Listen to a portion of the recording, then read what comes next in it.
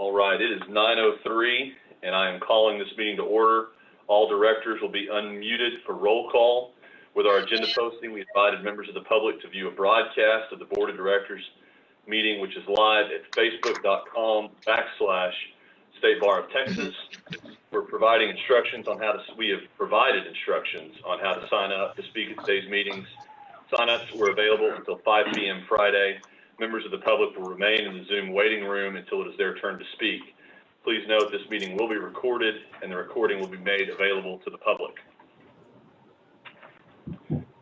Mr. Executive Director, please call the roll. Mr. Augusto. I'm present. Mr. Alexander. Present. Mr. Allison. Present. Mr. Almanzan. Present. Here. Mr. Baruch. Here. Ms. Bem. Present. Ms. Brooker. Here. Mr. Cavillo. Present. Mr. Carlos Cardenas.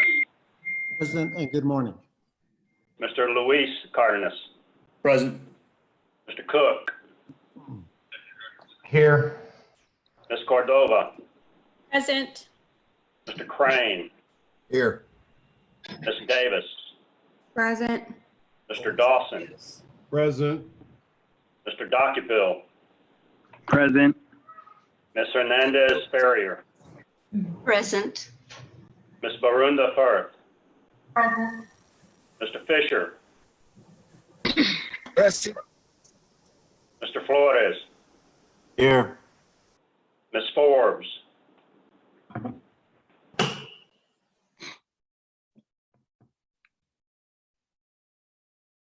Present. Ms. Ginn. Here. Mr. Ginn, I'm sorry. It's all right. Ms. Goldsberry. Here. Mr. Gravely. He's going to be late. Mr. Harris. Here. Ms. Harrison. Here. Judge Hatch. Here. Ms. Hoggard. She's trying to get on. She'll be here. Ms. Humphrey. Present. Mr. Hurst. Present. Mr. Kolodowski. Here. Justice Lehrman. Here. Ms. Cortez Matas. Present. Mr. McDougal. Here. Ms. Cara Miller. Here. Emily Miller. Here. Judge Morales. Ms. Mount. Present. Ms. Murphy. Here. Mr. Naylor. Here. Ms. Rispoli. Here. Ms. Rowe. Here. Mr. Schrammick. Here. Ms. Scott. Here. Mr. Sergi. Here. Mr. Sims. Here. Mr. Jason Smith. Here. Mr. Michael Smith. Here. Mr. Todd Smith. Here. Mr. Sorrells. Here. Ms. St. Ives. Here. Mr. Tolchin.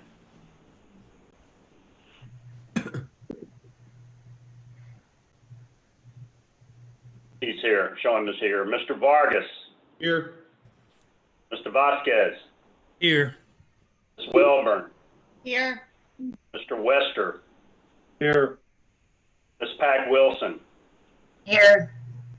Judge Erie. Here. Mr. Chair, we've got a quorum. Thank you, Mr. Executive Director. With that, I'd like to call on Director Emily Miller to bring our invocation to a mute and lead us in invocation. Ms. Miller. Thank you, Chairman Ginn. We come to ask the one who has many names and cannot be named to watch over our going out and our having to stay in as we gather in this electronic space. We ask you to continue to grant us the patience to gracefully adapt to these procedures, the tolerance to fully listen to our colleagues, and the persistence to bear any technical difficulties that might arise. We are grateful that we can meet in this way, even as our world takes this strange turn. And while the pandemic has shown us how tightly our world is connected, it has also revealed to us the sharp disparities between poverty and privilege and between potential and power that have existed in our country for centuries. From many directions, we hear the echoes of humanity being sick and tired of being sick and tired. Guiding God of justice and mercy, we pray for a change in our world of injustice. Allow this diverse yet unified body to be a discerning voice for justice, mercy, and peace in our land. Prepare us, we pray, to do your work. Amen. Emily, thank you for those words and for your invocation. We would ask now Director Wendy Adele Humphrey to unmute and lead us and the board and the pledges, and the flags will appear via Zoom. Wendy. Thank you, Chair Ginn. Please join me in the pledge. I pledge allegiance to the flag of the United States of America and to the republic for which it stands, one nation under God, indivisible, with liberty and justice for all. Honor the Texas flag. I pledge allegiance to thee, Texas, one state under God, and indivisible. Thank you. Thank you, Director Humphrey. Welcome to our specially called meeting. I cannot thank you enough, whether you're watching on Facebook Live, whether you're watching on YouTube, whether you're here on Zoom with us, you have set aside your day, your career, your plans to be here this morning. And you know why we're here. It's an important meeting for our public members that are signed up. I want to thank you for letting your voice be heard today. It's important to us that we hear you. It's important to our directors that they serve both the public and the attorneys in our bar well. So I want to thank you for that. Normally, when we have our meetings, we end our meetings with a reading of the State Bar mission statement. We're going to do that again today. I've asked Director Andy Almanzon to lead us in that. But before we do anything else, I think it's appropriate to hear that mission statement. So if you'll bear with me, I'm just going to recite it for us. The mission of the State Bar of Texas: support the administration of the legal system to assure all citizens equal access to justice, foster high standards of ethical conduct for lawyers, enable its members to better serve their clients and the public, to educate the public about the rule of law and promote diversity in the administration of justice and the practice of law. Today, we are dealing with issues that require an awareness of our purpose. And when I say our purpose, I mean the state's bar purpose. We have limitations in front of us by case law, by the Texas Bar Act, and by our policy manual. The board of directors today cannot solve this issue today. It won't be fixed. But we are here. And I think today is the day to start healing. Today is the day that we have got to move forward. A good friend of mine, the immediate past president of the Texas Young Lawyers Association, Victor Flores, told us last year as he began his term that we've all walked on floors that we haven't scrubbed. We've all walked through doors that we haven't opened. So everywhere we go, scrub floors and open doors. That's today. Today, we listen to the members of the public and the attorneys that we serve. We hear them, and we begin the process of healing. I don't think healing happens in a day. To heal requires understanding, and I think understanding requires acknowledgement. We need to do that today, and I would encourage you all to do that today, to listen. You all, most of us here, have very specific passions and ideas about what should happen. Our members of the public, we want to hear from you. We're going to hear from you. There are 68 of you, I think, that have signed up, and I couldn't be more excited about that. We're ready to hear what you have to say. We're ready to listen. if you are here today, whether you're speaking as a director, as an attorney, as a public member, understand you're here today, though, because a member of the staff made it so. They have been working around the clock for the last 2 weeks to make sure that we're capable of doing this. For the members of the public and the attorneys that sent in over 1,100 letters and responses, and the organizations that sent that, we thank you for that too. The members of the staff compiled those and made those available to you in the materials. We all need to thank them and be appreciative of them for that. And I want to thank you personally to the staff for working around the clock and making that happen. For our public members, you're going to get a chance to speak in just a few minutes, and we will talk about that more in detail. But just to tell you, just to give you a heads up, you'll all be given 3 minutes to speak. There are a lot of you, and just to be respectful of those that come after you, we ask that you limit your comments to the 3 minutes. I will stand up and give you an indication of when to wrap up your comments, and so we ask you to do that.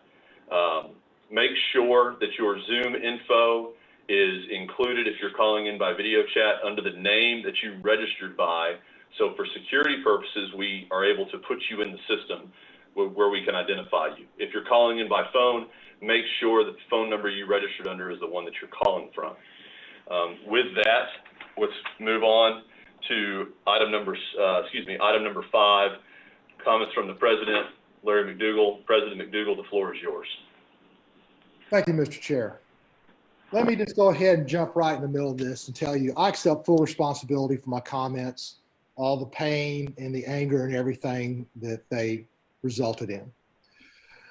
As a result of this, I've met with the African-American lawyer section on 2 occasions, their officers, and talked to them. I've talked to lawyers from all around the state. I've talked to public members from around the state.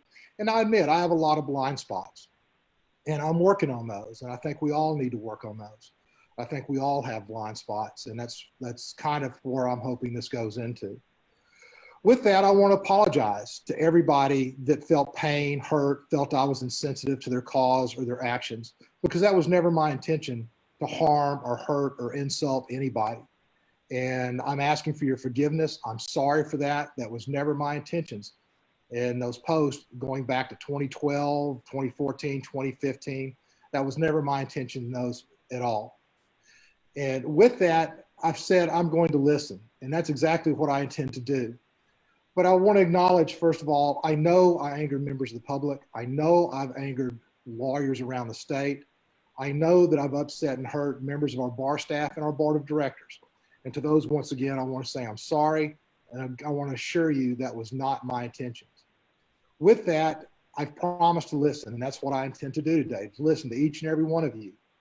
I know that I'm going to take a lot of heat, and there's going to be a lot of negative things said about me today.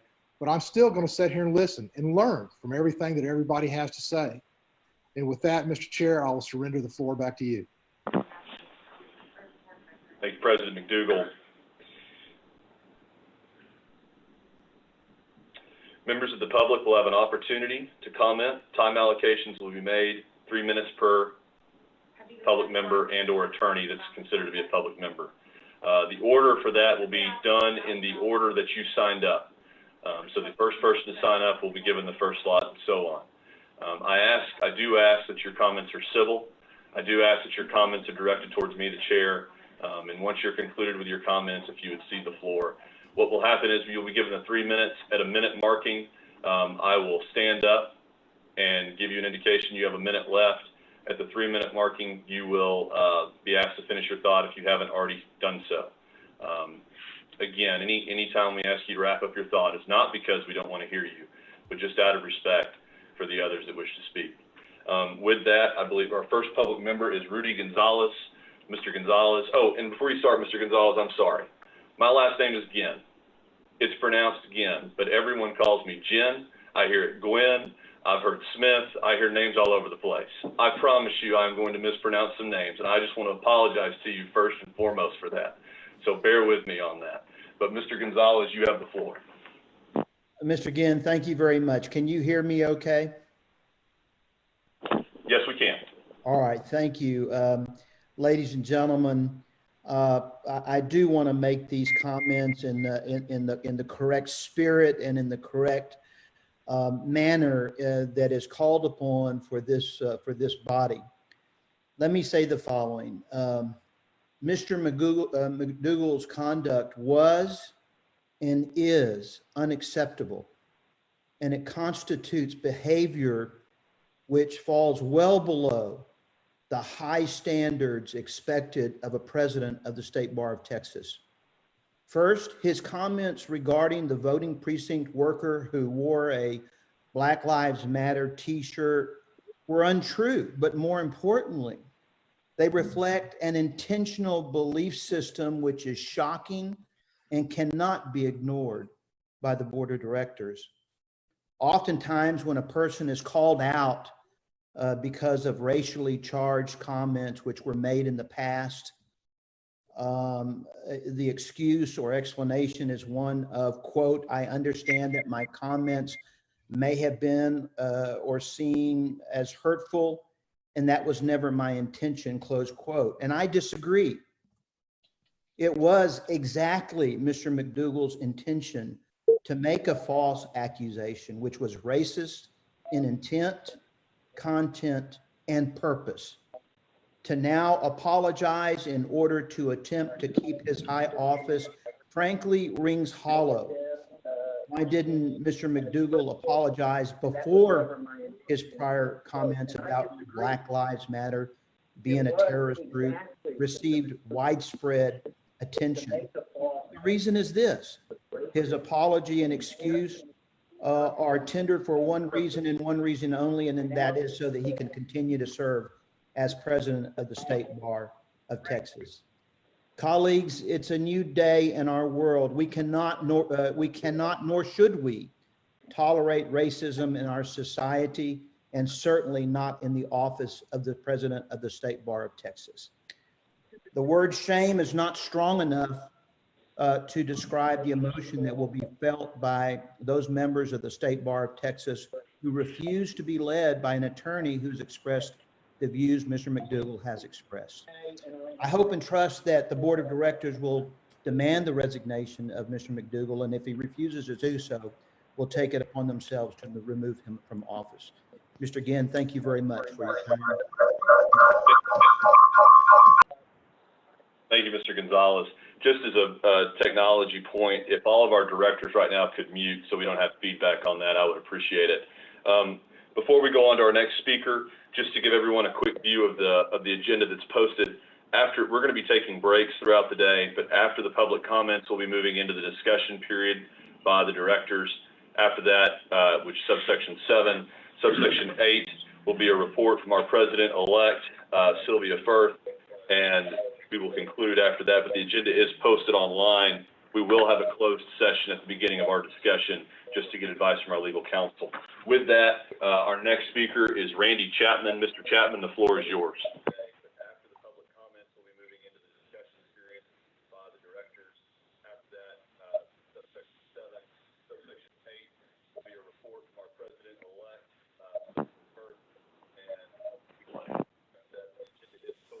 and we will conclude after that, but the agenda is closed. With that, our next speaker is Randy Chapman. Mr. Chapman, the floor is yours. Good afternoon. My name is Randy Chapman. I submitted written comments. My understanding is there is no procedure right now for recall, and excuse me.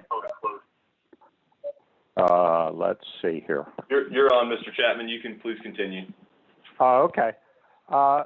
My name's Randy Chapman. I've been a member of the State Bar and active attorney for 43 years. I submitted written comments, which I hope bar board members are able to review. All of which is, first of all, let's never ever see this happen again. And by that, I would recommend to the State Bar Board that through your executive committee, you establish a procedure for recall. And because who knows what could happen in the future or what other actions a bar president or trouble they could get into whether it be a serious criminal violation or other matter that would prove them as being unable or unfit to serve. Secondly, I do not know, I know there have been conversations, but I do not know whether Mr. McDougal has agreed to each of the recommendations of the African American Bar Association. Given the Fifth Circuit opinion that I have had an opportunity to review, it is my understanding that he may not be removed from office. However, each of the steps that are recommended by the association and endorsed by hundreds of lawyers and certainly local bar sections should be implemented at this time. And if he is not able to make such a statement, then he should be, in my judgment, removed or curtailed or appropriate guardrails set. You control the budget of the office of president. Finally, we are entering a year where President McDougal will be the voice of the bar along with our executive director before the state legislature. I highly recommend that our executive director be that voice, who I greatly respect, and not Mr. McDougal with his history of misstatements of law and poor judgment. That concludes my remarks unless there's any questions. Thank you, Mr. Chapman. I appreciate it. Our next speaker is Jeremy Walter. Mr. Walter, the floor is yours. Thank you, Mr. Chair. I'm here today to address the racism and misogyny that is pervasive in our bar. And while I know it can't be fixed in one day, the censure, resignation, and/or removal of Mr. McDougal and Mr. Fisher is an important first step. We all know what Mr. McDougal said and did at this point. We saw the insincere apology video where he claimed his views had changed, but he couldn't articulate how or why. We saw that he failed to even address his misogynistic comments or his apparent support for police brutality. But then Mr. Fisher publicly revealed that Mr. McDougal was actually given a pre-written apology speech and pressured to read it in that video apology. So unless Mr. Fisher has been repeatedly lying about that for weeks, the insincerity of the video makes sense. Sincerity is hard to fake when you're being forced to read the words of another. But today we heard the same insincere words, the apology of, "I'm sorry if you were offended," which is different than apologizing for the offensive things that were said. Mr. Fisher, on the other hand, has a well-documented history of racist and misogynistic comments, as well as frequent bullying and unprovoked personal attacks. For example, a couple of years ago, when a New York attorney apologized for making racist comments, Mr. Fisher told that attorney to kill himself. You can probably still find Mr. Fisher's tweet. It's right above the one where he uses the R word as a derogatory term. Now, telling anyone to commit suicide is obviously heinous, particularly in our profession. But Mr. Fisher seeks vastly more compassion for his own comments and for Mr. McDougal's, while refusing to acknowledge how they've hurt others. And yet, just last week, Mr. Fisher was discussing his colleagues and told a reporter that, quote, "Sometimes I enjoy taunting them so they get angry at me," end quote. Now, we can all agree that using racist taunts is inappropriate, especially from someone in a leadership position, but a director using them to intentionally anger the very people he's supposed to represent is completely unacceptable. It's very clear that neither of these men are fit to represent all members of the bar. It's even more clear to me because I took the time to listen. I listened to our marginalized colleagues and I heard them describe their pain, their frustration, their experiences. But now both of these men are essentially accused of having split personalities, some kind of Dr. Jekyll and Mr. Hyde syndrome, where they're allegedly great people in person, but they have horrendous behavior online. It's time we acknowledge that online behavior is no less real than in-person behavior. It's 2020 in the middle of a pandemic. Everything's online. We're online right now. And in Mr. Fisher's case, at least, his conduct is admittedly intentional and meant to anger our colleagues. This all reminds me of the quote, "When someone tells you that you hurt them, you don't get to decide that you didn't." This applies not only to Mr. McDougal and Mr. Fisher, who have hurt our colleagues, but to all of us. It applies to any attorney who has dismissed the feelings of their colleagues when it comes to the issues of race or sex. And at this point, there must be consequences. Anything else feels like the leadership here today is giving its stamp of approval to the lowest elements of our bar. This isn't about legal precedent, it's about doing the right thing. And I'm just one voice, but I know that I'm not alone when I say that the only sufficient consequence is resignation or removal. I learned the most by listening to our hurting colleagues, and now is the time to listen and to act accordingly. Thank you for your time.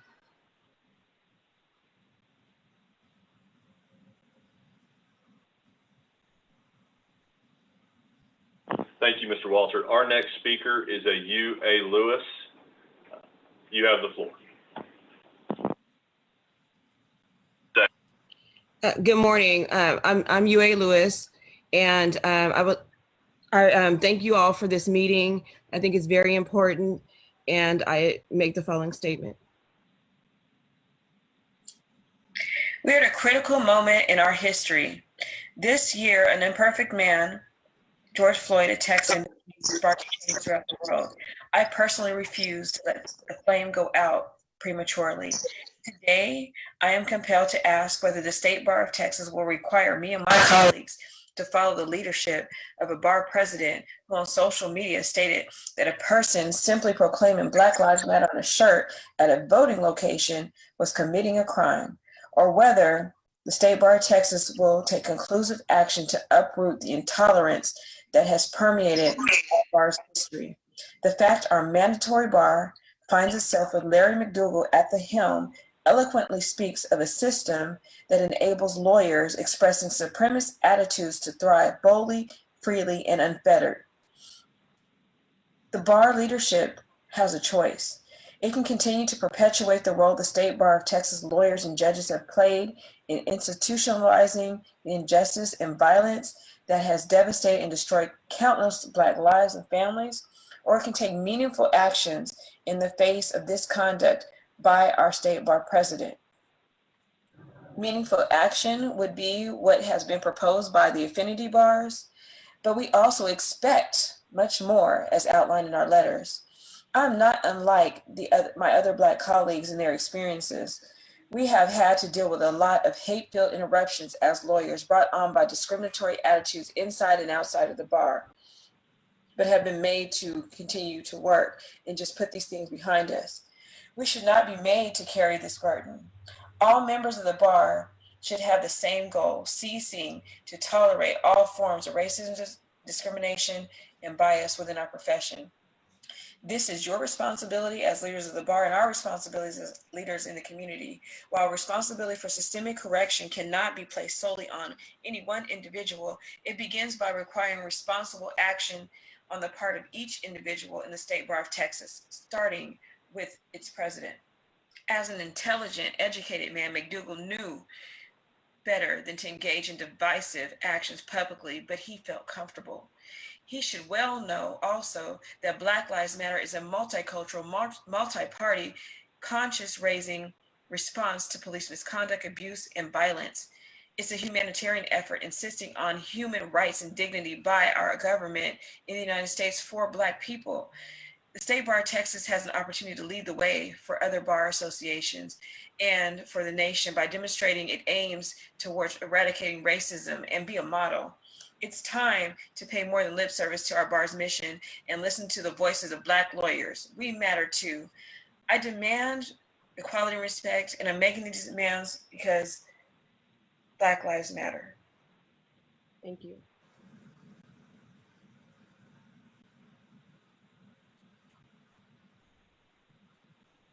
Y'all, I'm sorry. I keep hitting mute and speaking and forget to take myself off mute. Ms. Lewis, thank you for your comments. Mr. Drummond, you have the floor.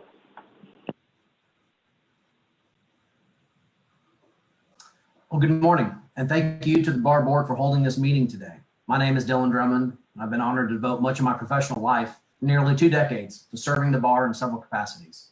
Yesterday was 2 years to the day that I proposed to my wife, who was African American. Before we started dating, I was largely unaware of the extent to which racism is still pervasive today. Things that still shock and surprise me have been commonplace for her and her family every day of their lives. They've seen this bigotry so many times before from similar men. As the Texas Legislative Black Caucus noted in its correspondence submitted to this board, quote, when someone shows you who they are, believe them. That's exactly what Larry McDougal and Steve Fisher have repeatedly and consistently done through their sexist, misogynistic, and racist social media posts over the past 8 years. In response, and because their own conduct has disqualified them from leading our bar, I publicly called for each to resign in the press, in correspondence to this board, and on social media. But I didn't just want to talk about others holding themselves to a higher standard. As a member of this bar, I am called to put action behind my words. So 2 weeks ago, because I did not wish to appear to benefit in any way from Larry's presidency after calling for him to relinquish his office, I submitted my resignation from the post he appointed me to on the PJC Oversight Committee. That same week, my Caucasian ex-wife contacted many on this board to make false and defamatory statements about me and my wife with a stated express intent to impugn our personal and professional reputations. Although numerous board members apparently received this scurrilous and actionable disparagement, only one publicly threatened to publish it in direct retaliation for my calls for his resignation. That was Steve Fisher. Specifically, Steve warned me to, quote, be careful when casting stones because he could, quote, find a copy and post it if you like. But if I've cast any stones, they've merely been his own public comments, which he repeatedly used a racist term to refer to the African-American spouse of a fellow bar member. Although I won't file an ethics complaint against Steve because I have no desire to affect his ability to practice law, his latest conduct leaves no doubt that he is unfit to lead our bar in any capacity.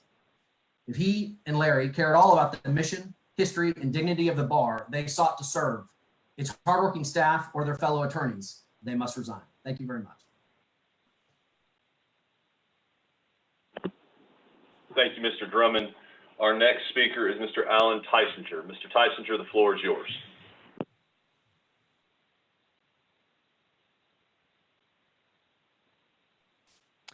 Thank you all. I appreciate the privilege of being able to speak this morning.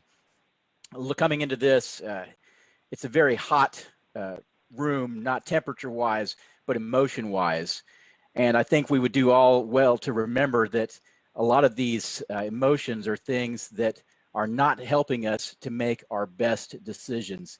In talking through this with some friends recently, that issue came up that a lot of people are very passionate, even very angry about some of the things that have happened. And the friend told me, well, that's important. That's really valid to consider, but do you make your best decisions when you're angry, when you're upset, when you're emotional? And I think most of us would answer no. I love everybody in the bar. From the first days in law school, I remember coming in and realizing and seeing what a rich tapestry there was, not just of color, but also of background, experience, political persuasion. All those things come together to make us a wonderful environment for practice.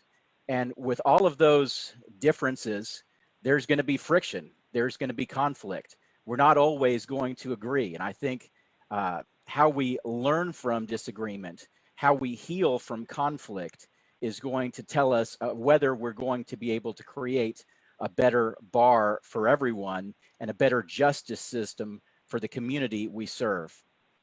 We all have opinions about where this should go today. And I think that's great that we've thought, deliberated, consulted with others about it. But consider a few things. 62% of Americans have political views they're afraid to share publicly. This was from a poll just a few days ago. Is that the kind of environment we want to foster within the bar? And I heard a great man tell me one time about setting precedent for actions like this, calling for resignations of those whose political views you disagree with.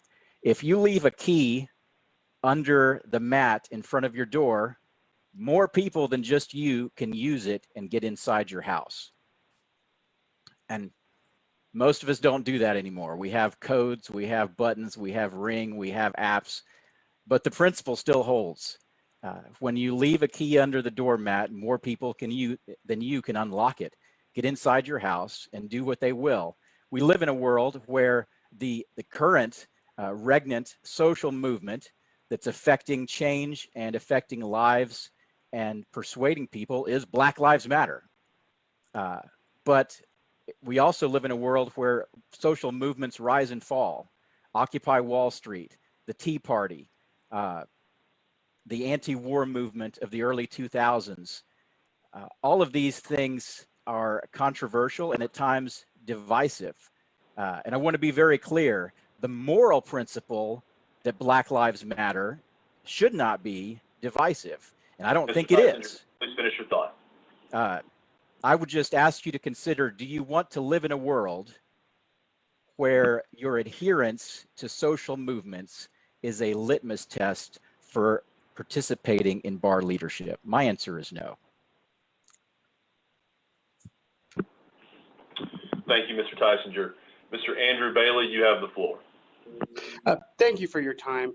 I've been just very concerned about what's been going on here, not just for the state of the bar, but also for the state of discourse in our country. What I've seen here, what's happened with Mr. McDougal, is downright Orwellian. Miss Larry, he said something that was admittedly an ignorant, hyperbolic statement to say. It's something I personally do not agree with. But what he said in 2015. He said it at a time when that was actually not an extremely out there position to have. But what has happened here is because he said something that was a relatively reasonable position, that comparing wearing a Black Lives Matter t-shirt to wearing a MAGA hat, that people went and they didn't disagree. They disagreed with it, but they didn't just say, okay, you disagree, you have your opinion, I have mine. They went and they said, no, we can't agree. So I'm going to go look through everything he's ever said in the last 8 years and find something bad, and then we're going to destroy that person. And that's the real problem that I have here, is because we're judging people right now by a standard where it's not about everything that they've done. It's about what is the worst thing that they've said, what is the worst thing that they said on social media. In my opinion, people should be judged by the sum of all of their actions, not just what is the worst thing that you've ever said in the last 8 years. And quite frankly, somebody who hasn't said anything offensive in the last 8 years or something stupid in the last 8 years, that's somebody that I don't trust, because us as lawyers, we say stupid stuff sometimes. And this isn't just about whether you agree with what he said or disagree with what he said. It's about that you have to have the ability to be wrong. Because if we don't have the ability to be wrong, then we're going to be afraid to speak. And this is too serious of a consequence to just dismiss like that. With Steve, I do know Steve a little bit better than I know Larry. And I personally cannot think of a lawyer who has given more of his time to helping other lawyers than what Steve has. And to be judging him or to be basing all this off a few social media comments, to me, is just ridiculous. These two people have done nothing but give back to the legal community, and yet the people who are attacking them are basing all of their attacks on not liking a couple things that they have said. I would wonder, what was the people who are attacking them, what have they given back to the legal community? And I think instead we should be looking to move forward is, what do we do to actually make a difference with the issues that are in front of us? Nobody asked the board of the board of directors to be involved with trying to cure offensive things that were said online. That's, quite frankly, I don't think that's why we elected you guys to do your job. We elected you to improve our bar. And there are issues that you could address with systemic racism that do involve the bar. You could work to improve appointments. You could work to go after overzealous prosecutors. Those would be things that I would support. But to do this— Mr. Bailey, please finish your thought. Okay, I'll just thank you there. All right, thank you, Mr. Bailey. Our next speaker is Reka Rorty. Ms. Rorty, the floor is yours. Thank you. My name is Reka Rorty. I'm a proud member of the State Bar of Texas, and I'm calling for President McDougal to resign. Until today, despite what he has said, President McDougal has mostly refused to sit down and discuss his comments with bar members, saying he doesn't want to face an interrogation. However, as bar members, we are his constituents. He should have to discuss his public comments with us. Inclusiveness within the bar should be non-negotiable. The fact that he does not want to discuss his comments shows that he knows what he said was wrong and cannot defend his comments. President McDougal attempted to rectify the situation by reading an insincere apology and then disappeared. He gave another insincere, "I'm sorry your feelings were hurt" type of apology this morning. I'm not saying he has to be available to address every single Facebook comment posted or answer every phone call, but more contact with his constituents over this issue was expected. My guess is he thought this would blow over within a week. Clearly it hasn't. Clearly it shows he did not understand the offensiveness of what he said. President McDougal's poor handling of the situation shows he does not have the ability to lead the bar. The leader of a prestigious organization consisting of over 100,000 members, roughly 1/5 of whom are minorities, myself included, must be accommodating when a significant percentage of the membership takes issue with something that was said. I'm proud to be a lawyer. I'm proud to be a member of the State Bar of Texas. I'm not proud to be a part of an organization that's led by someone who makes public statements that are at best ill-informed and reflective of poor judgment, and at worst condescending, racist, sexist, and pro-police brutality. It appears that Mr. McDougal does not wish to step down. It further appears that there is no process in place to remove a sitting president who won't resign. This needs to be immediately changed. We're lawyers, we make rules. If there's not a rule currently in place, one needs to be written.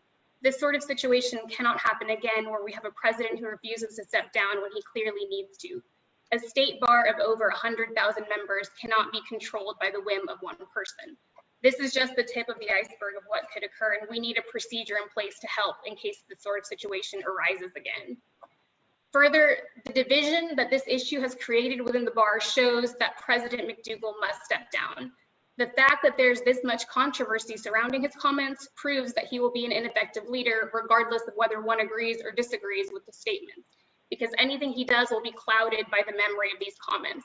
These comments will become the central focus of his term, and his term has only just begun.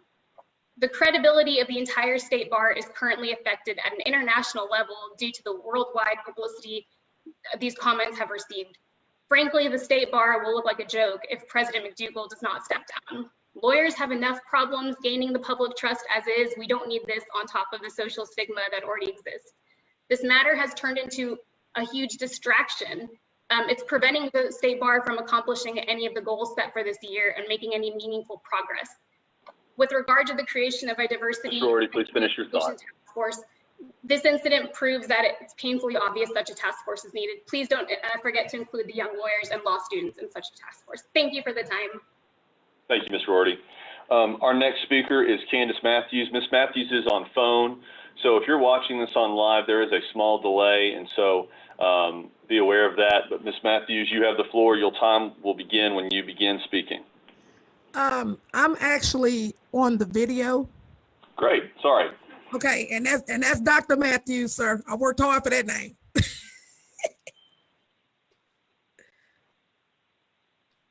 Are we good? Yes, ma'am. Your time starts now. Okay.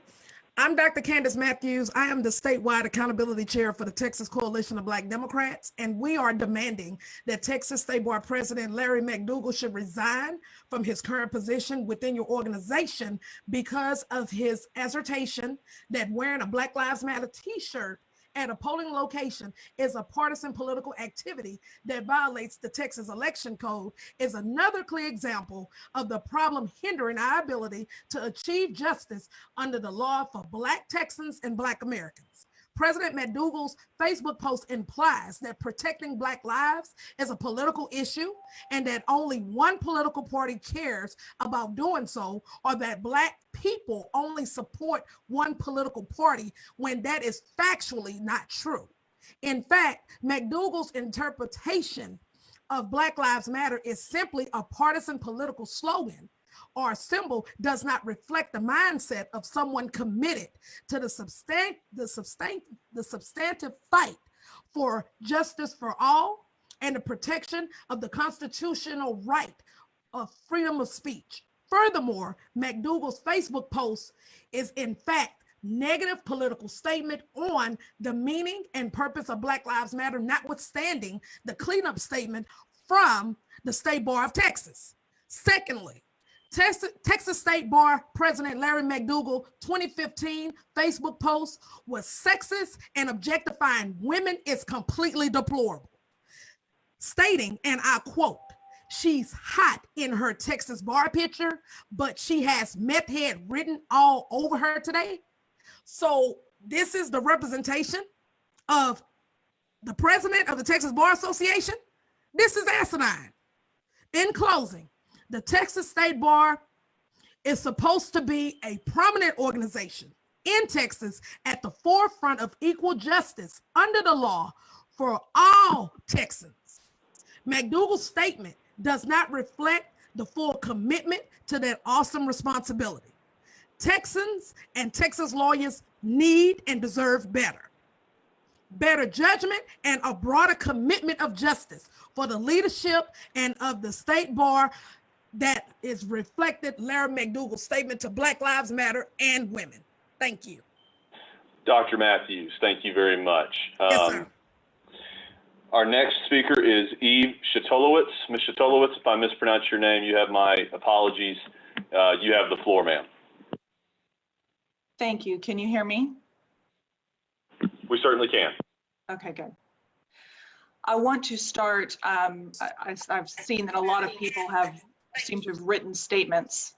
I went ahead and wrote one out. I would like to say three things. Larry McDougal is not a racist. And even if he were a racist, his speech, even as State Bar of Texas president, is protected under the First Amendment. Thirdly, if this state bar were to even censure him during his tenure as president of State Bar of Texas, that infringes upon all the self-governance that we as lawyers have. So let me elaborate a little bit. I have known Larry professionally and as a friend for several years. My personal experience with Larry as a lawyer is that he's hardworking, he is ethical, he's client-focused, runs his own law practice, which takes a great deal of dedication and self-discipline.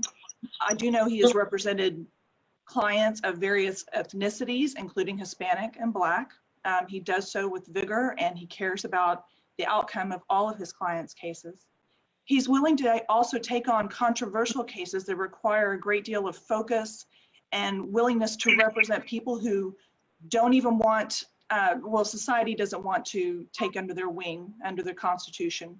But he so believes in the Constitution that he protects even the most heinous, or the people accused of the most heinous crimes.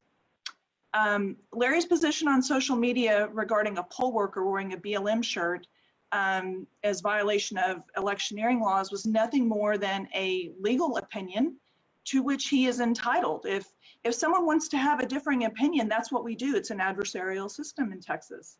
That doesn't make him a racist. What his position has led to, though, is all of this inflamed anger that, oh, if you don't believe in BLM, then you must be a racist. And so that led to people trolling through Facebook posts from 2012, 2014, 2015. And, you know, if you're going to look, even if you look at posts from 5, 6, 8 years ago and assume that he is a racist or a misogynist based upon those posts, that means that we all believe that a person can never change and never grow, and that is simply not part of the human condition. For example, I was a Democrat most of my adult life. I mean, I voted for Obama twice, but things happen throughout the world over time and years that make us reevaluate, hopefully, our thoughts and our positions. And I don't know that Larry, you know, would have said the same things back in 2012 or 2014 or 2015. I don't stick him in that box and that paradigm. We've got to please finish your thought. Let me skip through. Obviously, First Amendment goes, I believe, to anyone who has any concept of our Constitution. So I'll skip through that. But let me say, if we were to censure him, he was duly elected in 2019 by the membership of the bar, and to take that away, to have him demand that he step down and have him resign, takes away our own right as attorneys for self-governance. This is the entire point. If the state bar wants to set up something, I'm sorry, I'm sorry, would you please finish your thought? Thank you. I would just like to say I totally support Larry, and he is a really good man, and in no way should he resign or should he be censured in any way. Thank you. Thank you, ma'am. Our next speaker is Chilo Carter. Ms. Carter, you have the floor.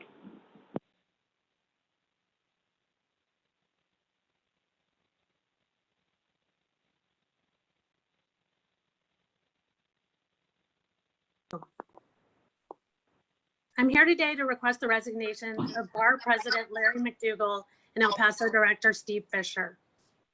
Please note the following statement is mine alone and not that of my employer.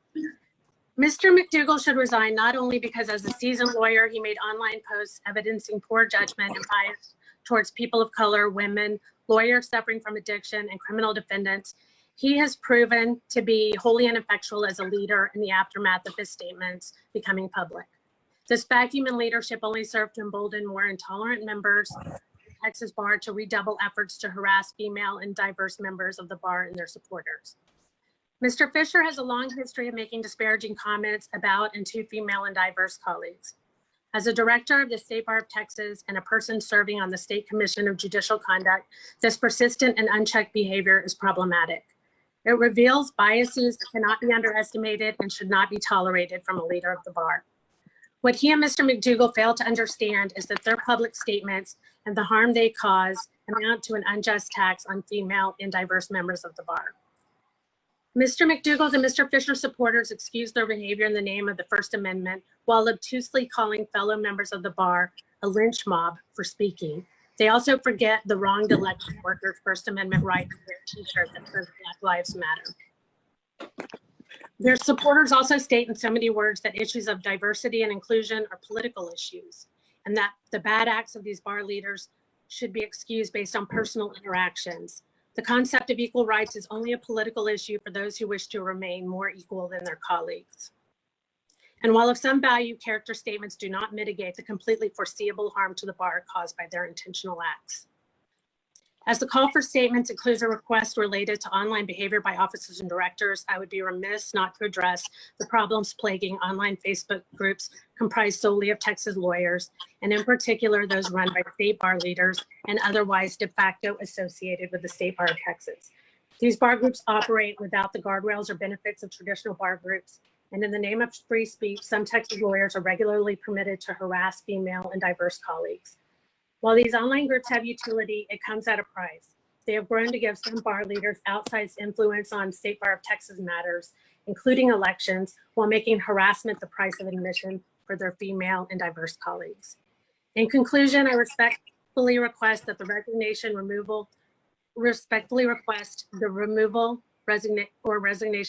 McDougal and Mr. Fisher, or that their roles be appropriately limited, that bar vetting procedures be made more rigorous, that the bar support amending its enabling act to provide for the removal of an officer or director for cause, and that the bar support the adoption of ABA Model Rule 8.4G. As to the online bar groups discussed above, I respectfully request that the bar update its policies to prohibit bar leaders from running online bar groups recognized in any way by the State Bar of Texas, and provide that bar groups must meet certain qualifications, including addressing the challenges of online discourse to be recognized by the bar. Thank you. Thank you, Ms. Carter, for your comments. Our next speaker is Bill Holston. Mr. Holston, you have the floor. Just as a quick reminder before you begin, all directors, please have yourself muted if you're not. We will be taking a break at 10:30 in about 30 minutes. And for our speakers, I will come back in your screen when you have roughly a minute left. We'll ask you to finish your thought if you go over, so please be aware of that. Mr. Holston, the floor is yours, sir.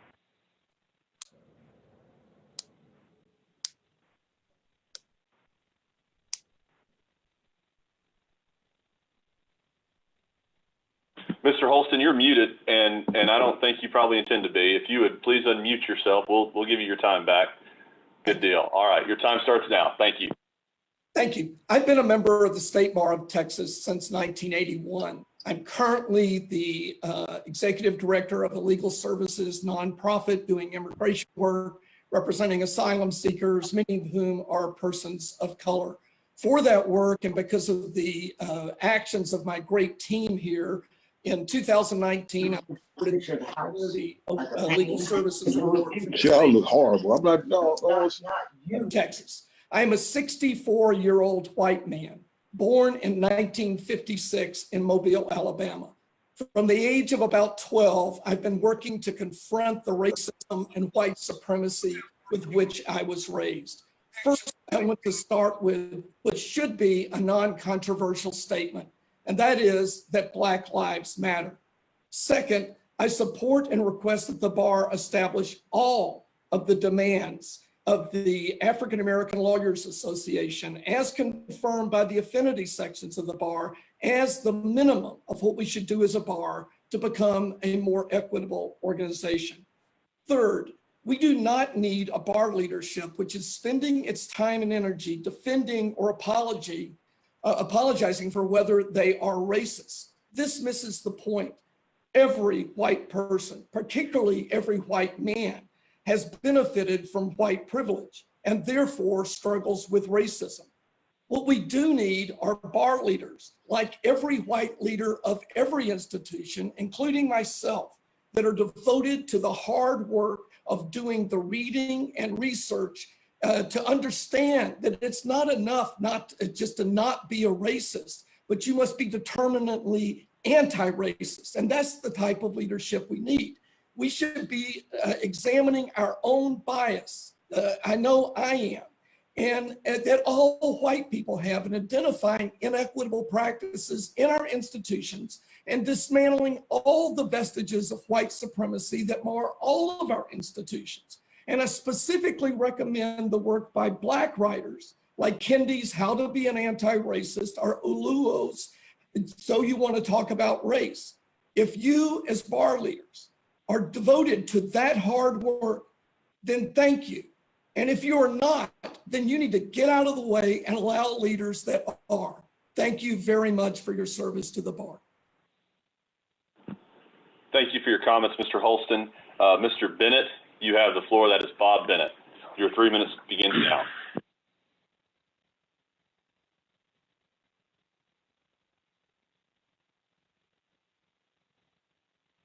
Mr. Bennett, are you on the...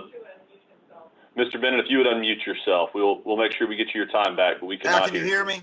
Yes, sir, I can. Your time starts now. Thank you. Thank you. My name is Bob Bennett. I've been a member of the State Bar of Texas since 1974. I'm former president of the University of Houston Law School Alumni Association. I've served on bar committees. I've served on Houston Bar Association committees. I've been on Texas Trial Lawyers Association committees. I have a practice representing doctors, lawyers, and judges who don't play well with others. And so I think I understand ethical responsibilities and what the role of our directors should be. In short, I know Larry McDougal. I know him to be a very fine man. I know him to be an honorable president-elect. He did more than any other president-elect that we've ever had before.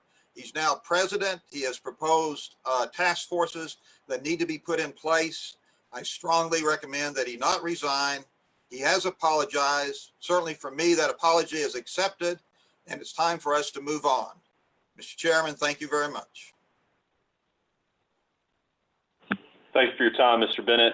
Our next, I think I missed a speaker, and for that I apologize. Lawrence Bowes, I apologize. You have the floor.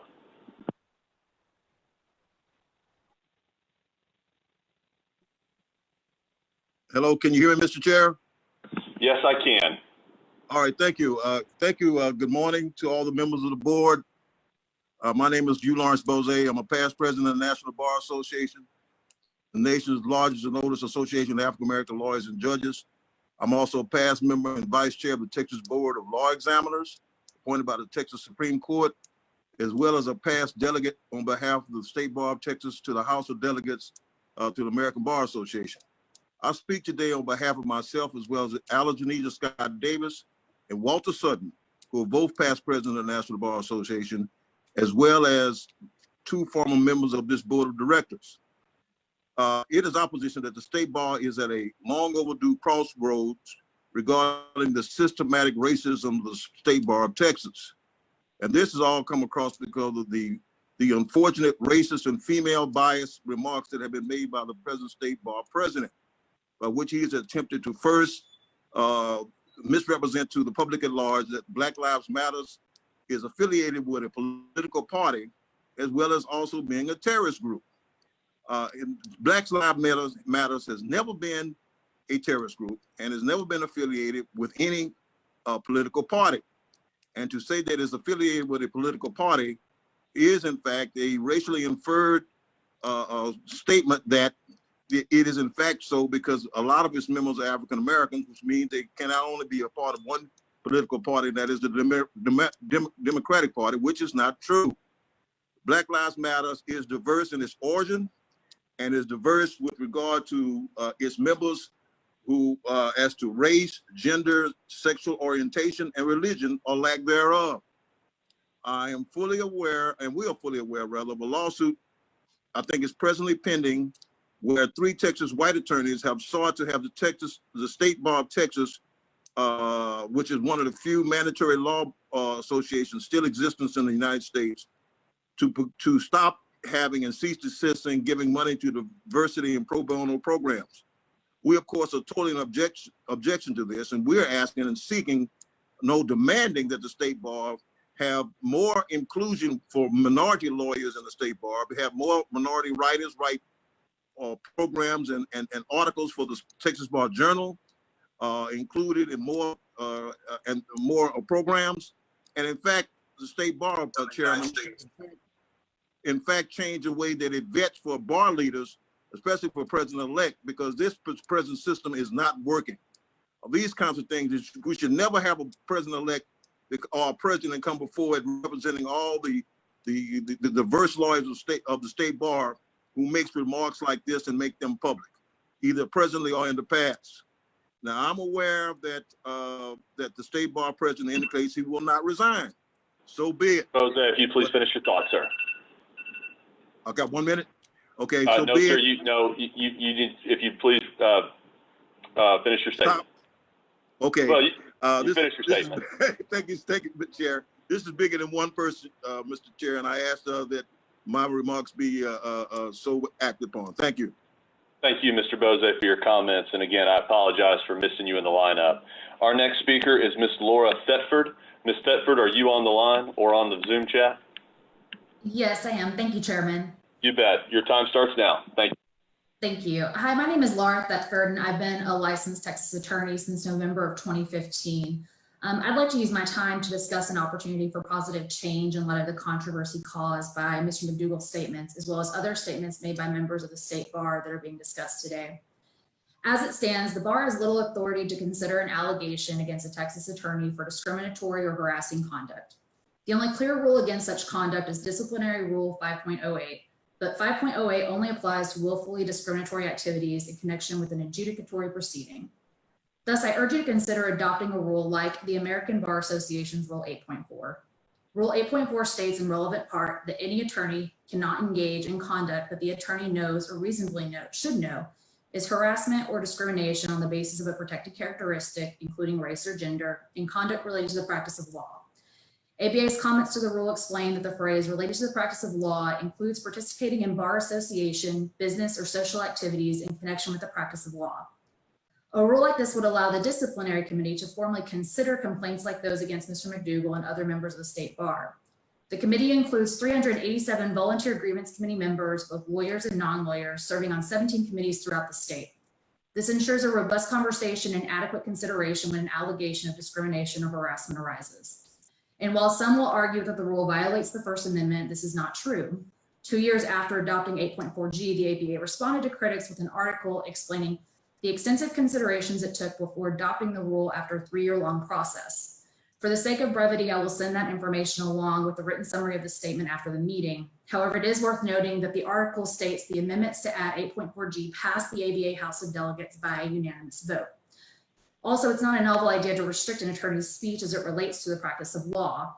Indeed, despite our First Amendment rights, attorneys can be sanctioned for making disparaging remarks about the judiciary, disclosing confidential client information, and discussing pending cases if such discussion will substantially prejudice a proceeding. Even if there is strong opposition on First Amendment grounds based on the ABA's rule, that doesn't mean the bar should stop from taking action. At least 25 jurisdictions have a rule in place making it unethical for a lawyer to engage in discriminatory harassing conduct. The rules of those states would provide alternative language for the board's consideration if necessary. Therefore, in closing, I urge the board to take the necessary steps to adopt a rule like ABA's 8.4G to prohibit discriminatory and harassing conduct as it relates to an attorney's practice of law. This is a vital step for the bar. It supports the bar's mission of advancing diversity and inclusion in the administration of justice and the law by giving the bar the tools to address a situation such as this when it occurs again. Thank you, and I'm happy to answer any questions that you might have. Thank you, Ms. Berman, for your comments. Ms. Duffy, for your comments. Lauren Berman, are you on the line or on the Zoom call? Yes, I'm here. All right, your time begins. You have the floor. Thank you very much. Good morning, and Black Lives Matter. The treatment of people of color within the bar has always required the attention of this board. Systemic oppression and racism did not appear recently. However, Mr. McDougal's decision to use his position of power as president of the bar, the person who speaks for all of us, to show his disdain towards someone who is raising these same issues within her own community, to single her out, to accuse her of criminal activity, has made issues of race within the bar something that must be dealt with immediately and cannot be put on a to-do list of something that they'll get to later. Some have indicated they believe Mr. McDougal's apology was sincere, that they take him at his word, that his feelings on Black Lives Matters and racial issues in this country have evolved. This is despite Mr. McDougal giving no clarification on how his views have changed, what changed them, and what they are today. In fact, all it takes is a review of the supporting materials Mr. McDougal provided for this meeting to see that his views have not changed whatsoever and that he is unfit to lead us in the steps that we must urgently take to end systemic racism within our bar. Mr. McDougal had the opportunity to submit materials that would show the change he has made personally and the changes he would like to implement going forward. Instead, let's take a look at what he submitted. Mr. McDougal, after allegedly being reformed on issues of race, found it appropriate to include a letter from Angela Taylor, who stated that Black Lives Matter mission statement is disturbing, and this only gives the liberal mob more control. Mr. McDougal apparently saw value in including a letter from Bill Knopf, who stated that Black Lives Matter called for death to police and whites. In Mr. McDougal's defense, he included Mabel Simpson's statement that, quote, BLM is violent and criminal, unquote. Particularly abhorrent is the letter Mr. McDougal chose to include from Noel Meza, who submitted a 9-page essay summarizing his criticisms of Black Lives Matter and defending the police officer who murdered George Floyd. There are many more examples I could read that time will not allow me today. That Mr. McDougal's judgment told him it was acceptable to advance the vile and racist ideas in the letters he included in his own meeting materials today, rather than submitting something that would show positive changes he would make, conclusively demonstrates he cannot lead us on this issue and must resign immediately. Thank you. Thank you, Ms. Berman. Our next speaker is Ashley Merrick. Ms. Merrick, are you on the phone or on the Zoom call? I am. Can you hear me? We sure can. Your time starts now. Thank you, ma'am. Okay. Given that the complaints about Mr. McDougal and Mr. Fisher are related to comments made on Facebook and other internet sources, I think it's appropriate that I speak about what I've seen on those particular Facebook pages with regard to racism and misogyny. First, I don't know Mr. McDougal. I do know Mr. Fisher through Facebook pages. So I want to clarify that with my remarks. In large part, I'm concerned that Mr. Fisher and Mr. McDougal are being called on for removal for statements made on Facebook pages. As I said, I don't know Mr. McDougal, but in the interactions that I've had with Mr. Fisher, I do not believe that he is racist. With regard to Mr. McDougal, just briefly, in particular, the comment that he made that Black Lives Matter is a political activist group. In my opinion, that's not a reason for him to resign or label him a racist. Black Lives Matters does have many facets, but certainly one of those facets does include political activism. So with that regard, with that comment in particular, I think labeling him racist and calling for his removal is inappropriate. With regard to Mr. Fisher, one of the earlier commenters talked about the many things that he has done for attorneys, and I would agree. Mr. Fisher has helped build many of these Facebook lawyer message pages, and I won't go over his resume for time, but I think everyone knows all of the time and effort he has put into the state bar and working on behalf of fellow attorneys. Mr. Fisher's comments on message boards, he is very brusque, he is blunt, I will agree with that. Some of his comments I truly disagree with. Ms. Merrick, you have 1 minute remaining. Thank you. I have told Mr. Fisher at times that I disagree with what he has to say and that I think his comments are inappropriate. He's never hit back with me with misogynistic remarks. Unfortunately, I can't say that about other members of these message boards. And that's why I think it's very concerning to me that we're talking about Mr. Fisher and Mr. McDougal with comments that I think at best are questionable as to racism and misogyny. I can give specific examples of the use of racist comments towards a Native American attorney, the use of the N-word with a hard R, and using misogynistic comments such as the C word and the B word against me. Those comments were made by a fellow attorney because we had political disagreements. Just to conclude, what concerns me is that those specific examples of racism, they're known on that message board, on those message boards. And many of the attorneys that are calling for Mr. Fisher's removal, those attorneys stood up for and excused the clear racist comments because they politically agreed. This comes Ms. Merrick, please finish your thought. Okay, these comments, or these calls for resignation, from what I can see, are largely based on political matters and based on internet comments. And with what I think is rampant racism and misogyny on the message boards from other people, I think calling for their resignation at this point, it's just inappropriate. Thank you, Ms. Merrick, for your comments. Ms. Ginger Witherspoon, are you on our Zoom call?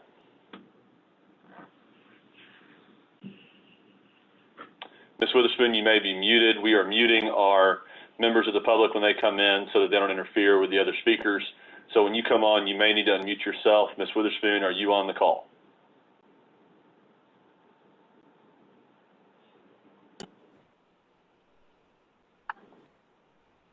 Ms. Witherspoon, if we can't hear you, we will come right back to you after the next speaker. If there's an issue, we'll try to get in touch with you right now.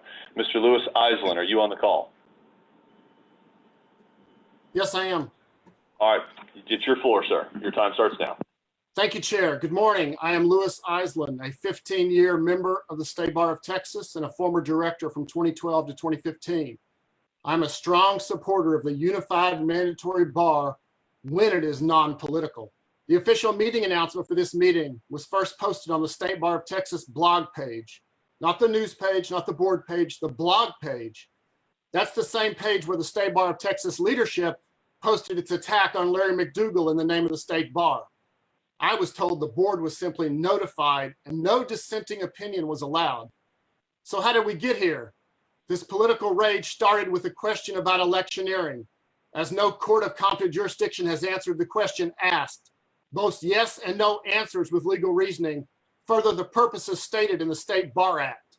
It was appropriate for Larry McDougal to answer as an experienced law enforcement officer who practices criminal defense. Despite clear political maneuvering and active work to defend this racism smear against him, there's no denying that but for Larry McDougal answering the electioneering question as yes, we would not be in this meeting. To advance the quality of legal services to the public, open and free discussions by attorneys are crucial, including disagreements. Calling Larry McDougal a racist for his yes answer is bullying, nothing more. An attempt to silence his opinion and the opinion of anyone else who agrees with him. It is in fact an attack that stomps on the professionalism in the Texas Lawyers Creed, and it is an attempt to interfere with other attorneys' independence required by the Texas Rules of Disciplinary Procedure. The fact that bar leadership joined the criticism with the hallmarks of an official bar statement, including the executive director on the official website, meets bar procedure 2.0302, was also bullying and an appeasement of bullies. It was a refusal to defend the Texas Lawyers Creed and a contradiction of the state bar's recent representations in court. At a time when the existence of the State Bar of Texas as a unified mandatory bar is an issue in federal court, a reasonable person would expect the State Bar would take special care not to cross the line with political statements. These political attacks do not speak for me, yet I am forced to support them through my dues and my Texas attorney title. Are we approaching the point where I will be forced to resign from the State Bar of Texas? As this is not the first time in recent history that a bar leader publicly called a bar reformer a racist, it now looks like a pattern of political attacks by bar leadership on those who want to reform the bar for all attorneys. In closing, let me beg the bar, assert control over the state bar and end the politicking by the state bar. Why would the board tolerate the same abusive tactics supported by bar leadership that led to the Texas Supreme Court's and Court of Criminal Appeals joint order for all Texas attorneys to follow the Texas Lawyers Creed? Defend the state bar as non-political and enforce that all state bar leaders follow and defend the Texas Lawyers Creed. The board must demand the resignation of every State Bar of Texas leader, employee, or section leader who joined the political attacks on Larry McDougal. The board cannot be silent at a time when the existence of the State Bar of Texas is in jeopardy. Thank Louis, you for please your finish your time and thought. attention to the survival of the State Bar of Texas. Thank you, sir. We do have Ginger Witherspoon. Ms. Witherspoon, can you hear me? Yes, I can. Can you hear me? I can. The floor is yours. Your time starts now. Thank you. I want to make it very clear today that I'm not here speaking as a Democrat or Republican or a liberal. As one of Joe's witnesses, I do not get involved in politics. And the reason I say that is because I've read the letters submitted to the board of directors, and so many out there want to make this a political issue, and to me, it's not a political issue. I'm here as a member of the State Bar of Texas and also as a fellow colleague who Steve Fisher directed his comments to and spoke directly about. I'm not here to speak about Mr. McDougal, but directly about Steve Fisher, who is also on the board. Steve made two racist comments to me on his Texas Facebook post. One, he stated that I was married to a black. He actually stated that twice. Some people were making the comment that maybe it was a mistake. He meant a black man, but he actually said to a black on two separate occasions, where he actually was stating that my husband was nothing more than an object. He also then stated, you did nothing to help civil rights this week, except you're still married to a black. A little history about myself. I'm 48 years old. I am from Texas. My family's been in Texas since the late 1800s. My great-grandfather was in the KKK. He was a Klansman. This is on my mother's side. My grandfather disowned his Klansman father and considered himself not to be racist because he did not wear a white cap and gown. Although he received the monthly newsletter from the KKK and would read it to me and my sisters when we were young. That language sticks in my head. My older sister would cry and ran to the car while I argued with my grandfather. My grandfather also disowned me when I married my husband because, as he believed, and these are his words, people should marry their own kind. You see, racism comes in varying degrees. Some think because they don't wear a white cap and gown that they're not racist, but they are, and they say racist things. When Steve said to me, you did nothing to help civil rights this week except you're still married to a black, what that said to me is that what I did for my husband's civil rights was I upgraded his status in society by allowing him to marry an educated white woman. This is Klan language, this is hate language, and this cannot be tolerated by this bar. My 21-year-old son is about to take the LSAT, and this is not the bar that I want to give to him. It's hurtful. It was hurtful to me, and there was no apology to me. And Steve needs to be removed from this board immediately. Thank you. Thank you, Ms. Witherspoon. And next up, we have Georgia Trudeau. Ms. Trudeau, are you on the Zoom call? Ms. Trudeau, if you're there, you may need to unmute yourself.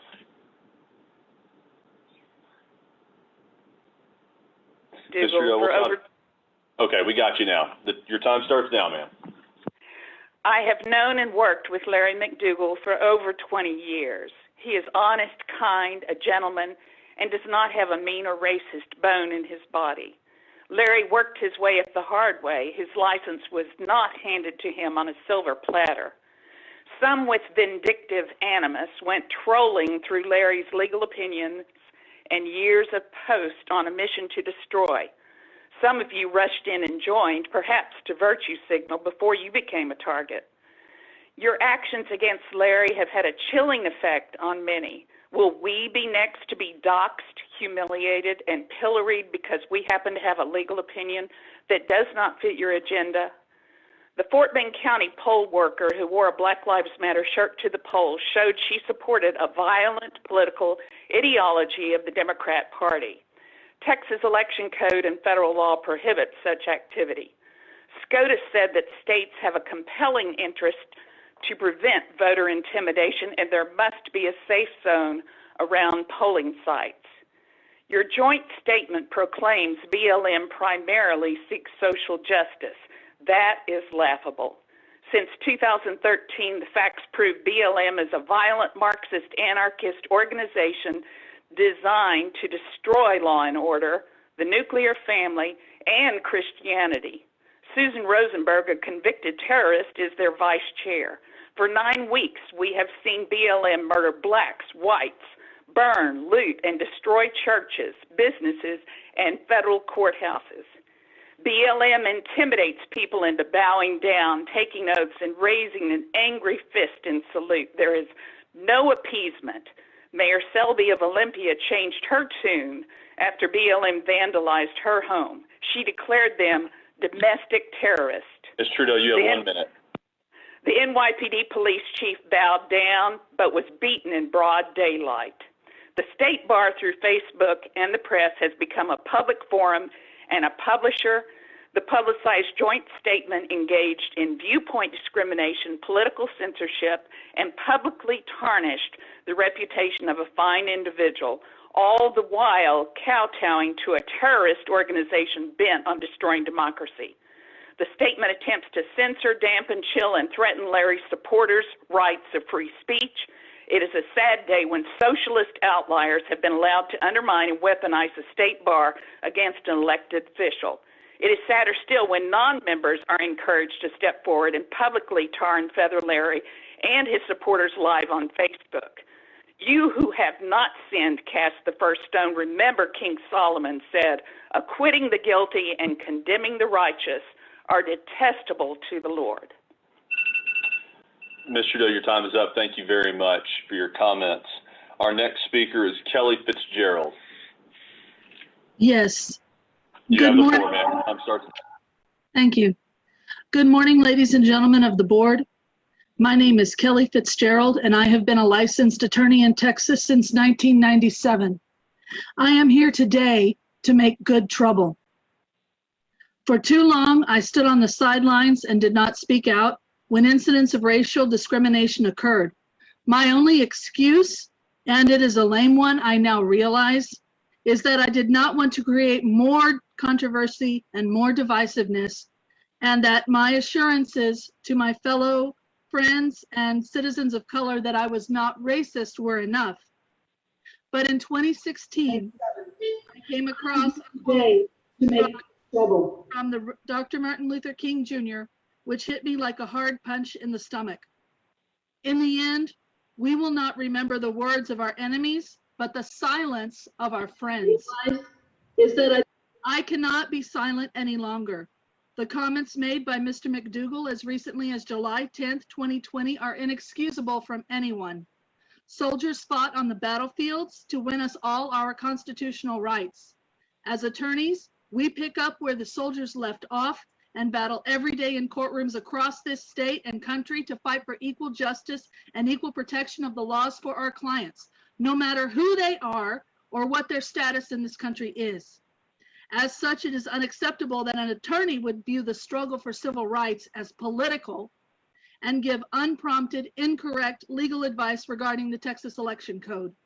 It is completely unconscionable when it comes from an attorney who is now the president of the State Bar of Texas. Larry, I supported you. I voted for you. I encouraged others to vote for you as well. Your comments made on July 10th, 2020, along with your posting of "Justice always occurs before the trial" meme, make it impossible for me to continue their support. I ask you, in the interest of ending division and disruption of the State Bar, to resign.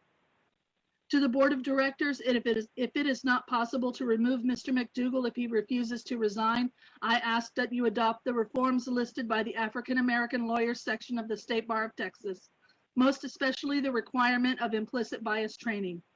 Thank you for providing attorneys the opportunity to address you on the matter which affects us all. Thank you, Ms. Fitzgerald. I appreciate your comments. Our next speaker is Dana Palmer. Mr. Palmer, the floor is yours. Mr. Palmer, you may be on mute. If you might unmute yourself.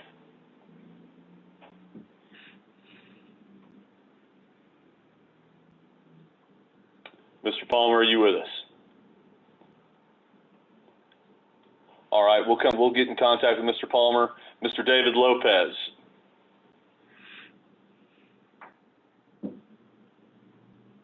Mr. Palmer, the floor is yours. Mr. Palmer, you may be on mute. If you might unmute yourself. Hi. Mr. Palmer, are you with us? Mr. Lopez, there's a delay where you are right now, and when you unmute yourself for technological reasons, that you're going to hear our echo. Mr. Lopez, you may begin speaking when you're ready. Just unmute yourself and begin speaking. Thank you very much. I am David Lopez. Mr. Palmer, you may be on mute. If you might unmute yourself. Hi. Mr. Palmer, are you with us? Mr. Lopez, there's a delay where you are right now, and when you unmute yourself for technological reasons, that you're going to hear our echo. Mr. Lopez, you may begin speaking when you're ready. Just unmute yourself and begin speaking. Thank you very much. I am David Lopez. Mr. Palmer, you may be on mute. If you might unmute yourself. Mr. Lopez, can you Yes. please mute your TV? Mr. Palmer, are you with us? Mr. Lopez, there's a delay where you are right now, and when you unmute yourself. Okay.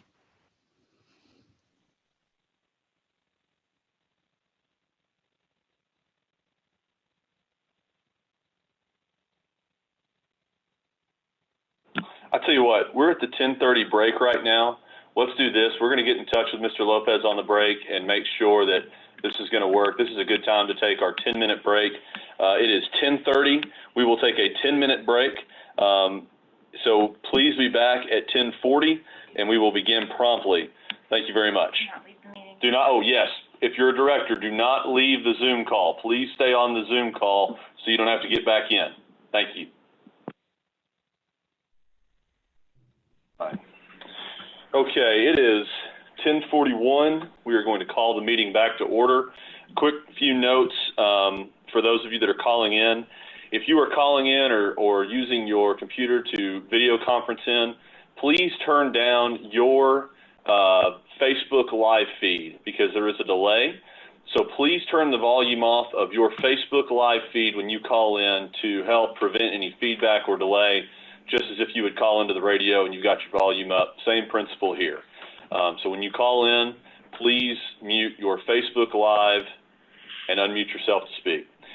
With that, we are going to start with Mr. David Lopez. Mr. Lopez, are you on the phone? Yes, sir. All right, Mr. Lopez, the floor is yours and your time starts now. I am David Lopez. I am a longtime Latino lawyer in Houston, Texas. I would like to give some historical perspective to my opinion. It was Cinco de Mayo 43 years ago when a young Mexican American went to a cantina in Houston. He had returned from service in Vietnam with personal problems, including abuse of alcohol. He got into a dispute with the owner and police were called. He was arrested and driven to a secluded spot on the banks of a bayou. There, 5 police officers beat him brutally. When he was taken to jail, the booking officer refused to accept him until he was taken to a hospital for treatment of serious injuries. Instead, the officers again took him to the secluded spot, and one of them pushed him into the bayou 2 stories below. That officer was quoted as saying he wanted to know if a wetback could swim. Joe Campos Torres' body was found the following morning, and his mother was notified. It happened to be Mother's Day. Some of the officers who assaulted Torres were criminally charged. Eventually, upon conviction, they were sentenced to serve less than 1 year in jail. Shortly after, a group of Houston University students, mostly Hispanic, gathered at a party to celebrate one of them having received a doctorate degree. During the party, a couple got into an argument outside the house. Police were called and they intervened. When a group from the party went out to investigate, they were attacked and beaten by the police. I represented 4 Mexican-American partygoers in a civil lawsuit, including one whose photograph was entered into evidence. The photo showed on his forehead the embedded brand symbol of an officer's boot. It was not the result of a kick, but of an officer's forcefully stepping on his head and pressing while he was down. The jury returned a verdict against the police, and when the jury and the judge had exited the courtroom, the 4 police officer defendants angrily threw and kicked chairs against the council table. Mr. Lopez, you have about 1 minute remaining on your time, sir. Similar abuses by police have long existed, and they continue with little or no punishment. Anger and frustration in protest against police have at times deteriorated into rioting.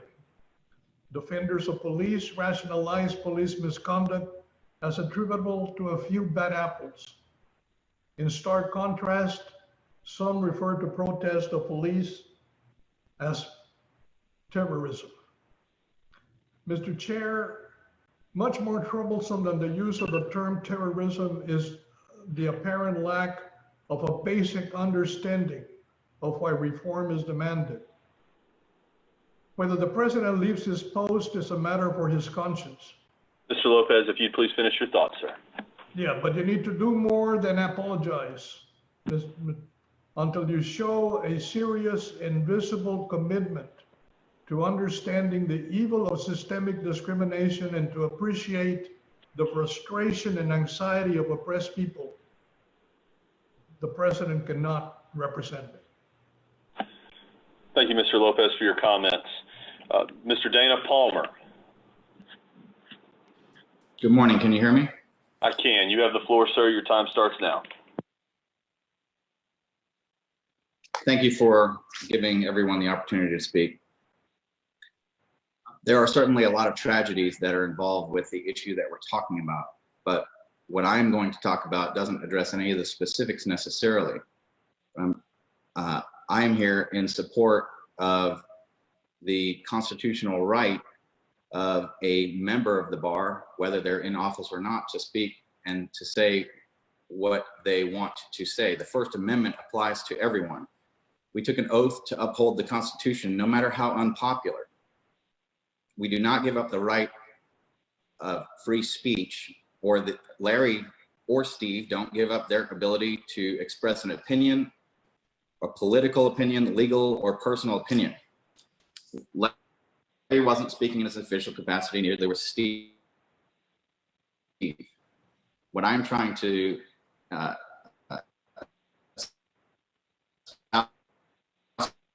all points of view.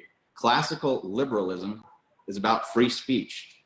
I would like to see our bar be more inclusive and more tolerant to anyone espousing something that they protest, whether it is side or the other. And this is regardless of what my own personal political opinions is. There is no rule that you void your personal opinions for a year while you're the bar president. Silencing voices and cancel culture is wrong. Racism is wrong. I detest racism.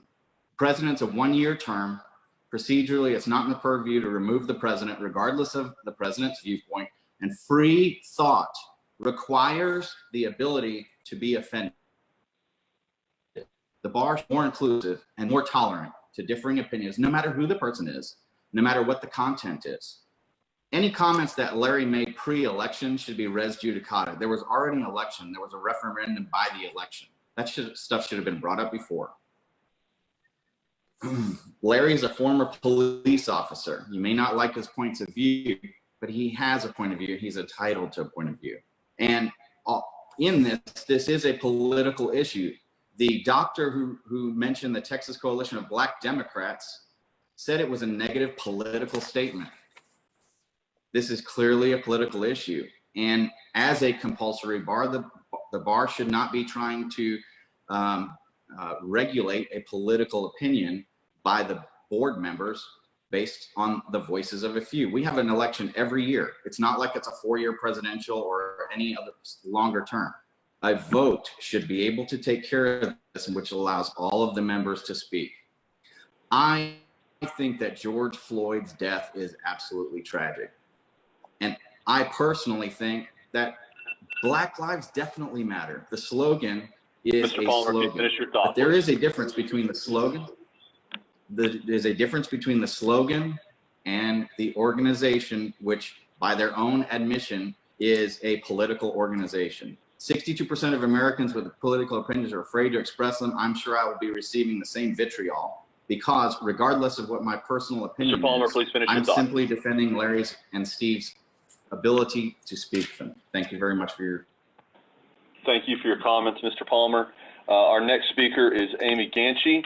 We will be taking a 30-minute lunch break at 12:15 for your planning purposes. So just be aware of that at 12:15. Amy Ganchey, are you with us? I am, Mr. Ginn. Can you hear me? I can. You have the floor, ma'am. Thank you, sir. I'd like to thank the board members and section and committee leaders for allowing me this time. Again, my name's Amy Ganchey. I've been a member of the State Bar for over 30 years. I've been fortunate and privileged enough to serve as counsel to the animal law section of the bar, as well as serving as the president of the Rockwall Bar Association and a member of that board for a period of years. During the time that I've listened to the comments and I've read the materials that have been submitted in connection with this issue, made some notes, and I'm going to try to tailor my comments and maybe make this a little bit shorter. A lot has been said about racist views and impressions people have from the comments of Mr. McDougal, and I'd like to focus my talk a little bit more on the issues that I feel affect directly the rule of law. As I indicated in my letter submission, I don't know Mr. McDougal personally. I will defend his right to speak free speech and to share his opinions and views publicly. But there are certain opinions and certain ideas which simply must be disqualifying factors for leadership positions. This is especially true if we're to maintain an inclusive bar and particularly safeguard the rule of law. And I don't believe, like the last speaker suggested, that this is a political issue. Leaders should be examples of, to our community, of morally correct behavior and of decent and civilized conduct. Heard from many who talked about Mr. McDougal's conduct being unacceptable and calling for his resignation or removal, about which there are some complicated issues procedurally. I submit that we are on a very slippery slope, spawned by social media platforms that give a speaker the right and opportunity to say things without unwanted scrutiny, with impunity.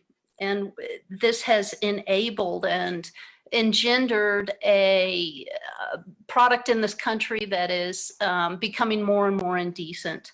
And it's shocking and it's troubling, and it's something the bar needs to take a position on. It affects directly the rule of law. I've encouraged the bar in separate questions to take a more political stance on issues that are clear attacks on our judicial system. And here I'm referring specifically to the posts I saw that celebrated police violence and celebrated attacks and arrest and conviction, but without a due process. I believe deeply that this, the tolerance of rude and unbecoming behavior in our leaders is something that is staining the fabric of our society right now and denigrating basic decency in this country, leading to division, challenges to our most beloved and important institutions. Ms. Gansey, if you finish your thought, please.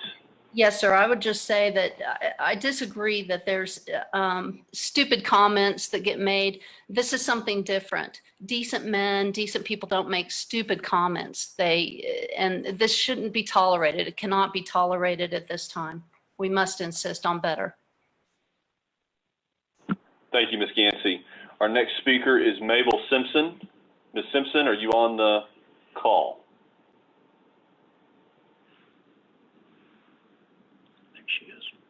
Ms. Simpson, you might unmute yourself if you're on the call.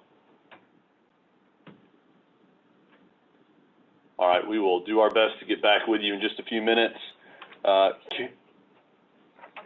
Yarrell.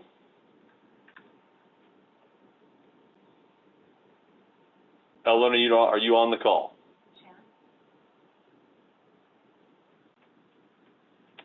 All right, and Carol Robinson.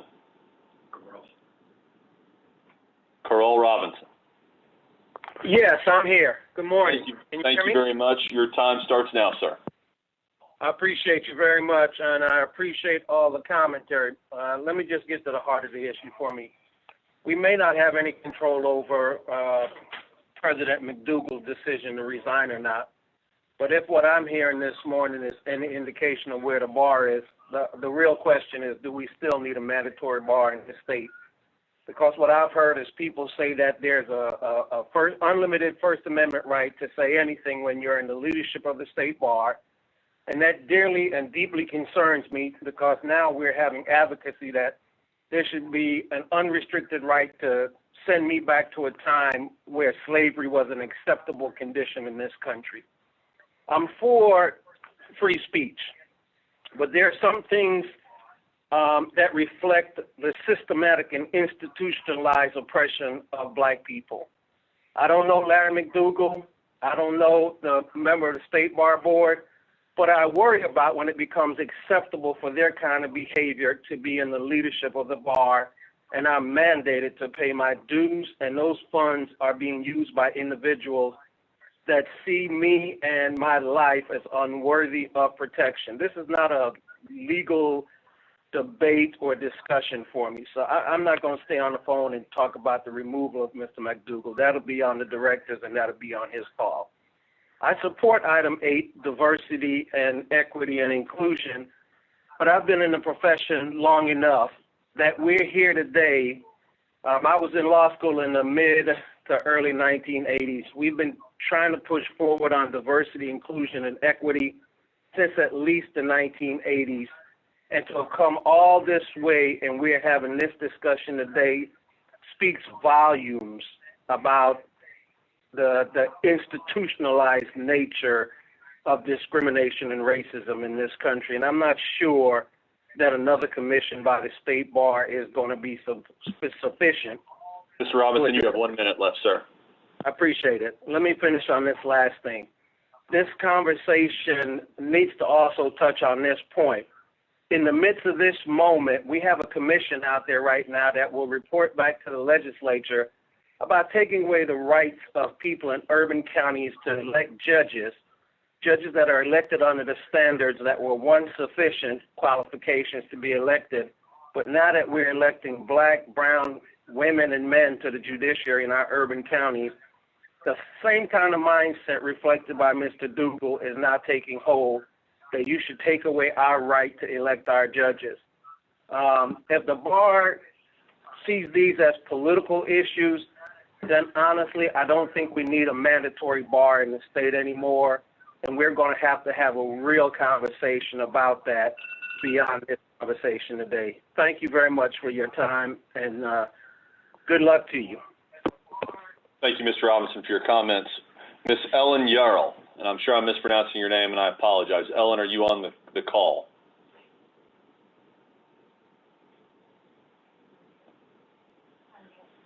If you might unmute yourself. We've got indication that you're there, so you might unmute yourself, Ellen. Can you hear me now? Yes, ma'am, I can. The floor is yours and your time starts now. My response to the situation with Mr. McDougal is based on prior activities with him as a member of the bar. I will be the first to admit, and Larry would be the first to probably acknowledge, that I didn't vote for him for the president of the state bar. My opinion of him is that he is not reflective of the caliber of the past presidents of this august organization. I think of Randy Sorrells, I think of Jim Sales, and in my personal opinion, I don't think Mr. McDougal reflects me as a professional in the practice of law. And with his most recent activities, I think that the best way to describe him is to use an old Texas saying that says, all hat, no cattle. Thank you. Thank you for your comments. Mr. Robert Callahan, are you on the call, sir? I am. All right, Mr. Callahan, your time starts now. You have the floor. I am tired of being told that I am less than. Our work as lawyers is hard enough. We navigate depression, stress, anxiety, the frustration of a justice system that often renders injustice. Social media is an escape. Some of you are familiar with my personal life, that our family has come under attack by racist comments at our home. And have been targeted. When I come here, it's an opportunity to be renewed by the fellowship of our community. And even here, no less than the president of our organization went out of his way to articulate that I am still less than. We all know how this began with the picture of the poll worker. For some reason, it seems that it offends our senses and our sensibility just to hear the phrase that Black Lives Matter. We can have another conversation about the fact that when I make that declaration, I am not necessarily endorsing the organization, but that's for another time. That poll worker was not necessarily making a statement that was political in nature. It was an affirming statement that my life has value. Under the State Bar Act, there are removal procedures that are lined out. I've included those in my email July 22nd. I believe it's the fourth hyperlink. In short, under the State Bar Act 81020, it talks about the board of directors and who's a board member. That includes the elected officers. It talks about removal under 81.027. It talks about in the State Bar Rules that, it's the State Bar Rules 1.3, Article 1.3, that the board means the State Bar Board of Directors and includes the administrators. The section 1 says that the board shall enforce the act in these rules. So you now have an obligation, an affirmative duty to act under these circumstances. And finally, the board is the final determination of the qualifications of a member. And so therefore you have the power to say that he's not qualified because of his actions. When Larry McDougal said these things as president, he knew three things. Number one, he's the elected acting president of our organization. He knew that he's in a position of significant influence. He knew, number two, that he had barely been in the role. And number three, he's opining to the Texas Lawyers Group, which has more than 14,000 members, including judges and prosecutors. So when he's talking about this woman, it sounds a whole lot like Henry II saying, "Will no one rid me of this meddlesome priest?" This action for removal, which I'm asking you to call for a vote for removal, is the equivalent. Mr. Callahan, please finish your thought. Thank you. It's the equivalent of removal of Confederate monuments that are long overdue to be taken down. And I ask you to put this to a vote and to remove him from our leadership. Thank you. Thank you for your comments, Mr. Callahan. Ms. Mabel Simpson, are you on the call?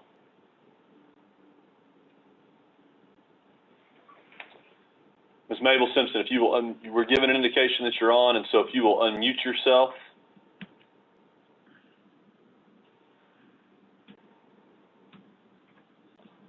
Ms. Simpson?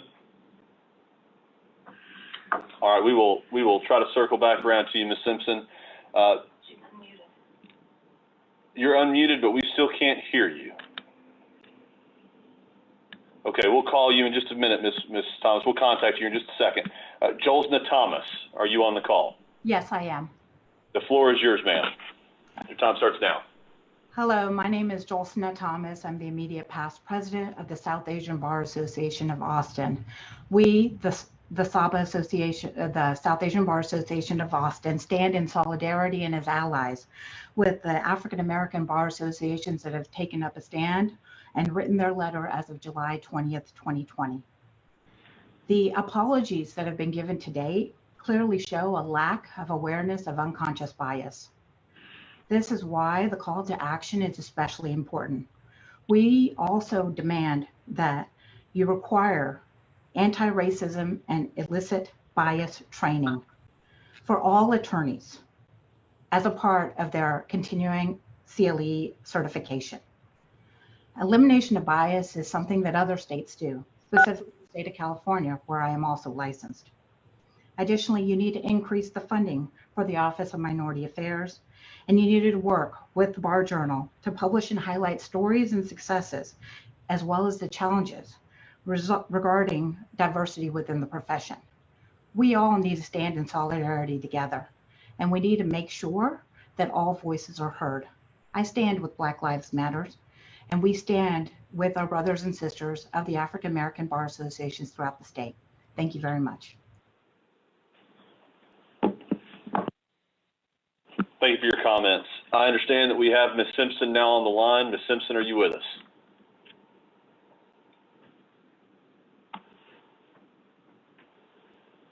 Ms. Simpson, you might unmute. All right, we'll Mr. Jacket? Okay, Regina Richardson, are you on the line? No. Yes, I am. Ms. Richardson, the floor is yours. Thank you so much. Thank you to the board for this special meeting and the opportunity to speak. I'm here on the border in South Texas where Hurricane Hannah hit. It hit us harder than expected, but I found a source of power, electricity, to be here today to be heard. So I do appreciate the opportunity. I do want to say that in listening to Mr. McDougal's supporters, several have echoed the sentiment that they don't believe he is a racist. But that's not the question. The question is, was what he said racist? What he has said, is that racist in its content? And that, I do think, doesn't require a whole lot of critical thinking. It's on its face, and it is what it is. And the biggest concern for me, not just as a minority, by way of my culture, my background, and my gender, but as a person who was raised with the idea that inclusion is automatic. Inclusion is what the world is supposed to be. And with having a president of a group whose membership is compulsory, who has made comments that are within them divisive, clearly divisive, I would submit. We are all licensed professionals who were trained in critical thinking. So we should all be able to recognize that the content of what was said is clearly that which divides and furthers any disenfranchising of so many.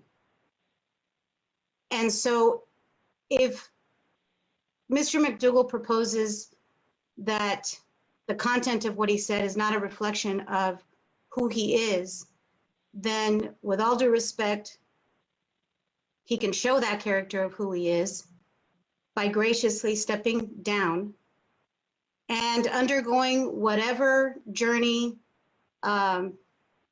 he feels is appropriate for him, if in fact he does want to open up his mind and his heart to everything that is an opposite of what he has put forth. The fact that people have pointed out that they're scared of speaking, they're scared of coming forward because of consequences. Well, that is inherent in speaking.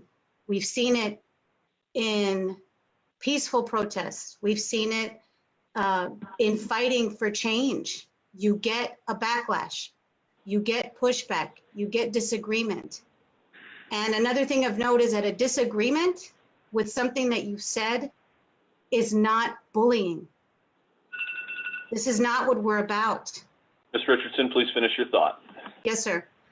In a compulsory type of membership in this kind of group, Mr. McDougal, respectfully, I would ask that you do the right thing and allow us to move forward truly with a leadership that this diverse group of professionals can have confidence in and move forward. And I do wish you the best. Thank you for the opportunity. Thank you, Ms. Richardson, for your comments. Timothy Jaffet, are you on our call?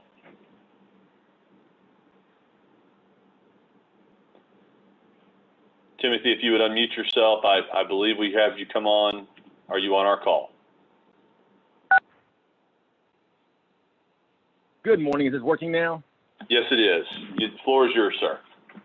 Each year we have an election held where the members of the bar vote for the office of the president of the State Bar of Texas. You know, I can't speak for everybody else, but it seems like I get a lot of information in my mailbox regarding the candidates, you know. It seems like we start this new election process as soon as the old one is over, which I guess it may be necessary. But in other words, there's a lot of notice surrounding the election of the State Bar president. I also get a lot of information on how to vote, when to vote, where to vote, the different positions the candidates might take. And like it or not, at the end of the day, I've been exposed to both candidates. If I wish to, I can fully further my education online by looking stuff on social media. You know, these two people didn't sneak underneath the radar. You know, we knew who they were. You know, and having said that, you know, I will object and resist any group attempting to go ex post facto change the result of an election and disregard the votes of the majority by attempting to shame an official in their resignation for statements made before the election in question. And though some of the statements were made afterwards, a lot of them were made before. You know, it seems like we're wasting a lot of time here to deal with an elected official by trying to shame us all into how we voted. And we kind of just wasted all that time up in Congress for 4 years doing that, didn't we? You know, and how dare we assume to know the mind of the voters, and how dangerous it is to attempt to change the result through social shaming. And furthermore, demanding all the voters who supported the official, who by now is forced into the public stocks, put on a duly issued guilt suit.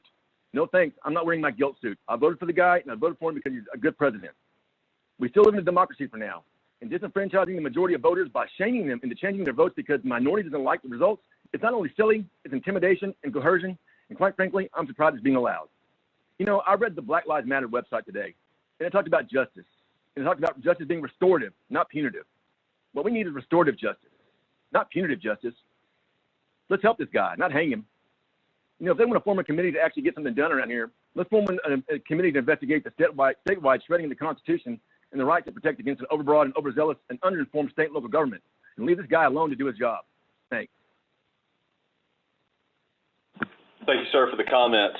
Ms. Simpson, I believe we have you on the phone, and I think that part of the issue might be the delay on your Facebook Live feed. So turn that down if you would, and the floor is yours. Are you with us, Ms. Mabel Simpson? Yes, can you hear me? We sure can. The floor is yours, ma'am. Okay. Thank you for your patience. My position on this is, first of all, I voted for Mr. McDougal as well. I voted for him because of his leadership capacity. I sent an email regarding this particular detail because I'm in agreement. This social media blast has no place at all at the state bar level. And, you know, I have a lot of respect for all lawyers. I don't care what color they are. I don't care what size they are.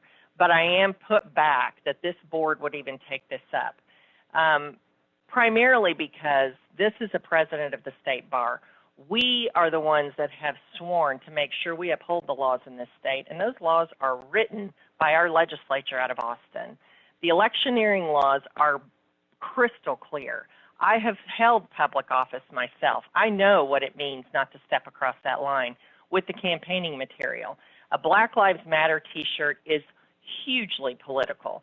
If anyone did their own independent research, and I'm sure this has been redundant with the number of people that have testified here, The BLM movement is actually a political vehicle for the Democratic Party to raise money in this country. If you believe differently, you need to go to the Donate Now button on their website. It goes directly to Act Blue. Everyone knows that, and that is not money that comes back to any particular support in any community that everyone's looking for. It does not. It is strictly a campaign driver for the Democratic Party. In that regard, we as the lawyers in this state have upheld and sworn to uphold the laws that are drafted and they're legislated by our legislature here. And for us to disregard that, thank goodness Mr. McDougal had enough chutzpah to stand up and say that's a violation of electioneering laws. I was very Ms. Simpson, you have about 1 minute left. I was disappointed to hear that the board had stated in their statement online that he does not support the value system. This is not about a value system. This is about an electioneering law that was violated. Stick to the laws and enforce the laws. That's what's wrong right now, not only locally in this state, but in this country. Enforce the laws. That is what we swore our oath to do, and I find it appalling that we're not doing it here. And I support Mr. McDougal. He should not step down. This is about a violation of electioneering laws. Everyone should be held to the same standard of those laws that are implemented in this state, that are passed by our legislature that we place in office. That's all I have to say. Thank you. Thank you, Ms. Simpson, and thank you for trying to get on with us. We appreciate it very much. Melissa Thrailkill, are you on the call? Yes, I am. The floor is yours, ma'am. Thank you. Thank you, board, for having this meeting. My name is Melissa Thrailkill. I'm an attorney in Dallas, Texas, and I am a member or chair actually of the Texas Entertainment Sports Law Council. I'm also chair of the poverty law section, but I speak today as an individual attorney, and I also speak to you today as a proud member of the mob. I say proud member because in reading the letters, I see I'm in good company. The mob is composed of people who are demanding more from our elected officials, composed of people who are willing to speak up and out for racial justice. It is composed of people who are ready to hold you accountable, and it is composed of people who recognize the flaws in our justice system. The major flaw being explicit racial bias in the courtrooms, jails, statutes, police departments, DA offices, and as we're learning today, in individual attorney offices and law firms. So I'm a proud member of the mob who refuses to let this get swept under the rug. I've submitted my personal letter and I expect that you members have already read it, so I will not rehash it. My letter does ask for the resignation of Mr. McDougal. My letter also asks this board to address the embarrassing and disgraceful conduct of your fellow board member from El Paso, Mr. Steve Fisher, and I trust you understand why he has been brought into the midst of this. Mr. McDougal and Mr. Fisher are accustomed to saying whatever they want, however they want, to whomever they want, and when they are finally called to answer for it, they and their supporters cry witch hunt. They cry cancel culture. They cry groupthink. This is a typical tactic to silence those without power, and is also evidence they have lived a life so privileged that they've never had to answer for anything they've ever said, and that speaks volumes. Mr. McDougal's apology also speaks volumes. It's clear he didn't mean it. It's clear he doesn't understand why he even issued it, and therefore he should not be anywhere near a diversity task force on inclusion. Those letters in support of Mr. McDougal put him on some pedestal for being a cop turned criminal defense attorney. And in his interview with the TBJ, he tried to convince me that he likes standing up for the little guy. Well, Mr. McDougal couldn't wait to criminalize a Black woman in the polling location in Fort Bend County. He was so ready to criminalize her, he did it publicly and demanded that she be removed and cited immediately. Who knows if he prompted further harassment of that poll worker, and we'll never know if he did. As for Mr. Fisher, he'll likely call me a troll and call me unhappy. That is something he and his wife actually called me yesterday when I spoke up to challenge the nonsense they were spewing on social media, nonsense about this meeting, as a matter of fact. Mr. Fisher thinks I'm a troll because I don't accept his behavior and I take time to call him out on it. And if that makes me a troll, then sign me up. I'll gladly be a trolling member of the mob because I know what that means. It means I stood up for something, and it means I stood up for someone, and that I refuse to be bullied. Put simply, Mr. Fisher is an embarrassing disgrace for this board and this profession. I ask that you give him no power, you give Mr. McDougal no power, and if you have to do it for 3 years, you do it for 3 years. And finally, I think, Rachel, please finish your thought. okay. I also ask that you delegitimize any sort of Facebook group that's administered by Mr. Fisher or anybody else. These Facebook groups are a cesspool of misogyny and racism. And when you send some of our colleagues into those groups, you're sending them into a danger zone. Thank you for your time. Thank you for your comments. Our next speaker is Chrisarla Houston. Houston, are you on the line? Yes, I am. Can you hear me? You sure can, and the floor is yours, and your time starts now. Thank you. Thank you. Greetings. Jennifer Jenkins and I, Chrisarla Houston, appreciate the opportunity to voice our call for Mr. McDougal's resignation or removal. I will be brief. Please bear with me because I'm under the weather. To be Black in America is to live in a constant state of anxiety. Joseph Palmore. Mr. McDougal publicly called Black Lives Matter a terrorist organization and criminalized the organizers and those of us who support them. His patently false statement is dangerous and divisive. The danger lies in Mr. McDougal's dog whistles that incite criminalization and marginalization of Black people and others seeking racial justice and equality. The danger also lies in Mr. McDougal's incorrect assessment of the source of terror. Terror is defined as fear or anxiety. As Mr. Palmore aptly asserted, Black people in America live in a constant state of anxiety, i.e. terror and fear. The reason for this terror is that we endure the life-threatening effects of institutionalized racism, such as the centuries-old police brutality that Mr. McDougal egregiously deems justice that usually happens before the trial. Shame on Mr. McDougal for distorting fact and history by mischaracterizing the terrorized as terrorists. Mr. McDougal has wrong-headedly criminalized a poll worker wearing a Black Lives Matter t-shirt as well.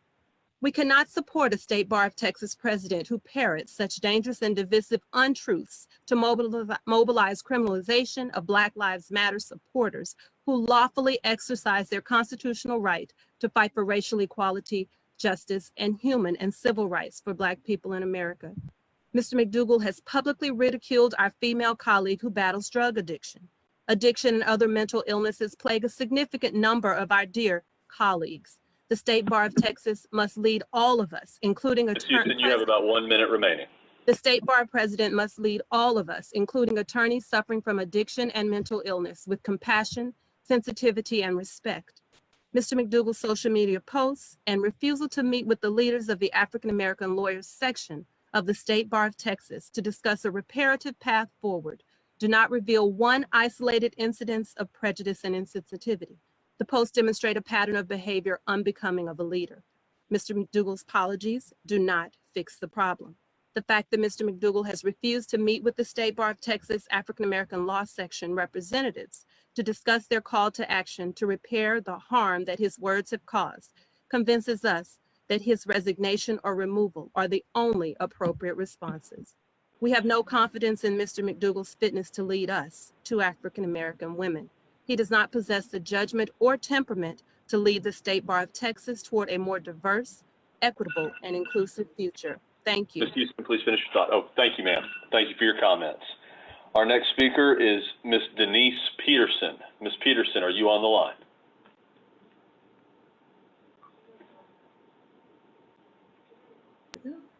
I'm here. Wonderful. Ms. Peterson, the floor is yours. Thank you. I apologize for the background. I'm in the middle of a move. If you hear the refrigerator beeping, we have a refrigerator problem. First of all, I'm an attorney in the state of Texas. I'm also a full-time practicing mediator. Many of you already know me. I want to start off by stating I stand with the African American section statements, the statements of the Black attorneys that have spoken before me and who will speak after me, because as a white person, I don't get to decide what racism is. That's not my role. My role is to be an ally and to listen and to act on when people tell me, because when someone comes to me and tells me that they have been hurt, it is my responsibility to listen and address that hurt, even if I'm the one that caused it. This past Friday, one of the greatest Americans has passed away. It was Representative John Lewis. On March 7th, 1965, he was beaten on the Edmund Pettus Bridge, a bridge named after a Confederate War Brigadier General and Grand Wizard of the Ku Klux Klan. And yesterday his body lay in state. And in that time, from 1965 to 2020, no one thought, hey, we should maybe rename that bridge. Those are the legacies of racism and white supremacy in the United States, and Texas is not immune to this. Although technically desegregation began in 1955, that is also the year that the Houston Lawyers Association was formed, because the Houston Bar Association did not permit Black members. Texas actually didn't desegregate Houston specifically until 1965 due to the actions of white politicians and white attorneys that met over a weekend and arranged a news blackout to prevent the protesters that were in Houston from getting their voices heard. Our bar is, by its own nature, white focused. We are 63% male, 78% white. Our minority members do not have a voice because they are minority. The white voices and male voices can easily drown them out. So what we must do and what we have to do is listen. We must adopt the ABA Model Rule 8.4, which has already been read out by previous members, to give a mechanism going forward to address racism in our profession and racist and harassing acts by our leadership. And that is all I have to say today.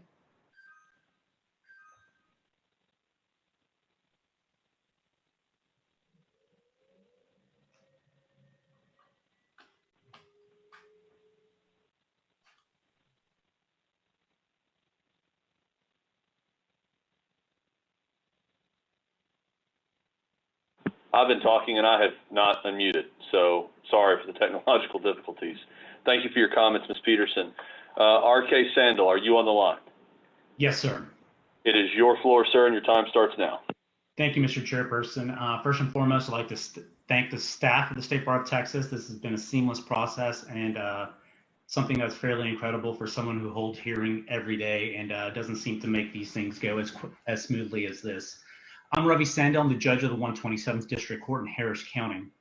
I want to first ask the State Bar of Texas to move forward with this Diversity, Inclusion, and Equity Task Force, as the President-elect Sylvia Firth is a proponent of. I think more than just having a task force, we need to have action items that come out of this.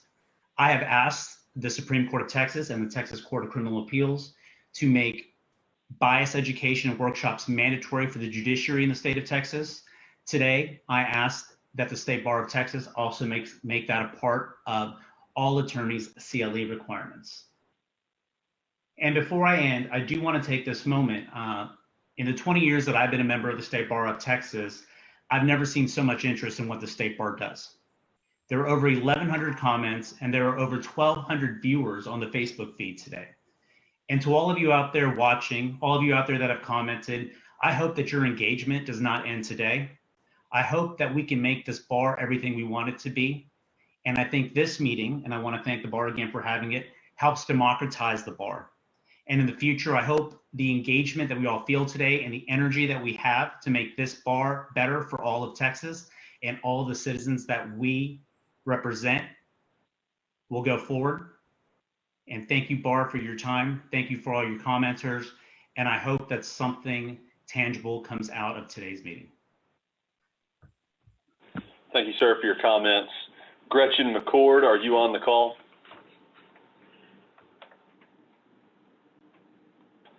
Ms. McCord, you might unmute yourself. Are you on the call? Yes, I am. Thank you, ma'am. It's your floor and your time starts now. Thank you. This is not about Mr. McDougal's right to hold certain opinions or his First Amendment right to say the things that he said. This is not about whether he is a good person or a bad person. This actually is not about him, about Mr. McDougal, period. This is about the State Bar of Texas. This is about who best serves the interests of the bar as a whole and we members who comprise it.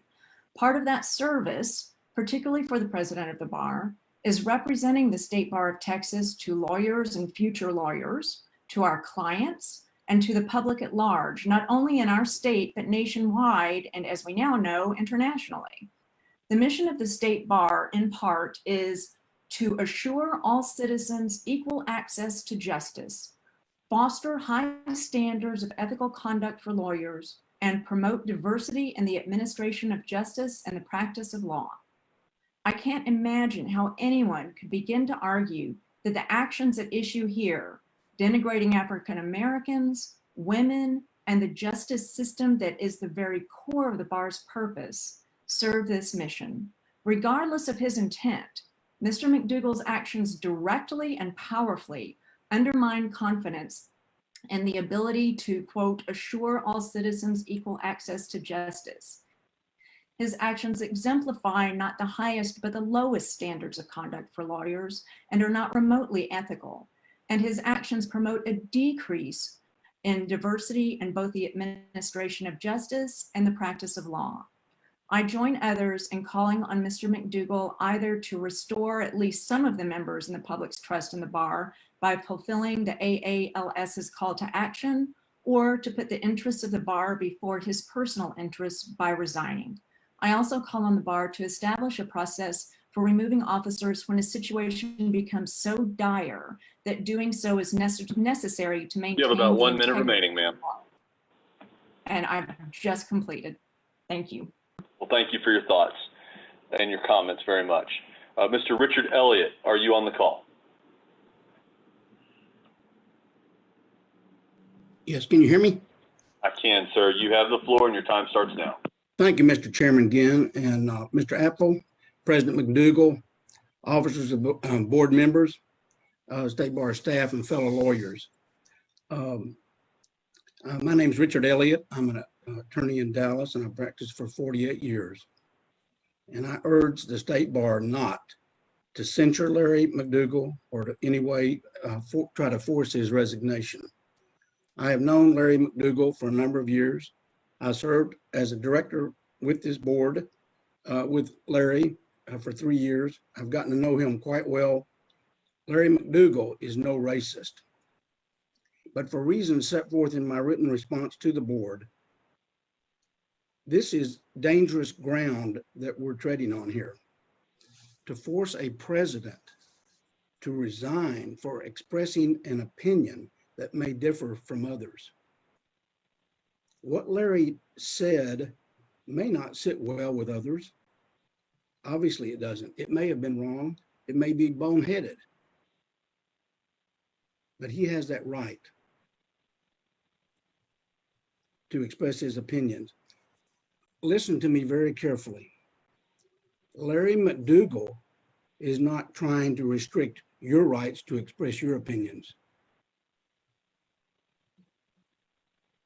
There's the hypocrisy. We all took an oath to defend Larry McDougal's rights that you're trying to take away from him now. I heard him earlier today on his televised apology and asked that we move on. And I think we should. I love the State Bar. I love practicing law. I love lawyers.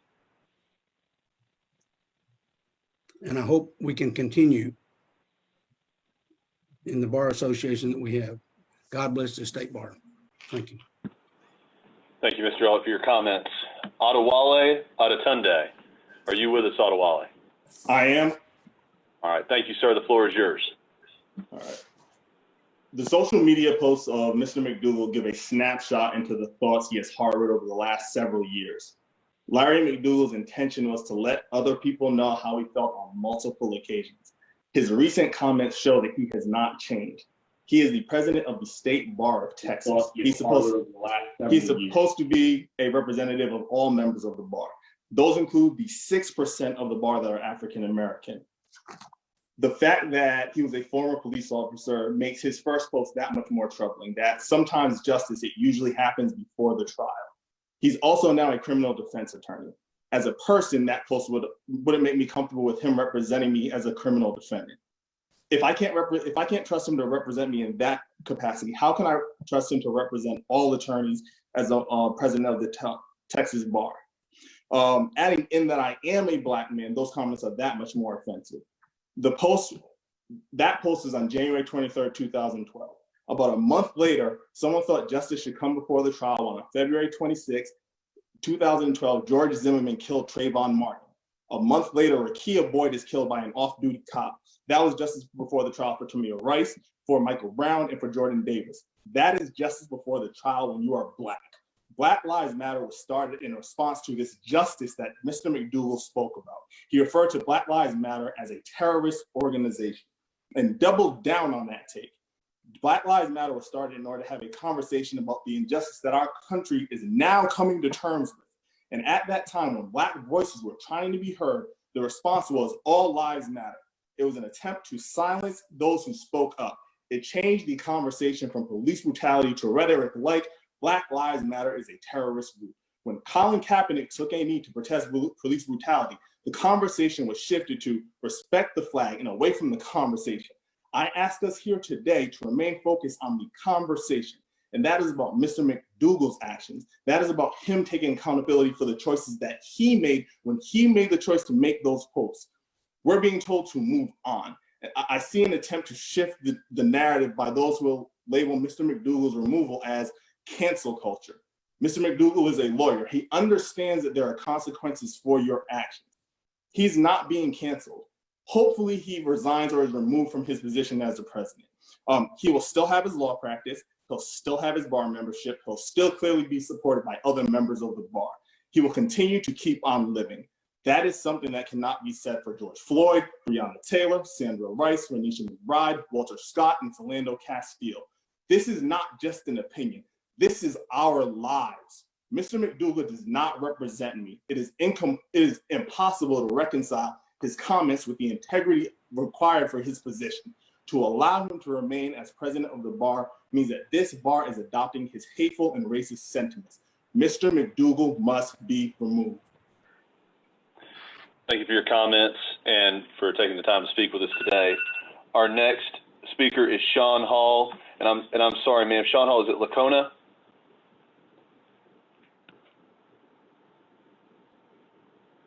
You might take yourself off mute. We're showing that you're on our meeting. Sean Hall, Lacona.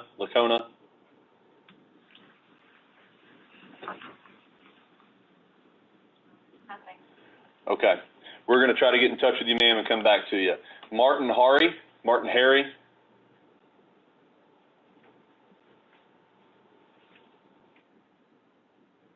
Martin, are you on the phone?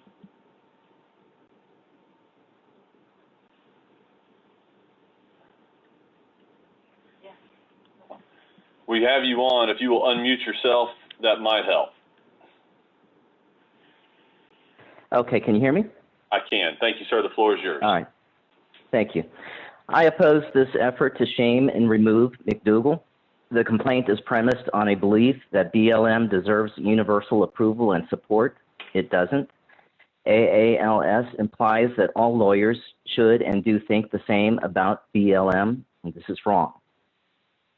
BLM is partisan in the extreme. In a statement last year, it stated the Trump administration, quote, cultivates a deeply radicalized racist support base, unquote. A BLM founder has said that their goal is to remove Trump from office. This rhetoric is divisive. BLM informs us that it is not just about the sanctity of Black lives. Opposition to BLM is not anti-Black, but that is what is claimed here. BLM is bigoted against police. In May, it stated, "We know that police don't keep us safe." In 2015, the organization protested against police in Minnesota and chanted, "Pigs in a blanket, fry them like bacon." This speech is hateful and dehumanizing, likening human beings to animals to be slaughtered. While BLM preaches that discrimination based on status is wrong, it attacks police officers based on their status. BLM perpetuates fraud and deceit. On its website, BLM claims Michael Brown was murdered by Darren Wilson. They use Brown's death as evidence that Black lives, in their words, are systematically targeted for demise. Darren Wilson, however, was exonerated by the Obama administration's Department of Justice, headed by Eric Holder. Facts show Wilson acted in self-defense, and there is no evidence that racial animus motivated his actions. Sanctimonious lawyers complain they are offended by an opinion about a person's appearance, but their sensibilities are seemingly unaffected by rank dishonesty. To remedy the perceived wrong thinking of one man, AALS wants all of us required by government to belong to this organization Mr. Hart, to you have spend about 2 1 minute hours. remaining. Thank you. To spend 2 hours every year to be indoctrinated about bias. This is a perverse way of showing the evil of government oppression. While advocating for diversity, they demand conformity. And if you don't conform, you must be punished, and they are using the state to do it. They are the very oppressors they claim to oppose. What is going on here is symptomatic of a far bigger problem. The bar condemns divisiveness, but purposefully divides itself into sections by race and ethnicity. Universities are supposed to be a place for the free exchange of ideas, but they now have speech codes. Lawyers and legislators claim to be for the rule of law, but hail judges who legislate by fiat. We have lawyers serving as district attorneys who flout their oath and refuse to enforce the law. The most serious problem here is not a disagreeable opinion, but the willing politicization of the law, where ethics are situational and law is nothing more than a means to an end. I object to this. Thank you. Thank you, sir, for your comments. Our next speaker is Mr. Mark Brown. Mr. Brown, are you on the call? Yes, sir, I'm here. Yes, sir. You have the Can you hear floor, me? and the time is starting now. Thank you, sir. Thank you. I'm Mark Brown. Good morning, everybody. I'm in San Angelo, practiced here for 38 years. I think we can all agree that Black Lives Matter. But today we're talking about Mr. Larry McDougal, who I think as a matter of due process, the only relevant act is his July 10th post. I believe Mr. McDougal acted reasonably on July 10th and performed a public service. He warned an election official in his home county of Fort Bend that in her enthusiasm to proclaim that Black Lives Matter, she was wearing a shirt that in his view offended the election laws. Had the shirt said White Lives Matter, it would have still posed the same problem. 2 Texas laws ban the presence of signs at polling places if the signs relate to candidates on the ballot. If a sign says Black Lives Matter or White Lives Matter, either sign would relate to candidates if black candidates were opposing white candidates. In that July election, that was the case. The statewide senatorial runoff between Royce West and MJ Heger. A Black Lives Matter shirt could be reasonably seen as encouraging voting for the black candidate, as could a White Lives Matter shirt if the converse were true. Now, Texas's electioneering laws have not been struck down by the U.S. Supreme Court and probably never will be. In the Minnesota case cited, the U.S. Supreme Court actually mentioned Texas's statute and said that it is more lucid than Minnesota's. In addition, a different constitutional calculus would apply to the Fort Bend County scenario.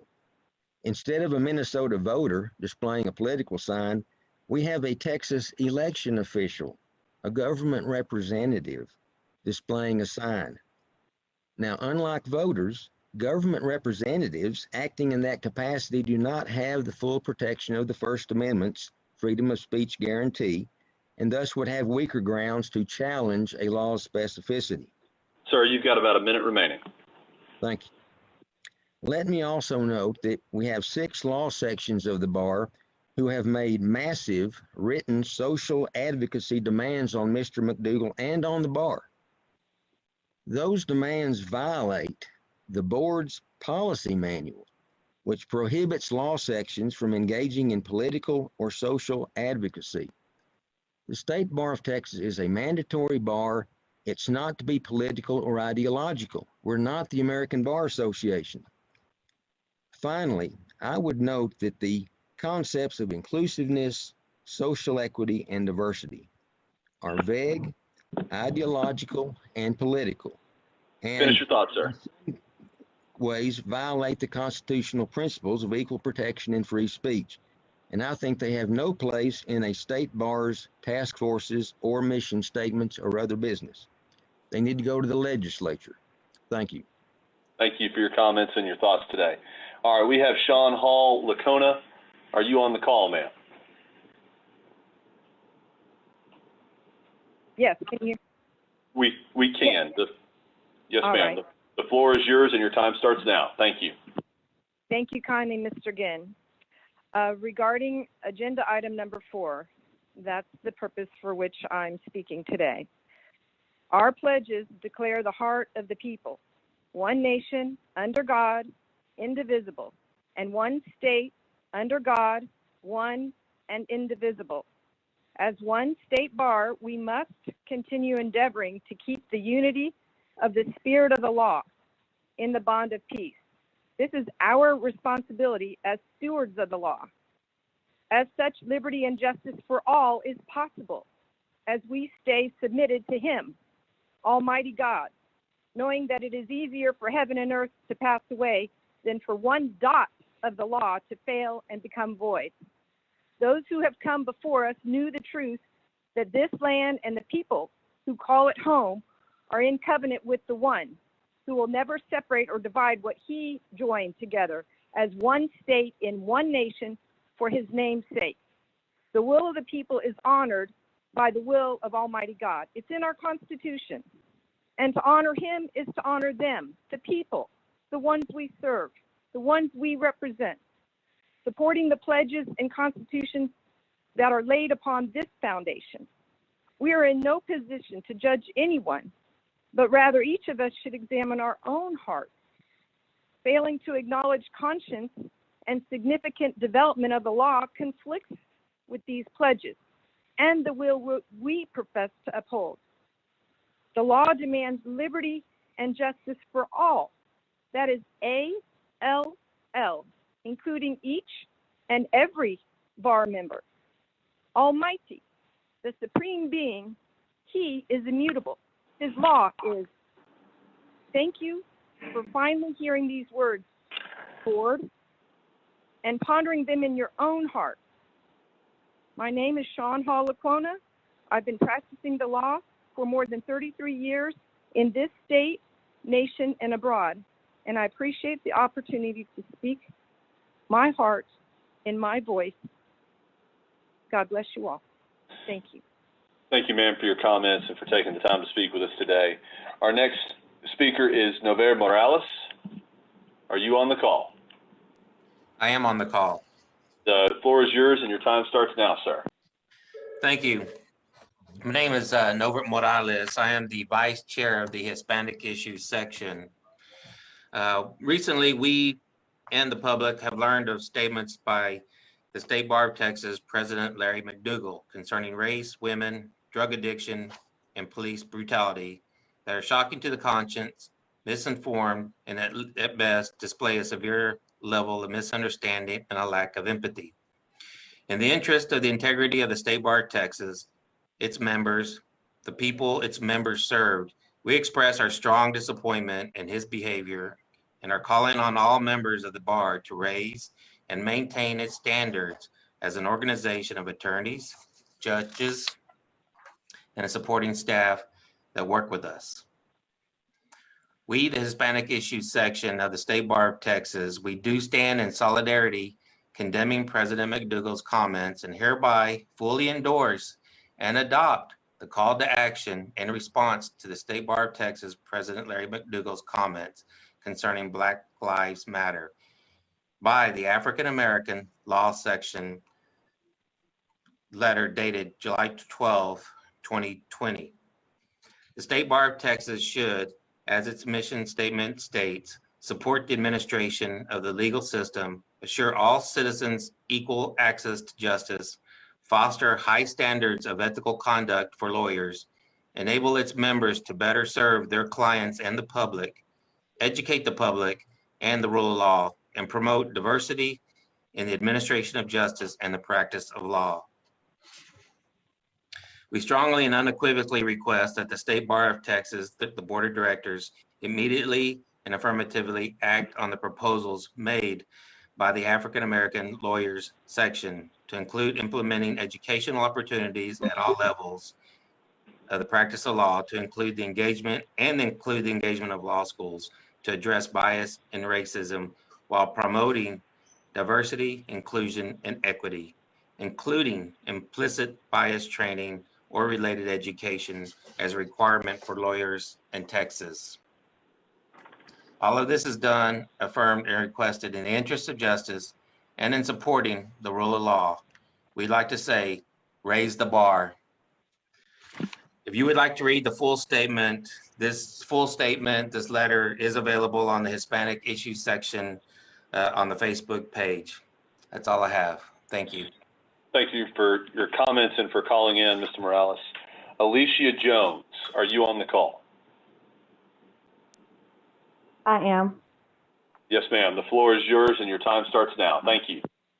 Thank you. I am Alicia Jones, and thank you for the opportunity to be heard. This is our time for change, and at this point, the comments made by Mr. Dougal were divisive and have segregated a large portion of our state bar. The misogyny and the racism are unfortunately commonplace in the practice of law, and we as Black women suffer through the comments and the overall atmosphere that misogyny and racism creates. Unlike some of our fellow bar members, we have to live in this society where Black Lives Matter isn't just a movement, it's a statement. The sheer fact that you, Mr. Dougal, felt comfortable to make those statements that he has made is indicative of the privilege that BLM is trying to make known. Whether he steps down or not, we cannot return to the status quo. We need diversity in leadership, and we need to recognize and dismantle oppressive systems and to engage in education and training that helps to prevent racism and misogyny and implicit bias, as has already been called for. The Texas Bar needs to take a stand. It's our time to set a precedent for bars to follow. But more importantly, it's our chance to show the marginalized, the minority, that Black lives actually do matter. And for those that are including biblical quotes to support racist statements, please read the Bible entirely and know that even the brown-skinned, wool-haired Jesus flipped tables. Black Lives Matter is not political. For me, it's life. And that's all that I have. Thank you, ma'am, for your comments, for taking time to speak with us today. Hannah Alexander, you are our next speaker. Are you on the call? Yes, sir, I am. Yes, ma'am. You have the floor and your time starts now. Thank you. My name is Hannah Alexander, and I'm a member of the Texas Employment Lawyers Association, and I'm presenting on agenda item 7 on TILA's behalf. Christine Hopkins, another TILA member, will explain TILA's organizational interests in this matter and our recommendations for the board action. I will explain why Mr. McDougal's posts are of such great concern to TILA. It is the position of TILA that Mr. McDougal's social media activities were deeply offensive to people of color, women, and disabled individuals. They were careless and unprofessional at best. This type of behavior is harmful to the clients we represent on a daily basis and fundamentally contrary to the values that we as an organization espouse. While Mr. McDougal issued a partial apology after he was called to account by another lawyer and offered to launch a listening campaign to better understand concerns over racial injustice, there are broader issues that Mr. McDougal has not yet acknowledged. To date, Mr. McDougal has not apologized for his crude and sexist comments on Facebook about a disabled female colleague, comments that he apparently made while chairing the Texas Criminal Defense Lawyer Association's Ethics Committee. Similarly, Mr. McDougal has not addressed the meme he posted on Facebook depicting a police officer kneeling on a person's neck with the caption, "Justice happens before the trial." In our opinion, both of these posts demonstrate a disdain for the rule of law and due process that is highly disturbing, especially since Mr. McDougal, as a criminal defense attorney, presumably represents clients who have experienced addiction and police abuses. The Houston Chronicle and several other media outlets have carried stories about Mr. McDougal's posts, bringing embarrassment to our profession. Having the public attention focused on such posts has several negative effects.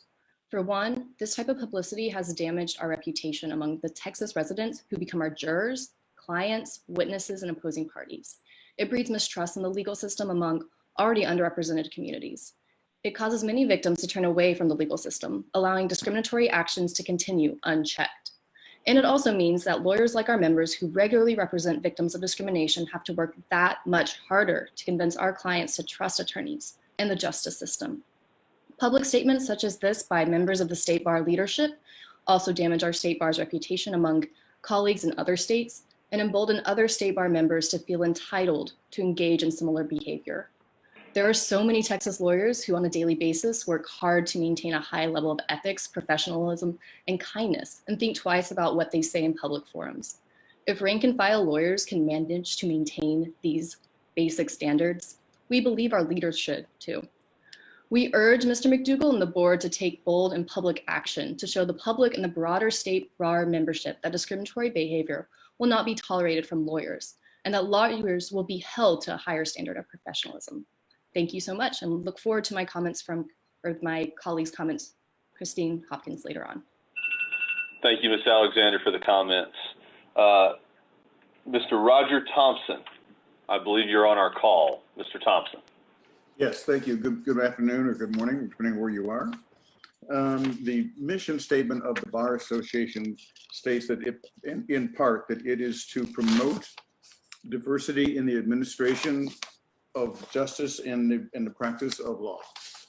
Mr. McDougal's actions clearly do not reflect the best ethics to follow through on this thing, and I believe that he should resign from office, and if not, be censored, and if he won't resign from office, to defund that office until his term has ended. Secondly, on the task force that has been presented, first of all, I would propose that it not be called the minorities, because that just perpetuates the concept of minority, and it should be entitled diversity and inclusion. But I think that one of the things that the State Bar could do to show how serious it is in following its mission statement is to include in the CLE requirements 1 hour of diversity and inclusion training.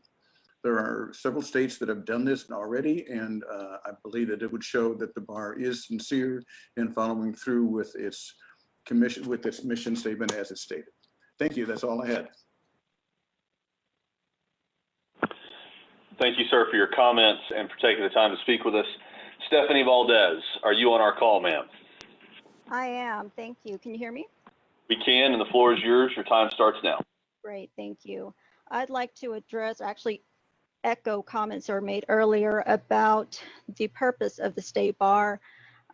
The President McDougal, and also I'd like to talk about Steve Fisher as well, have now become incapable of providing effective leadership in that regard due to their comments on social media. We've got the State Bar having the following purpose, or actually 6 purposes, one of which being to aid the courts in carrying on and improving the administration of justice, advancing the quality of legal services, and it goes on, but part of that is having high ideals and integrity, high standards of conduct, and none of that is going to be accomplished with these guys in service. And I don't think anything's been mentioned today. I might have missed it, but Fisher's comment or meme that he commented on, that he commented saying, "Kill yourself." We have had a lot of attention paid last year about mental health, and he can't be effective in that regard. I'd like to note also that Latinos, according to the last census, made up 40% of Texas, and they're going to be, or we're going to be, a majority by 2022. Blacks are 12%. The numbers are most likely undercounted according to the census because of various reasons, many reasons. Who are our clients going to be? And how are these attorneys that are making all these horrendous commentary going to deal with the population that they don't understand? And they don't want to understand at this point, because I think they're afraid to acknowledge their own implicit bias. And it seems like they think implicit bias necessarily means that they're racist, and that's not true at all. We all have implicit bias, and people just need to deal with it, understand it, and be prepared to face it. But these comments that we're getting on, okay, thank you, that we're getting on the internet, we're being called thugs, prostitutes, communists, idiots, morons, too sensitive, snowflakes, socialists, fragile, Marxists, libtards, evil, hysterical, trolls, radical. If they call their colleagues that, what do they think about their clients? Who's going to protect them? It's our duty to do that. It's your duty to do that as directors. Do the right thing. Thank you. Thank you, ma'am, for your comments and for taking the time to speak with us today. Mr. David Lee, I understand, is on the call. Mr. Lee, are you with us? I am. Thank you, sir. The floor is yours and your time starts now. Very well. Let me start out by saying I think that there has been a gross overreaction to what was said, especially recently. This commentary regarding the criticism of someone wearing an overtly political T-shirt, which the BLM T-shirt certainly is political. It may not be ascribed to one particular party de facto, but it is, and obviously the other party that's in power now tends to denigrate everything they say, and it does their level best to, if you will, pardon the phrase, keep them down. I'm with the BLM. I support their movement. I likewise support the expression of Judge Sandil that says we need mandatory implicit bias training. I know that I am in need of such training. We had a colloquy on the web regarding the awareness of privilege, and the analog was right-handed people don't realize how very strongly all implements and so forth, doors opening and things like that, are in favor of them. I'm a lefty, I see it, okay?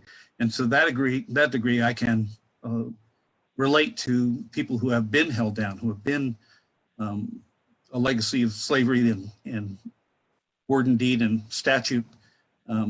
They're suffering still from it 400 plus years after the fact.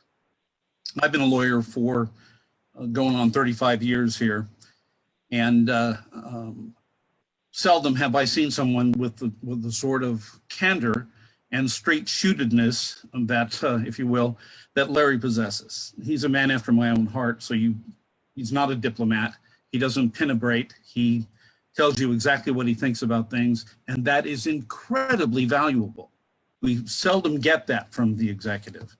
Unfortunately, we've been getting it in large doses from one particular guy lately, but I think most of us decry what he has to say.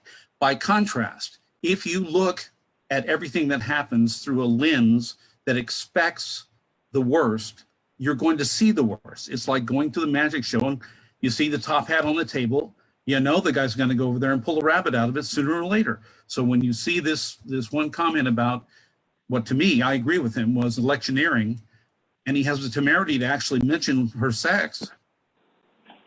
We can't even mention the gender of people we talk about these days. That is implicit or explicit, I should say, misogyny. Too far. So finish your thought, sir. I shall. Well, I support the imposition of a requirement that we all have training to try to undo our ingrained biases. I do not think that it is meet for our organization to get rid of the person we have now, who is the kind of person we need, in fact, who tells you exactly what's really happening. That is all too rare. Thank you. Thank you for your comments, Mr. Lee. Owisa Davis, I understand you're on our call. Owisa Davis. I am. Thank you. You bet, ma'am. The floor is yours. The time starts now. Thank you. First of all, I'd like to greet all of our board of directors, especially the local directors. It's good to see everybody here. I am here to support, by my verbal testimony, the letter that was submitted on July 22nd of 2020. And I kind of want to go beyond that, following Mr. Lee's comments. As a Black woman, an attorney for over 30 years, or almost 30 years, I would like to submit that this position that was expressed by Mr. Lee is precisely the problem. We have a systemic issue with exclusion and discrimination within the bar. It became just brutally obvious as the result of the postings of Mr. McDougal. I have met Mr. McDougal on a few occasions. I don't have any personal animus against him. I don't know what the board wants to do as far as his position is concerned. What I do say, though, is that it is time to put teeth into the mission statement and the aspiration to create a bar that is inclusive. And part of the exclusivity of the bar goes to these attitudes that Black people and women are somehow suffering. Yes, we are suffering from discrimination. And it became obvious by the commentary of our colleagues after the post by Mr. McDougal of July 10th, 2020. But we're also suffering exclusion from voluntary Facebook groups that are now run by board directors whenever we want to discuss a societal issue that impacts our law practice. These groups are supposed to be a place to air legal issues and discuss them, and instead we are kicked out of the groups. After speaking to one of the administrators, I was hung up on, or attempting to speak to him after he spoke for 10 minutes and wouldn't let me get a word in edgewise. I think it's time that the bar really put teeth into the mission statement and the part about diversity and inclusion. I think it's time that each of these minority sections and committees that have been created whenever there's been an uproar at the exclusion of Black people, of women, of disabled people, of the LGBTQ community. It's time that they have a seat on every single bar committee. It's time that we stop thinking about things in terms of minority directors and we give actual power to the constituency that the bar represents. I also believe that it's time we put teeth into the rules of disciplinary procedure, which limit discrimination to an adjudicatory proceeding. It's time that that language be excised and that the ABA model rule be included so that any conduct of an attorney that is discriminatory, racist, misogynistic, or the level of insult and Ms. Davis, please finish your thought. Thank you. Degradation that was witnessed after July 10th, 2020 be grounds for disciplinary action. It's time that we change this bar for the attorneys of the future, no matter what the color of their skin, their gender, their sexual orientation, or their level of ability. Thank you so much. This is such a critical moment in the life of the bar, and I look forward to working with the bar in any capacity that I can be helpful. Thank you. Thank you, Ms. Davis, for your comments. Mr. David Ryan. Thank you. Directors, You I've been practicing for 27 years, mostly criminal defense. I am also a firefighter and first responder. I've known Larry McDougal for approximately 20 years.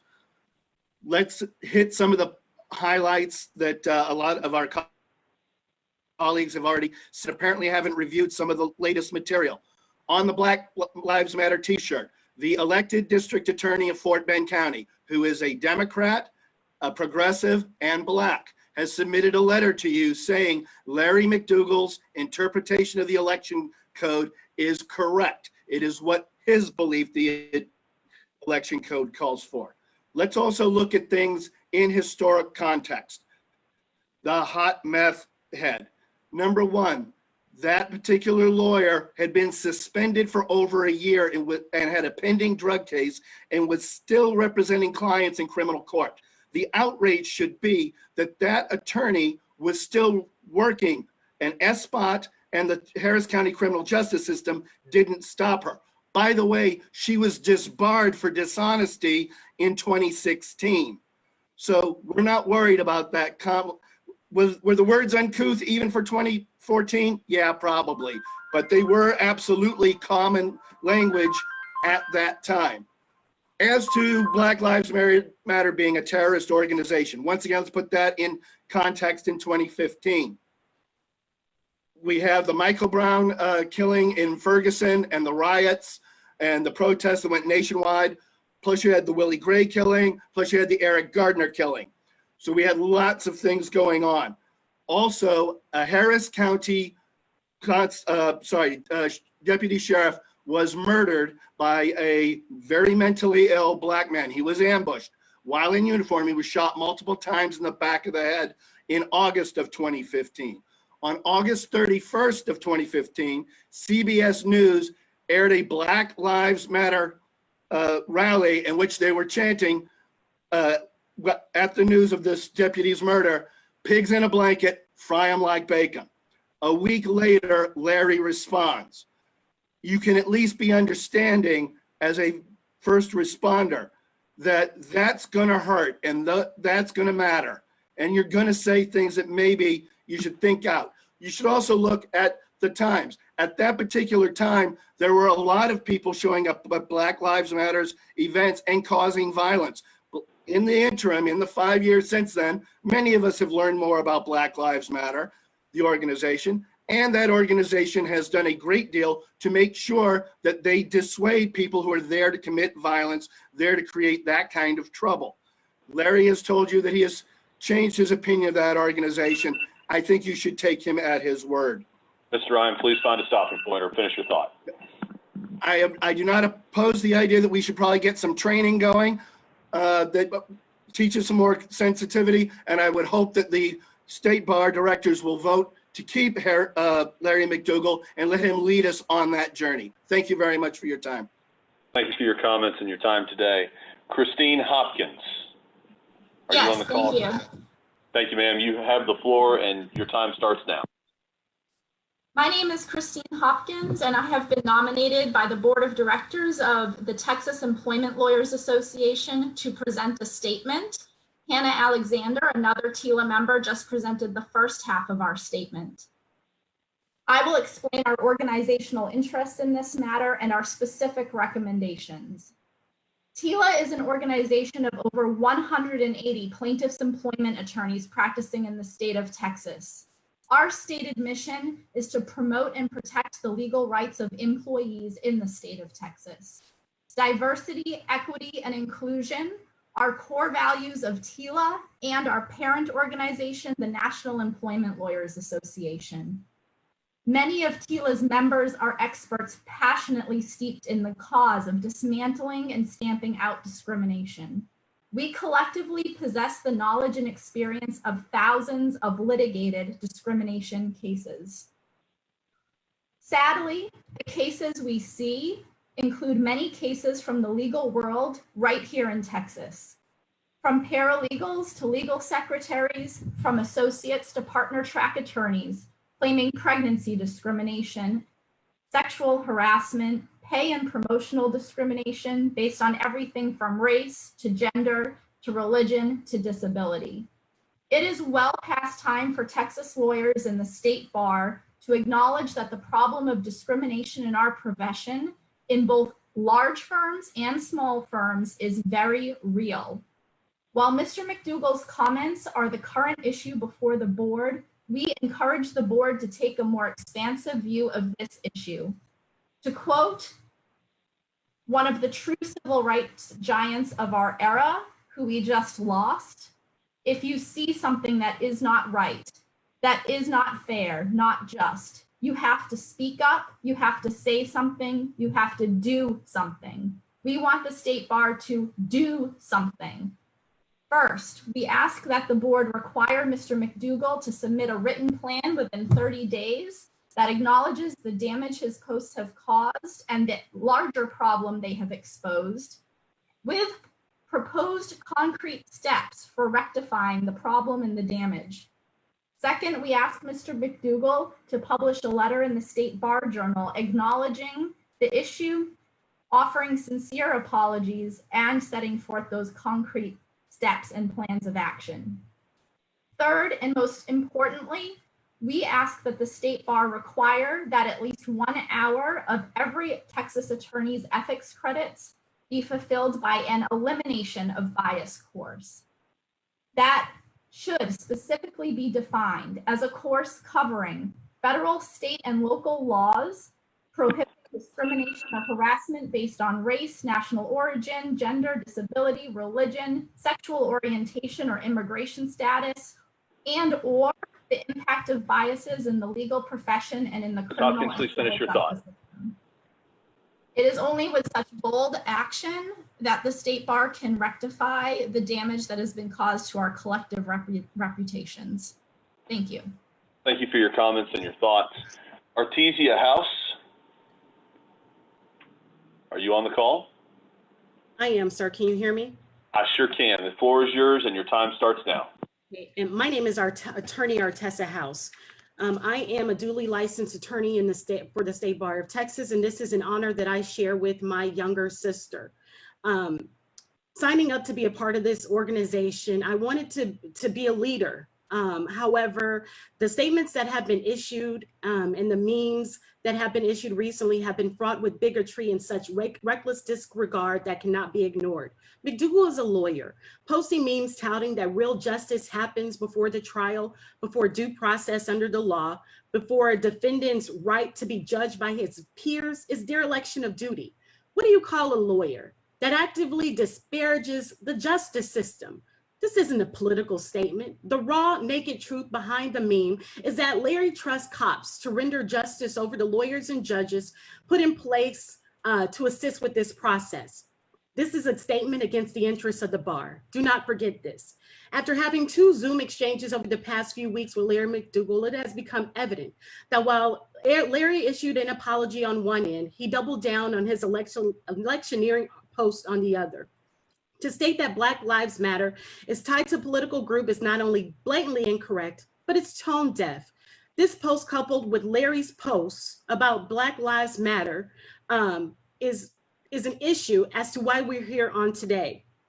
During the Zoom call, I asked him, what list issued by the FBI, CIA, or the like did he see this group posted or listed as a terrorist group? He replied, none. So this was a statement he held out to be a fact that he truly just made up. That's a problem. A lawyer making up facts and issuing them to be truths. So people decide to speak up and they no longer want to be oppressed, only to be called a terrorist by the oppressor. That's a problem. Proponents want to sell arguments that if you talk like a racist, make statement like a racist, post meme like a racist, invoke emotions that support the position of a racist, then you are a good person with failed intentions. This isn't a narrative that I buy into, and neither should the bar. Racism isn't merely a political issue, but is a moral one. The law is not perfect, but it's the best that we have. And until we stand up against aberrant behavior like this, the bar will be complicit. What Steve and Larry have done continue to add to the resurgence of bigotry. We're in the midst of a pandemic where our industry has had to shift the way we do business. During a time where elected officials are appointed to give us their best, Larry and Steve had decided to give us our worst. They've embarrassed us on a national level. Our bar deserves better because they serve at the pleasure of the whole body, not just themselves. So your apology, Larry, should be as loud as your disrespect.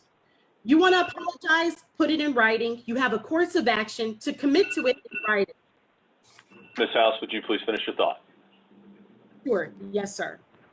I request that absent any type of meaningful stance by change by Larry and Steve, I request the State Bar of Texas issue a vote of no confidence against Steve and Larry, and that they be censured until their term is complete. Thank you. Thank you, Ms. House, for your comments and your thoughts today. Our next speaker is Tamika Harris. Ms. Harris, are you on the call? Yes, I am. Ms. Harris, the floor is yours and your time starts now. Thank you. Thank you. Larry McDougal, as the president of the State Bar of Texas, does have a responsibility to all 105,000 attorneys who are members. He has a responsibility to the public, and he has a responsibility to the Supreme Court of Texas. He has an obligation to uphold the Constitution of both the state of Texas and of the United States of America. His post, and his most recent on July 10th regarding the Black Lives Matter t-shirt, was a violation of the Texas State Bar's own prohibition on state bar members or the state bar taking a stance politically. He turned a human rights movement into a political statement. In an era where we have people of color in Texas having zero confidence in the judiciary, zero confidence in the attorneys, we have a situation where the president of 105,000 attorneys, backed with the weight of that, made a statement. And that statement endorsed police brutality. It sent a message to me. It sent a message to all 21,697 attorneys of color. It sent a message to all 29 million residents of the state of Texas that police brutality is acceptable. Police brutality is endorsed by the State Bar of Texas. He also sent a message that it is okay for women to be objectified and to be sexualized. He sent a message that the 21,697 attorneys of us who do not look like him are not part of the State Bar, will not be part of the State Bar, and is therefore unqualified. Everything that he endorsed is a violation of the constitutions of the country and of this state. Because he is unqualified, the rest of you on the board have an obligation to remove him. Thank you. Thank you for your comments and for being here this morning. We were scheduled to take a lunch break right now, but we don't have maybe 9 to 10 more speakers, and so I think let's go ahead and get through with our public comments unless there's a motion to the alternative, and that way we can take a break after our public comments before we proceed with the rest of the agenda. So unless someone wants to make that motion, our next speaker is Gloria Leal. I'm sorry. Yeah, Gloria Leal, are you on the line? Yes, sir. Can you hear me? Yes, ma'am. The floor is yours and your time starts now. Thank you. Thank you. Thank you very much. My name is Gloria Leal. I'm an attorney and government affairs consultant in Austin, Texas. I represent primarily business entities and licensees and licensing issues. I'm speaking in a personal capacity. I was one of the first 4 minority board members appointed by then President Jim Parsons, now a judge, to the board.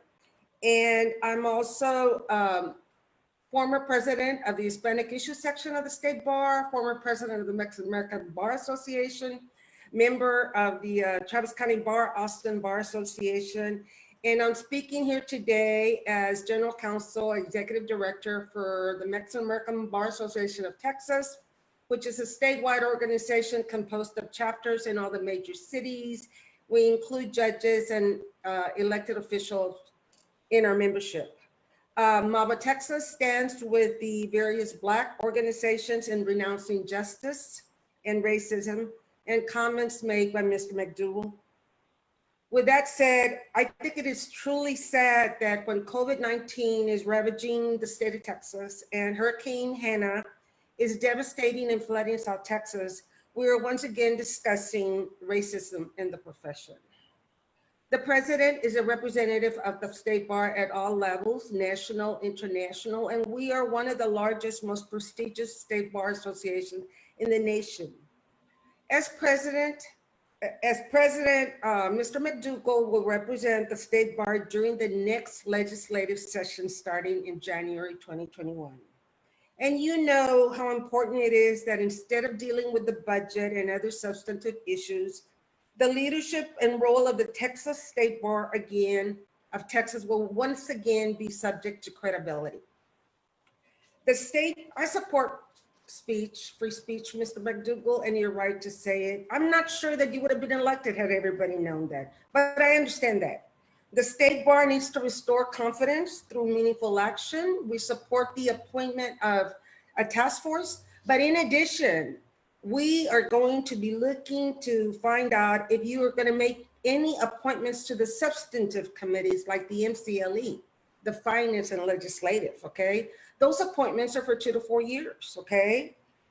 In addition, lawyers are once again looking at the need for a mandatory bar, reduction in membership fees, calling for MCLE registration fees. We need to develop CLE programs to meet the current challenges. COVID-19 has destroyed some of our professions, our income source. There's going to be a tsunami of evictions come the end of the benefits. We're asking Mr. McDougal your commitment to reform. Mr. Board members, I leave it in your conscience as well, but we need a commitment to reform and going forward and inclusion in this Bar Association of Texas. Thank you, Mr. McDougal. Thank you, Mr. President. Thank you, Bar. Thank you very much for your time and your comments today. Pedros Villalobos, are you on our call? Yes, can you hear me? Yes, I can. The floor is yours and the time starts now. Thank you, sir. Thank you. Thank you so much for allowing me the time to speak. My name is Pedro Villalobos, and I have been a licensed attorney since 2016. I will keep my comments short. The comments made on Black Lives Matter by Larry McDougal are racist. I don't know Mr. McDougal well enough to call him a racist. However, as a person of color, I know that his comments are racist. At a minimum, they are ignorant and insensitive. These words should not be coming from the mouth of the person who represents our profession as president. I hope that Mr. McDougal knows, and that the board of directors knows, that he does not have the confidence of many attorneys, and that his tenure will be marred by the stain of racist comments. He chose unfortunate words to describe a movement aiming to raise awareness at the systematic racism embedded in our country. His comments are an example of why we must continue to reaffirm that Black Lives Matter and that those types of comments are unacceptable. His apology is not acceptable to me and to the countless of other attorneys of color. I call on Mr. Larry McDougal to resign. I call on the board of directors to take action to show that these comments are unacceptable by adopting concrete plans recommended by minority bar associations, especially those of the African American Lawyers Association. Thank you. Thank you for your time and for your comments.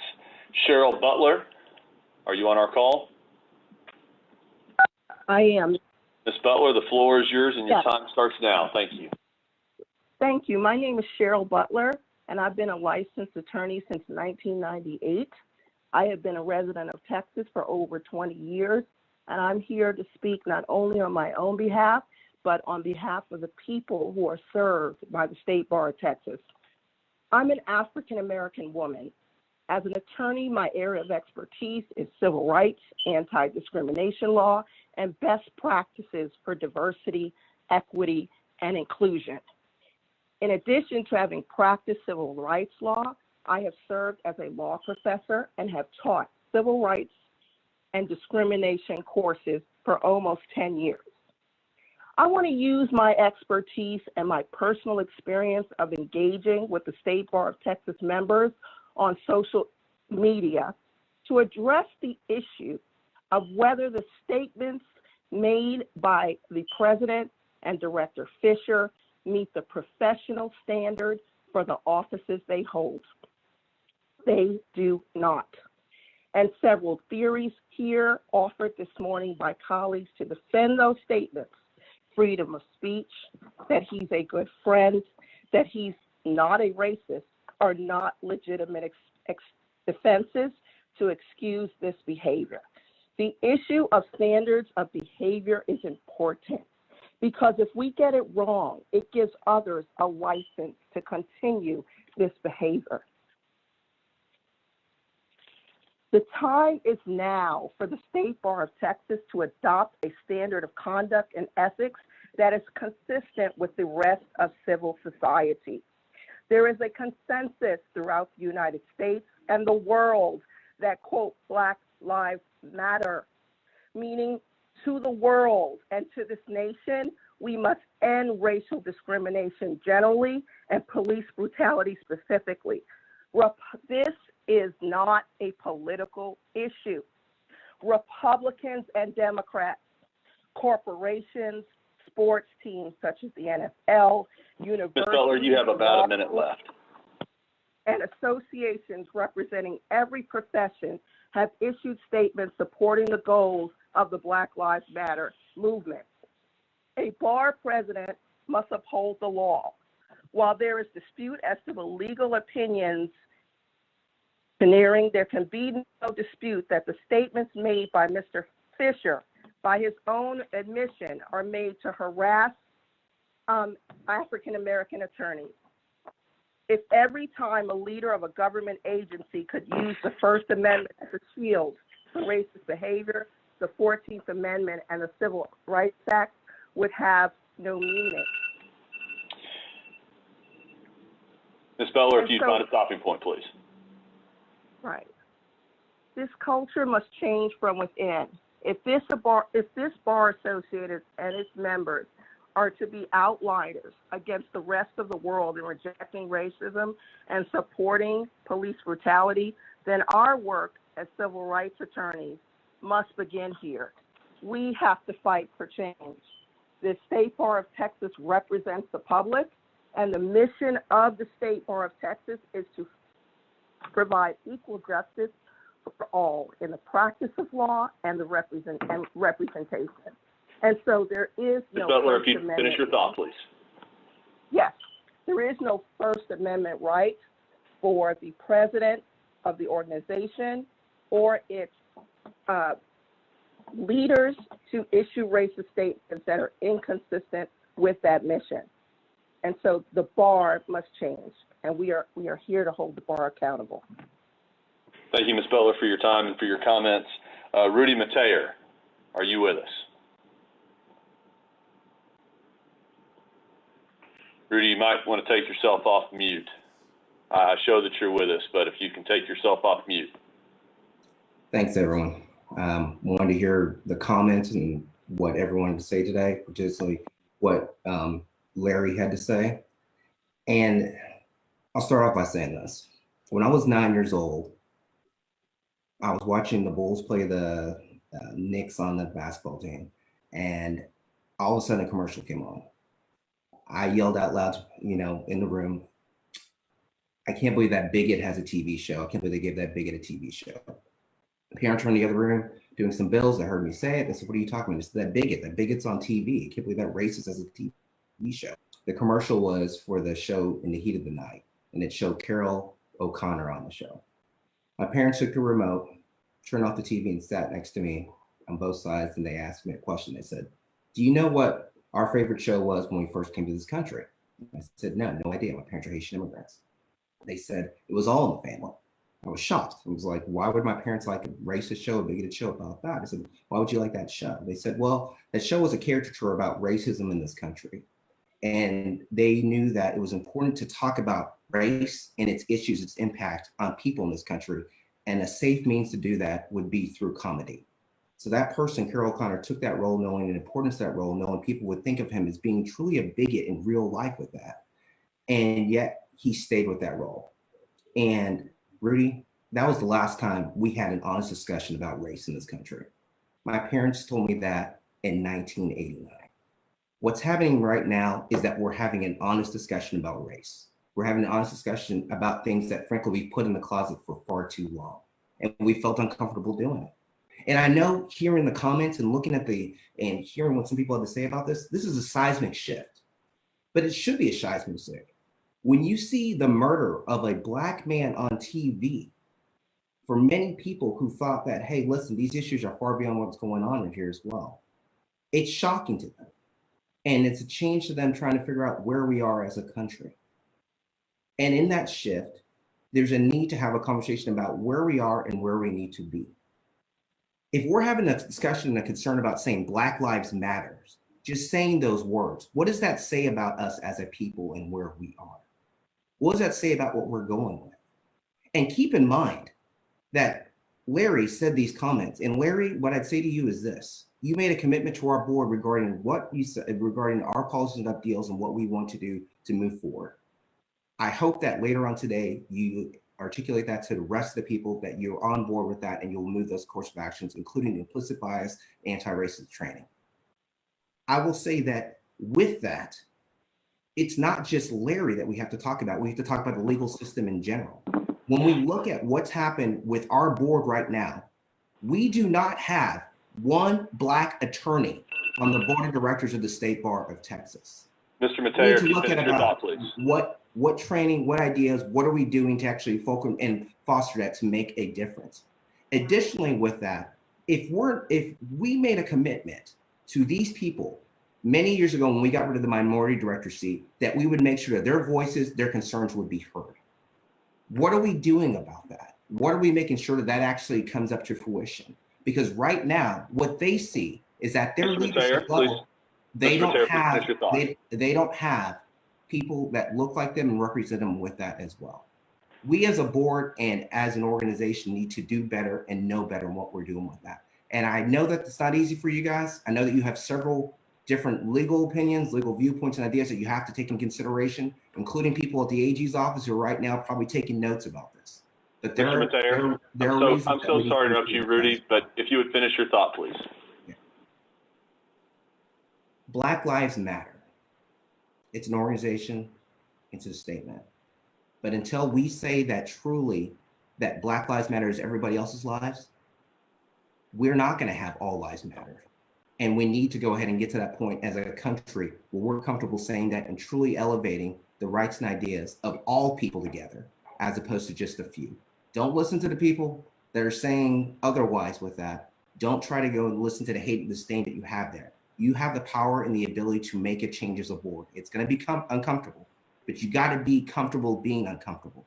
And implicit bias training and working toward making sure that we all have those ideals fundamentally part of us as lawyers, and it's no longer debated, that's what will make a difference. And that's what people are looking for, your leadership. God bless you on what you do, and good luck with that. Thank you for your comments, Mr. Mateer, and taking the time to come and speak to our board. Skip Davis, are you on the call? Yeah, I'm on the call, and I stand in direct opposition to much of what Mr. Mateer says. First off, I'd like to remind him that his friend Shari Kelly had the audacity to one day during a district court session, had the audacity on the record to tell me to go off and wave my banana. Now, I'm a Black man, and I don't appreciate that. Now, I'm here to talk about what's going on inside our institution, this state bar, this mandatory bar I have to pay my dues to, where we don't sanction and censure people who support others like Sherry Kelly, who tells Black men to go wave a banana in open court, where I've been called boy by Bill Bender, a district court judge in open district court, witnessed by Polk Shelton, witnessed by Christopher Morgan in Austin, Texas, where I've been told by a jury that the jury was placing bets on when the judge was going to slip up and call me the N-word, witnessed by Jim Fowler, the bailiff in that court in Hayes County. Don't tell me that there is no implicit bias in this state bar of Texas, the last state to emancipate, the last state to desegregate, the state that thought that Heman Sweat's separate but equal was satisfactory, and we have yet to catch up to the 21st century version of what's inclusive in our mandatory bar.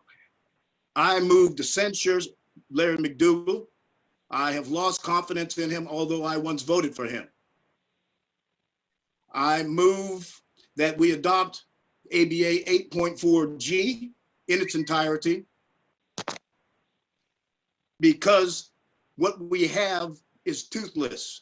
When there are prosecutors that can chest bump me in open court in the newspaper and not be sanctioned by the bar sua sponte, there's something going on there that it must be okay for all you white people to do that to this Black guy.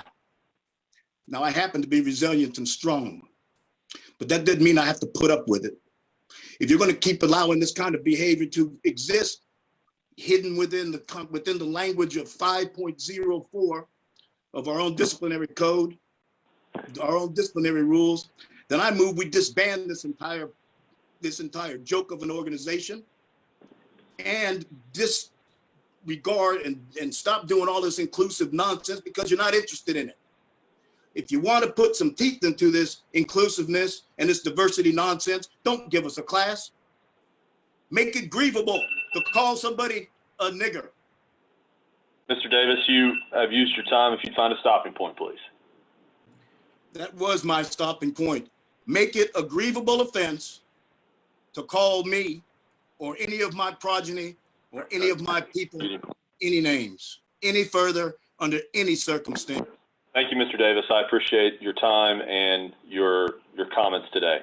Our next speaker is Gary Bledsoe. Good morning, members of the Board of Directors, friends in the bar, and the people who might be observing. I'm very alarmed and disturbed about the comments that have been made.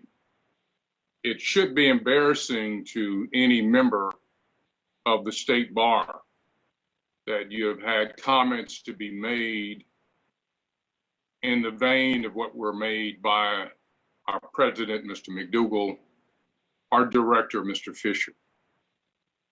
I want to exalt those who have sought to oppose the comments that were made.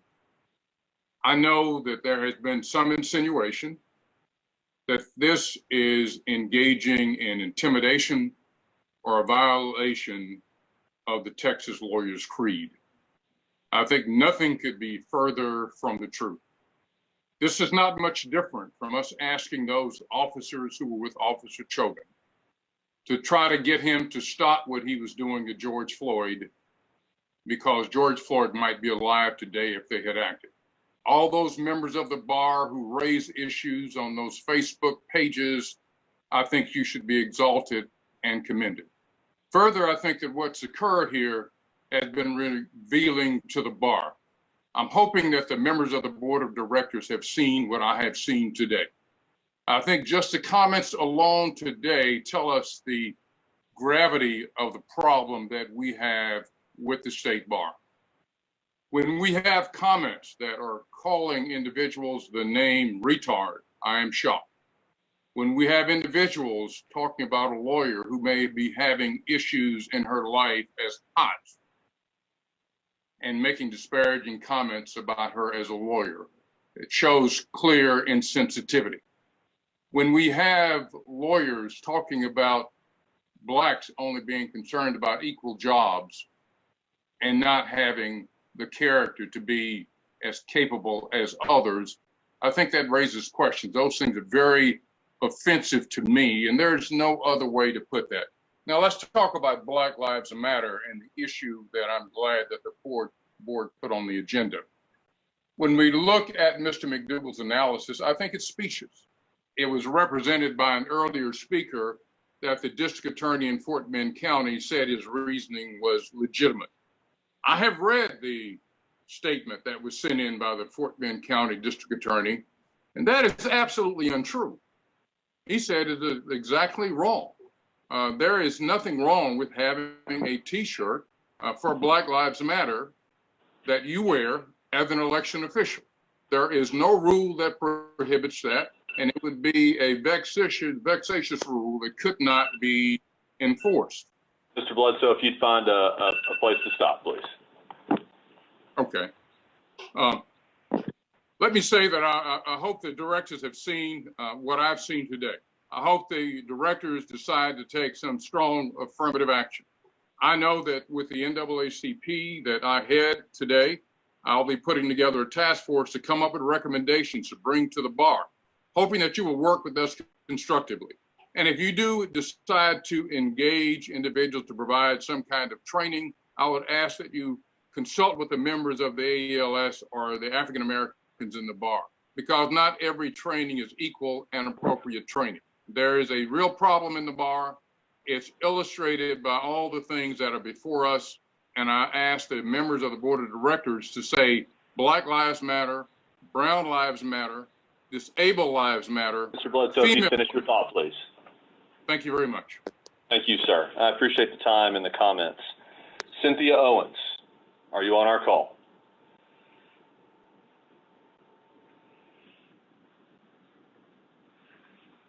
Cynthia Owens, if you're on our call, if you would unmute.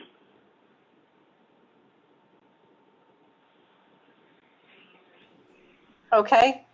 Yes, ma'am. Am We've I got on? Ms. Owens. Thank The you. floor is yours, and your time starts now.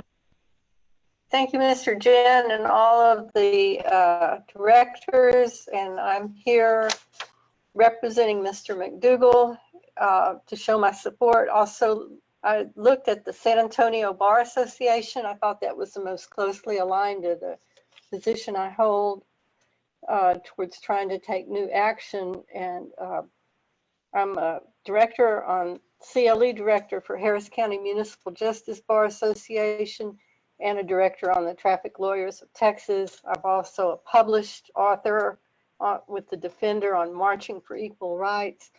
So the first thing I did was look through the history of 2015, and I found that at that time, Black Lives Matter was very nebulous. You had Ted Cruz and Ron Hickman with the Sheriff's Department in Harris County saying their statements were going to incite violence towards officers. And in 2015, there was a rash of assassinations, ambushes of officers being killed. And I spoke with Mr. McDougal, and he said that was a consideration of back then in 2015, and he's changed his position. I reached out to him, was able to talk to him a few days ago. I do believe that he's changed his position. I'm 100% certain that he wants to work with the task force and bring about more diversity, which you need, and in the many years. And that's, I hope you take that into consideration in how you proceed further. Thank you very much. Thank you, ma'am, for your comments and for your time today. Chavaz Brown. Good afternoon. Good afternoon, sir. The floor is yours and your time starts now. Thank you. Good afternoon. And thank you for allowing this opportunity for everyone to be heard. My name is Shabazz Brown. I'm a 12-year member of the State Bar of Texas. I also help coordinate the Coalition of Houston Diverse Bar Associations, made up of 7 Houston area minority groups. Those groups are the Asian American Bar Association of Houston, the Hispanic Bar Association of Houston, the Houston Lawyers Association, the Korean American Bar Association of Texas, the Mexican American Bar Association of Houston, the Middle Eastern Bar Association of Texas, and the South Asian Bar Association of Houston. We submitted a statement to the board denouncing the comments, calling for resignation or removal on fitness grounds, and calling for the State Bar of Texas to examine its vetting process of candidates and its policies and procedures to address the conduct of its leaders. That's our collective voice.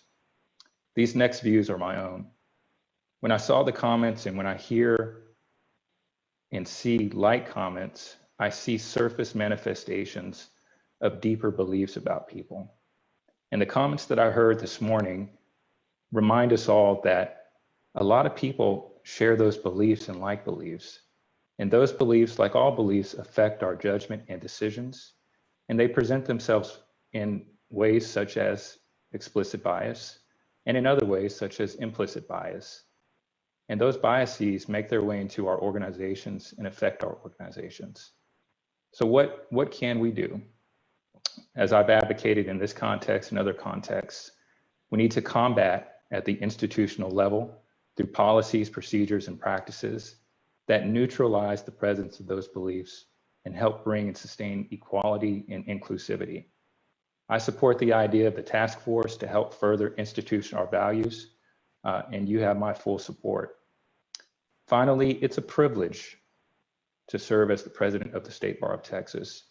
It's a privilege to serve as a director on the State Bar of Texas. And leadership is hard. It's very hard. And sometimes it requires selfless acts. I believe in this instance, it requires one to step down and then to step up, to work with your bar colleagues in helping bring the call of action outlined by the African American Law Section to fruition, and to be an ambassador of that effort to your community. In my book, that would demonstrate true leadership and would earn my trust and respect. Thank you. Thank you for your comments. We have 2 speakers that we have reached out to that signed up to speak that we have not heard from, Sarah Springer and Dean Ciotos. Dean Ciotos and Sarah Springer, we are about to take a 30-minute lunch break, but if you wish to be heard after that break, and we'll contact the bar. We've been reaching out to you. We will make sure you're heard. If not, we will have to move on to the next portion of our agenda. With that, we are going to take a 30-minute recess for lunch. Bar directors, please do not exit your Zoom screen.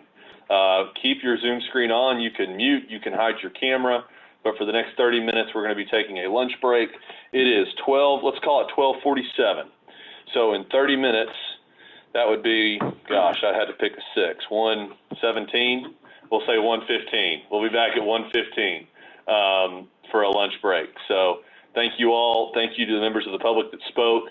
Thank you for being understanding of the time constraints that we asked you to speak on. And thank you for your passion and your honesty. We will convene back at 1:15 after a lunch break. Thank you very much. And we're going to be getting started here in just a minute with one more public comment, and then we will move on to agenda item number 7. With that, let's go ahead and call the meeting to order. It is 1:17. We took a 30-minute lunch break from 2:47 to 1:17 in the afternoon. With that, we have one more public member to hear from. We did not hear anything back from Dean Ciotos, but Sarah Springer is on the line. Ms. Springer, you will have 3 minutes to give your remarks. When you have 1 minute remaining, I'll stand up, and then at your conclusion, I'll ask you to please finish your thoughts. The floor is yours, and your time starts now. Ms. Springer, are you with us? Time doesn't start, but are you, Ms. Springer, you might take, you there? Yes. Okay, great. You have the floor, and your time starts now. Thank you. Great. Thank you very much. My name is Sarah Springer, and I was licensed to practice in Texas in 1980. I went to Mississippi for 26 years in exile, where I spent 12 years on the bench and came back to Texas. And I can tell you that the Texas Bar is a absolutely wonderful organization. I think the lawyers in Texas are wonderful. I have had the most changed experience coming to Texas from Mississippi. So I've got the experience in another state versus the way that things are here.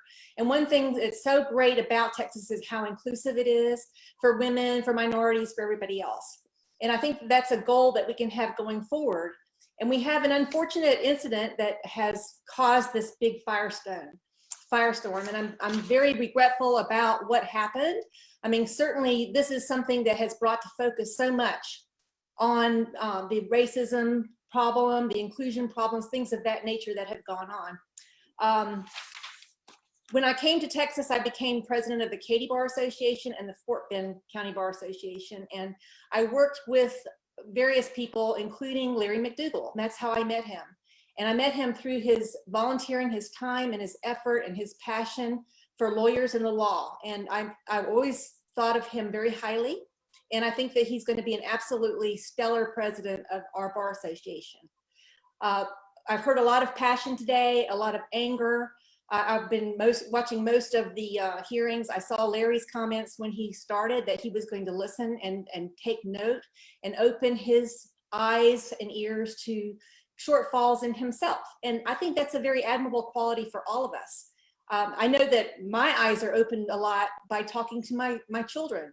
My son is a lawyer in Houston, and I mean, he opens my eyes to an amazing number of things and gives me different perspective. And there's nothing like this type of experience for Larry McDougal to become the very best representative that he can for our bar.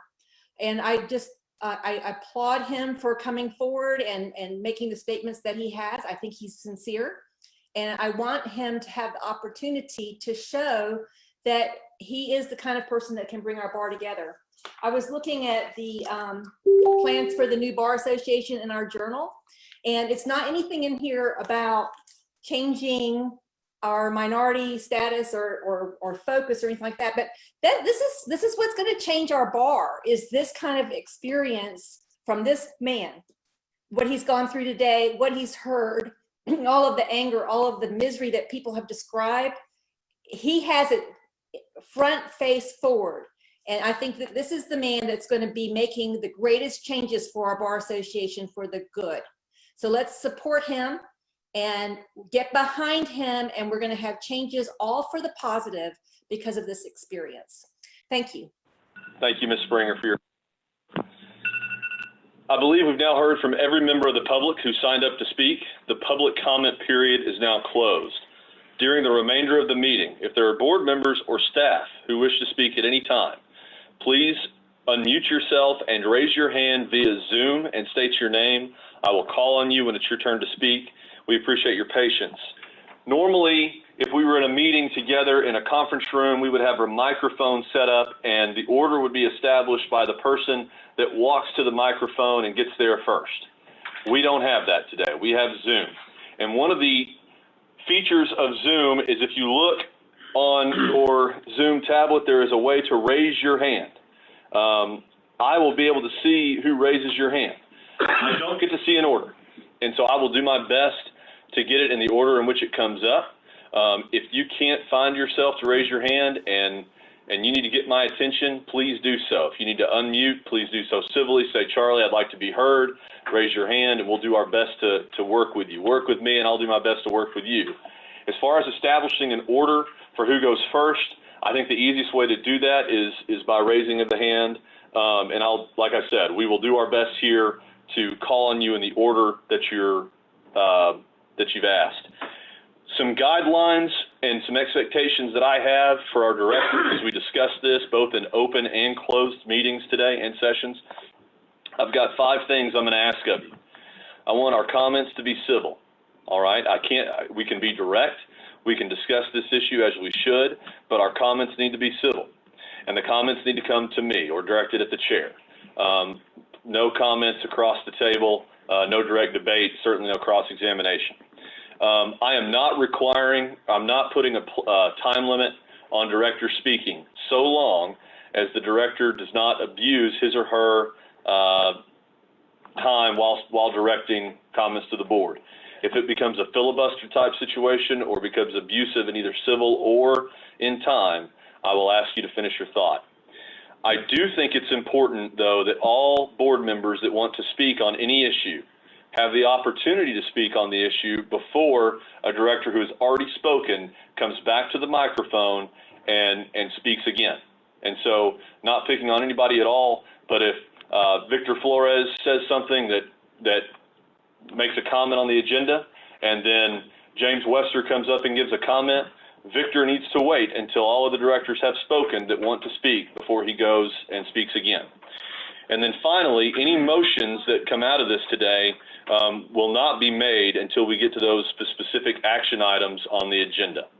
So with that, we're going to go into we're going to take an item out of order. We're going to start on agenda item number 7. We're going to move B, the closed session, up until item A. So we're going to go into closed session first.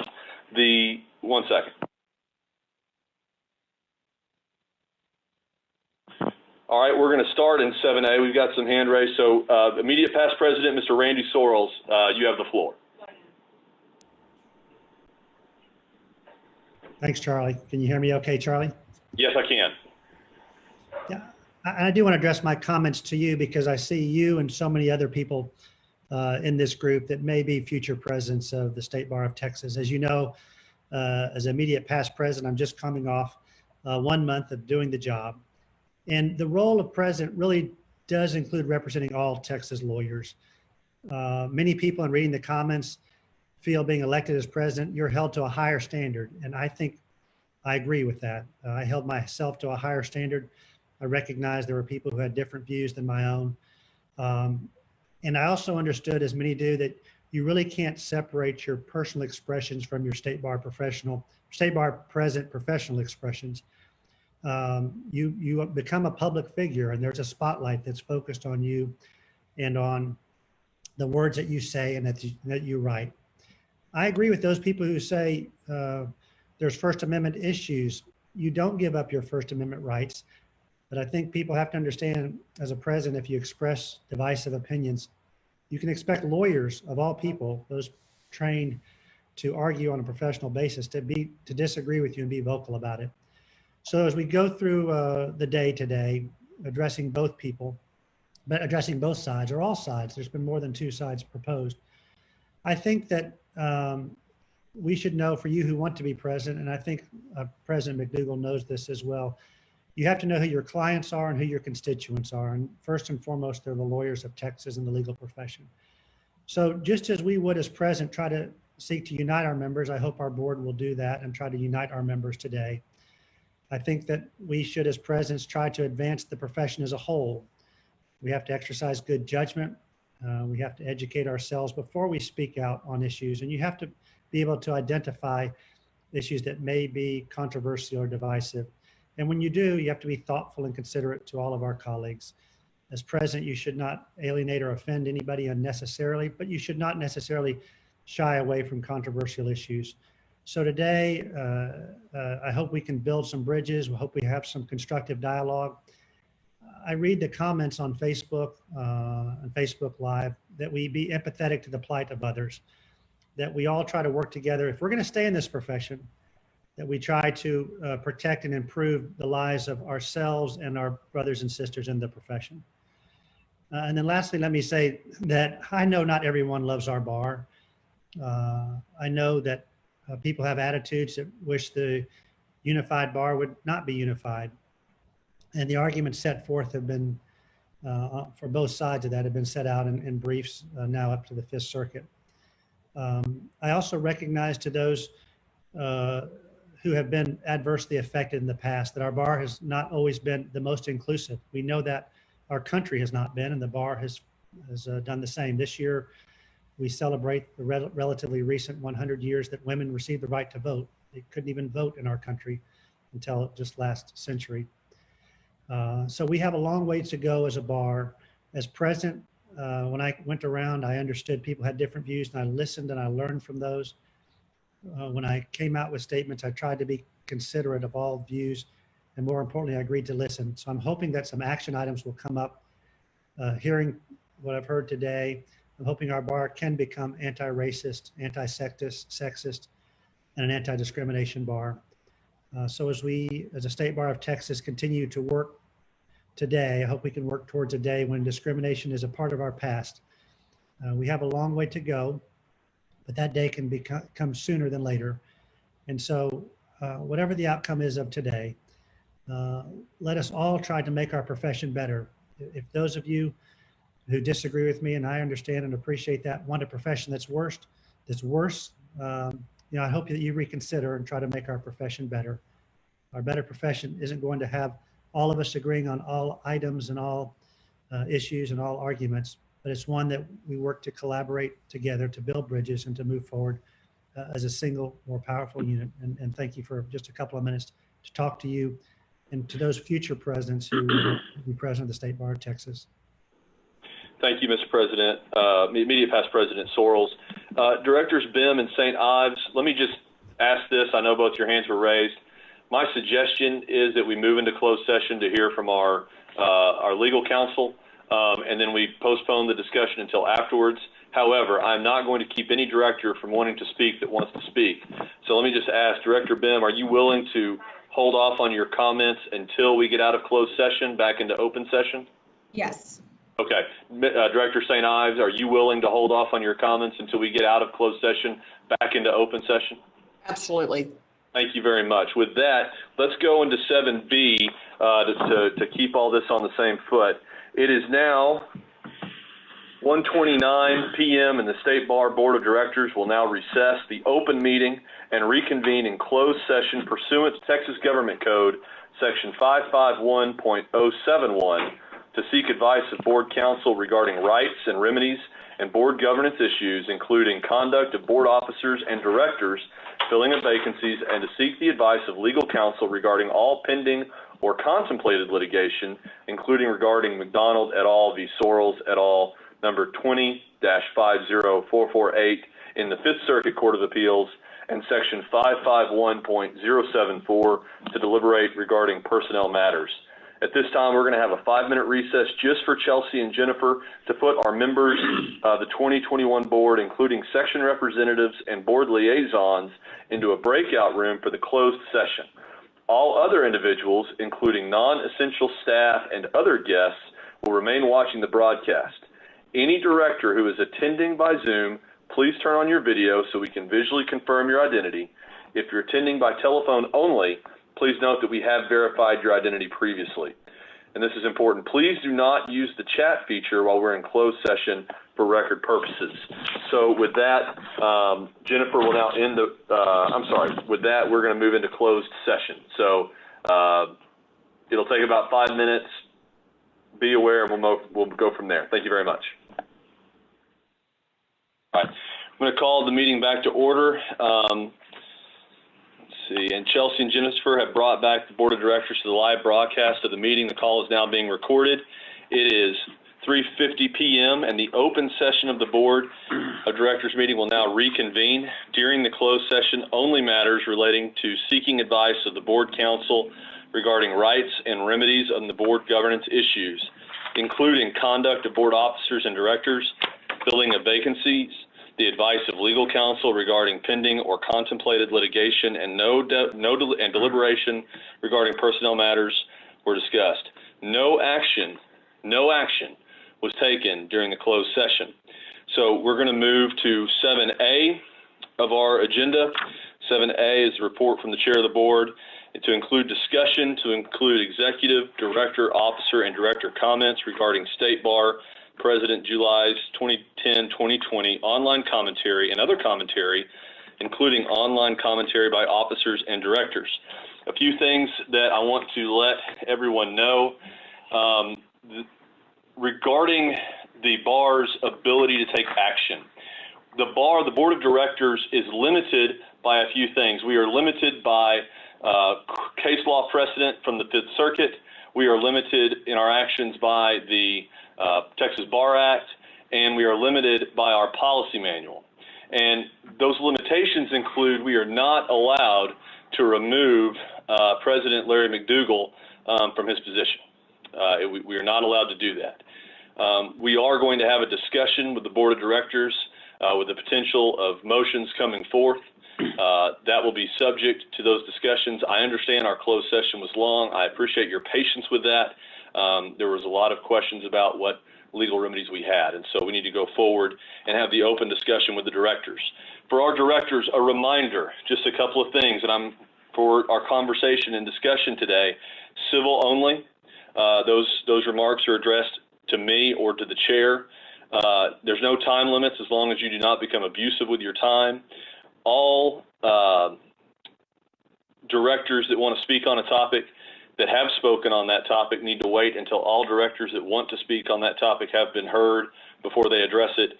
And then finally, no motions to be made until we reach that action item in the agenda. So with that, we had a few directors that want to speak. Remember to raise your hand on the Zoom function. I know that Kate, Diane, and Director St. Ives and Director Bim were wanting to do that. Let me just pull this up really quickly. Hold on one second. Yes, ma'am. So Director Bim, you have the floor. It's yours. Thank you.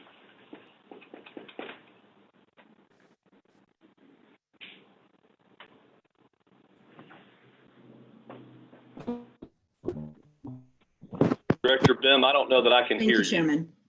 Okay. Can you hear me now? Yes, ma'am, I can. Chairman, can you hear me now? Yes, ma'am, I can. Okay. Thank you. Thank you.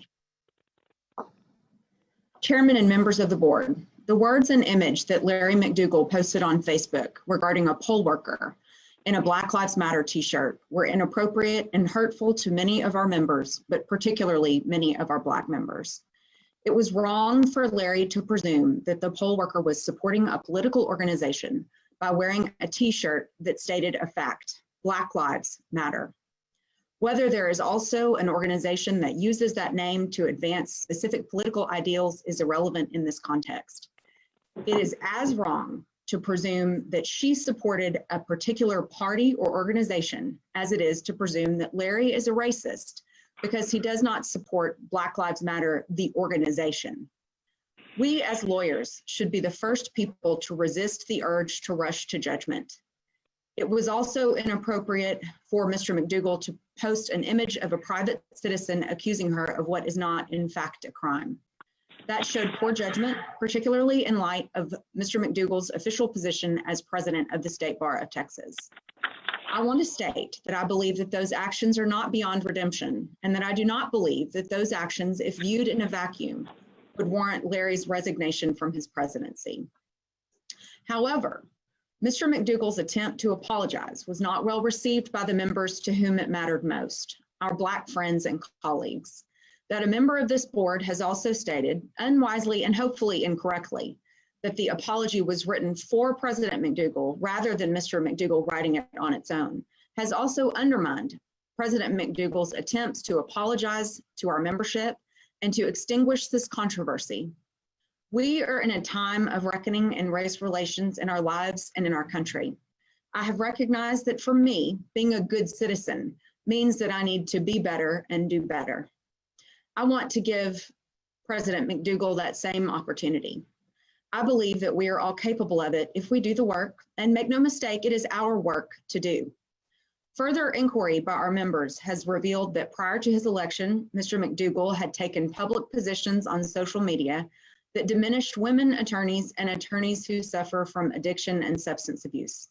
These posts amplified the impact of the post he made in July 2020. At this moment in time, the State Bar of Texas is in peril.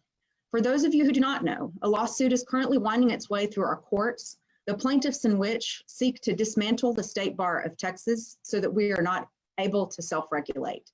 The right to independently govern ourselves and to independently direct the future of our profession is under legal attack.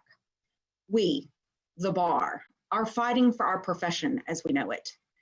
If President McDougal is unable to see how his actions have negatively affected our common purpose in this regard, then I question whether he has the wisdom and discernment to lead us during this time of uncertainty and legal challenge. If President McDougal is unable to see how his actions reflect negatively on the State Bar of Texas among our colleagues in other states and with the general public whom we serve, then I question whether he has the wisdom and discernment to effectively represent our collective membership in that regard as well. In order for us to maintain a unified independent bar, we must make room in our membership, not just for diversity of race and gender, but also diversity of thought and ideals. If we are going to be the warriors for our clients to be able to freely speak, believe, and associate as they wish, then we must be warriors for those principles within our own organization as well. We cannot forget that we are a public agency and that we cannot discriminate based upon someone's political ideology, however reprehensible that ideology may seem to us as individuals. Lawyers, above all people, should demonstrate the disciplined, rational thinking that our nation needs now more than ever. Shouting each other down on social media and taking complaints about individuals to the media is not going to change those individuals' minds, and it will not change the minds of those who are like-minded. We should be the standard bearers for civil discourse and disagreement in society. We must recognize that our membership is diverse in thoughts and ideals, and that taking some actions will also offend or alienate our membership who did not feel the same amount of hurt or offense felt by some of our minority members and others. We must recognize that for some of our membership, this conversation is unexpected, and its mere existence as a controversy in the bar that requires the board of directors to assemble is contrary to their beliefs regarding the bar's purpose and utility to our profession. We as an organization should not take on the mantle of assigning a political position or opinion with racial animus or ignorance. Our members are free to believe what they wish, which is different. We want to ensure that the bar serves our members who want the bar to remain strictly apolitical, and that we do not alienate those members from the bar during this perilous time for the bar. We cannot create an environment in which any portion of our membership believes that their participation in the bar is either unwanted or unwelcome because they have a different viewpoint. We are the warriors for the First Amendment. We should stand resolute in the face of any movement that would tend to diminish our membership's belief that we will stand as anything other than watchguards for the Constitution. We are also a government agency. We cannot infringe upon any person's right to express the views that they wish in their personal capacity, period. To quote the Fifth Circuit, the role that elected officials play in our society makes it all the more imperative that they be allowed to freely express themselves on matters of current public importance, end quote. We must also recognize that in situations such as this, when tempers are high and the flames of discontent have been fanned and seeds of division have been sown and fertilized, still more of our members may fear their ability to participate in this discussion out of a fear that anything they say or do will result in causing offense or in their public shaming. Let me be blunt. I fear that our members who have labeled Larry McDougal as an irredeemable and unrepentant racist may be doing more harm than good. We must remember that President McDougal's statements were made, one, from his personal social media account and not in his official capacity, and two, that most of those that are objected to were made before he was elected president or sworn in. For many of our members, that is an important distinction, as is the discourse surrounding whether the phrase Black Lives Matter should be strongly associated with a particular organization with specified ideals and political positions, or as a simple statement in support of fundamental human rights. I personally believe that it is a simple statement in support of fundamental and human rights.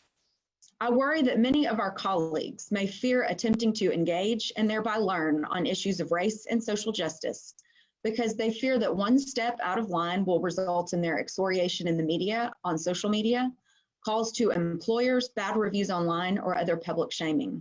We should all be wary assigning the label of racist to any person, not action, but person, until we have had thoughtful discussions with that person about their heart and mind. For many, racism is a legacy rather than a conscious choice, and we do the lofty goal of inclusion a disservice when we fail to recognize that legacy and to address it effectively with education rather than labeling those who experience the burden of that legacy as irredeemable or not worthy of attempts at rehabilitation. My own journey of allyship has been a bumpy road, and I'm grateful to those who have given me grace. Without their kindness and generosity, I could not be the person that I am today. I want to do what is right for the bar. The bar has existed before November 2003 when I became licensed, and I hope that it will continue to exist long after I am gone. As lawyers, we take on the mantle of our clients' lives, their businesses, their rights, their families, and their freedom. No one understands better than we how weighty that mantle is and what it means to us. Ensuring that we continue to govern ourselves should be our paramount concern above every other goal that we strive to achieve. Diversity and inclusivity are a necessary part of pursuing that goal. And that means including people who don't always believe the same way that you do, no matter how repugnant their view may seem to you. And by you, I mean every single person who is listening to this statement. We cannot take any action that would harm our ability to self-regulate. If you were hurt, angered, or disgusted by President McDougal's words or actions, or by Director Fisher's words or actions, as I was, ability to govern ourselves. If you believe that the bar needs improvement in how it disciplines, nurtures, or engages minorities, then we must protect our ability to self-regulate. Our state government is not likely to be more hospitable than the bar. Imagine if all of those functions were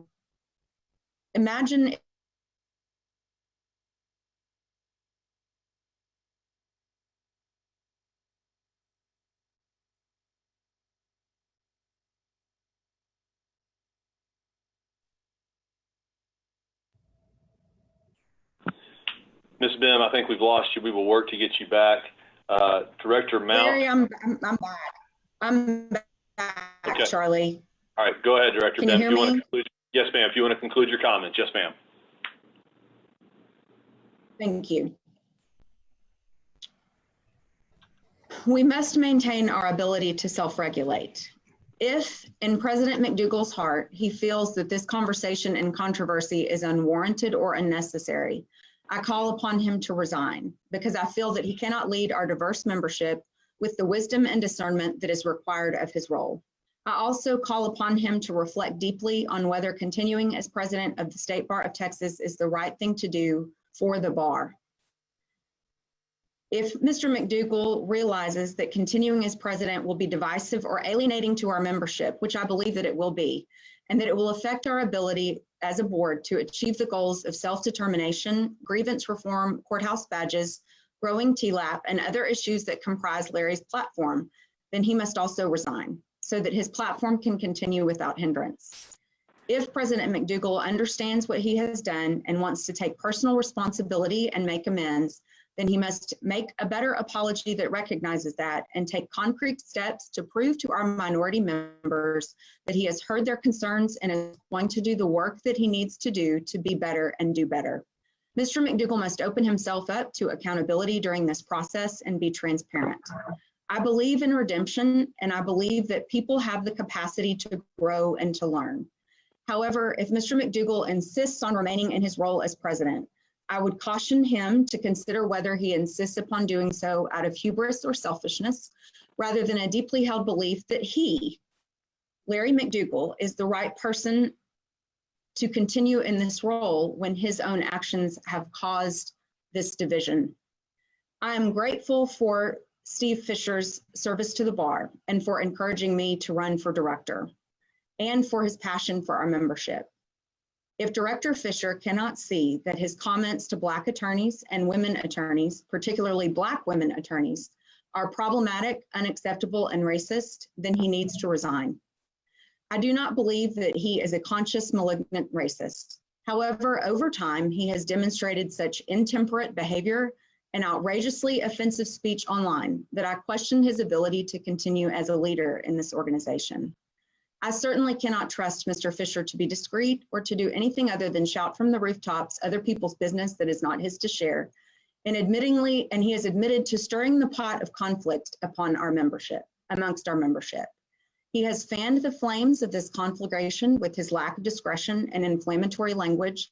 And as such, I believe that we, the board of directors, our chairman, our president, and other bar leadership deserve an apology from Director Fisher.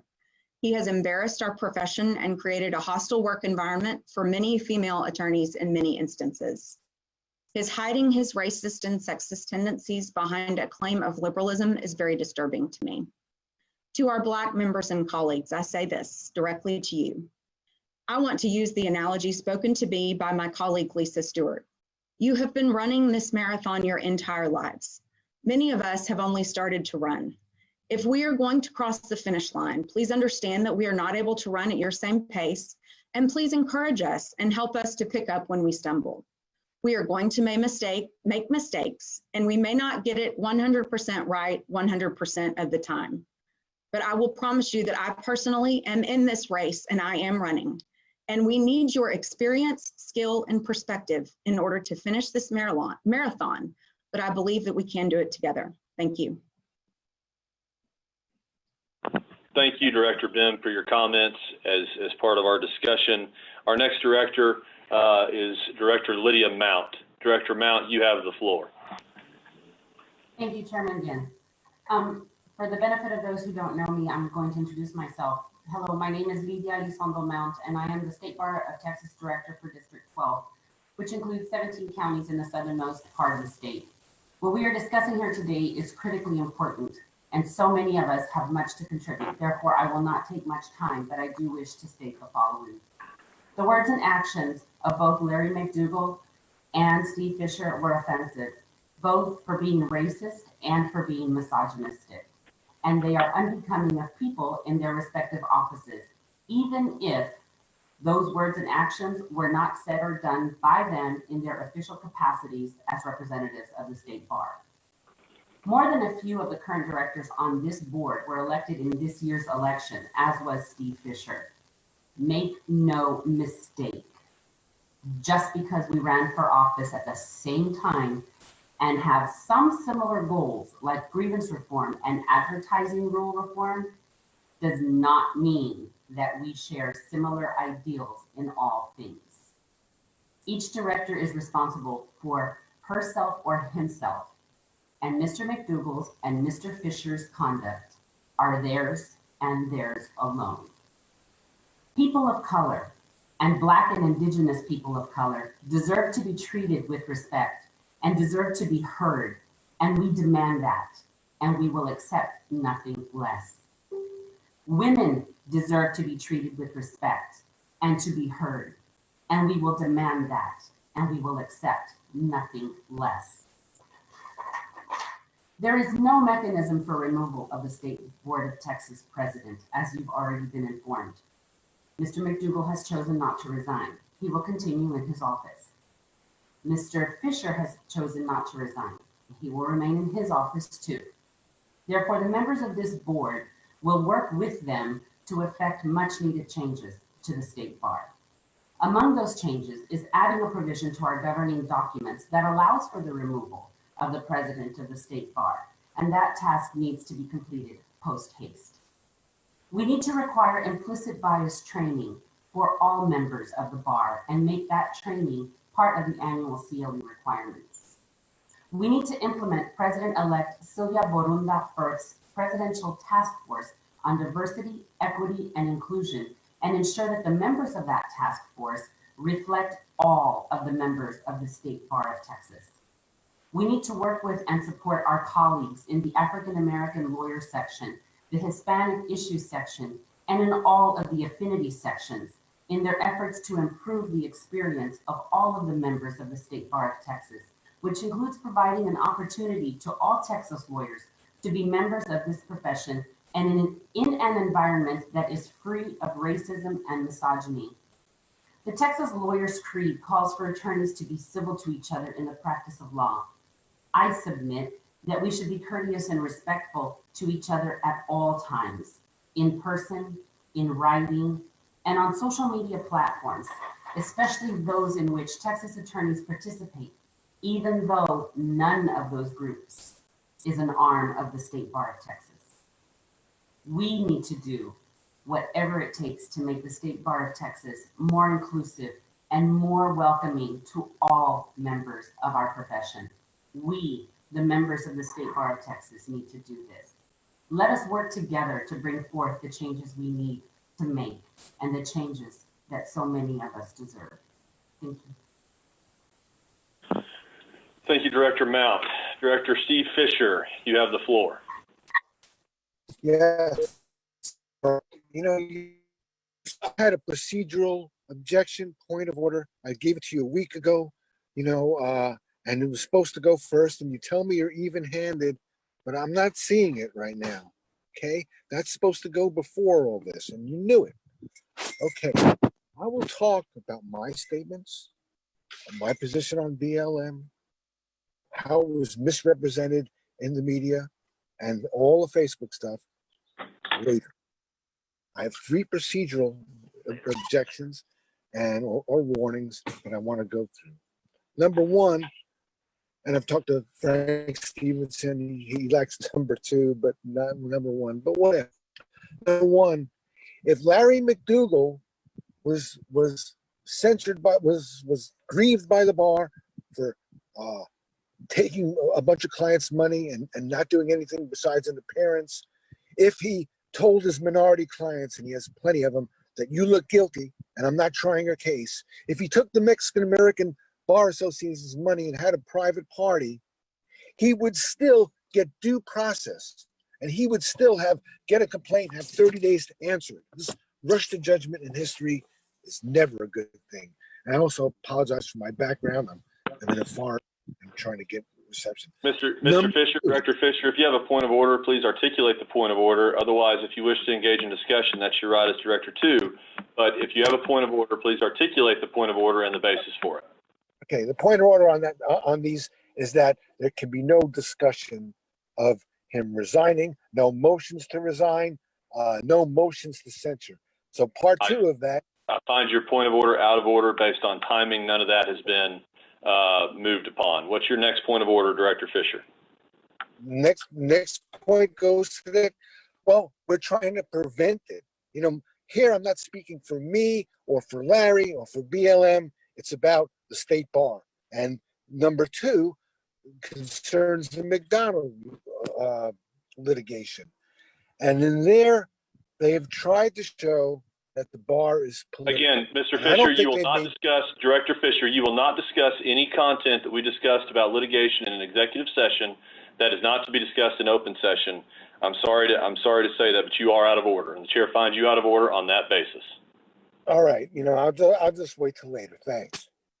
Okay, is there any other point of order you'd like to make, Steve, or Director Fisher, pardon me, or any other discussion you'd like to make? On what I said at a later point. Let everybody else speak. I understand. Thank you, Director Fisher, for your comments. And I hope you understand the rulings on the point of order. Our next director is Director Jason Smith. Director Smith, you have the floor.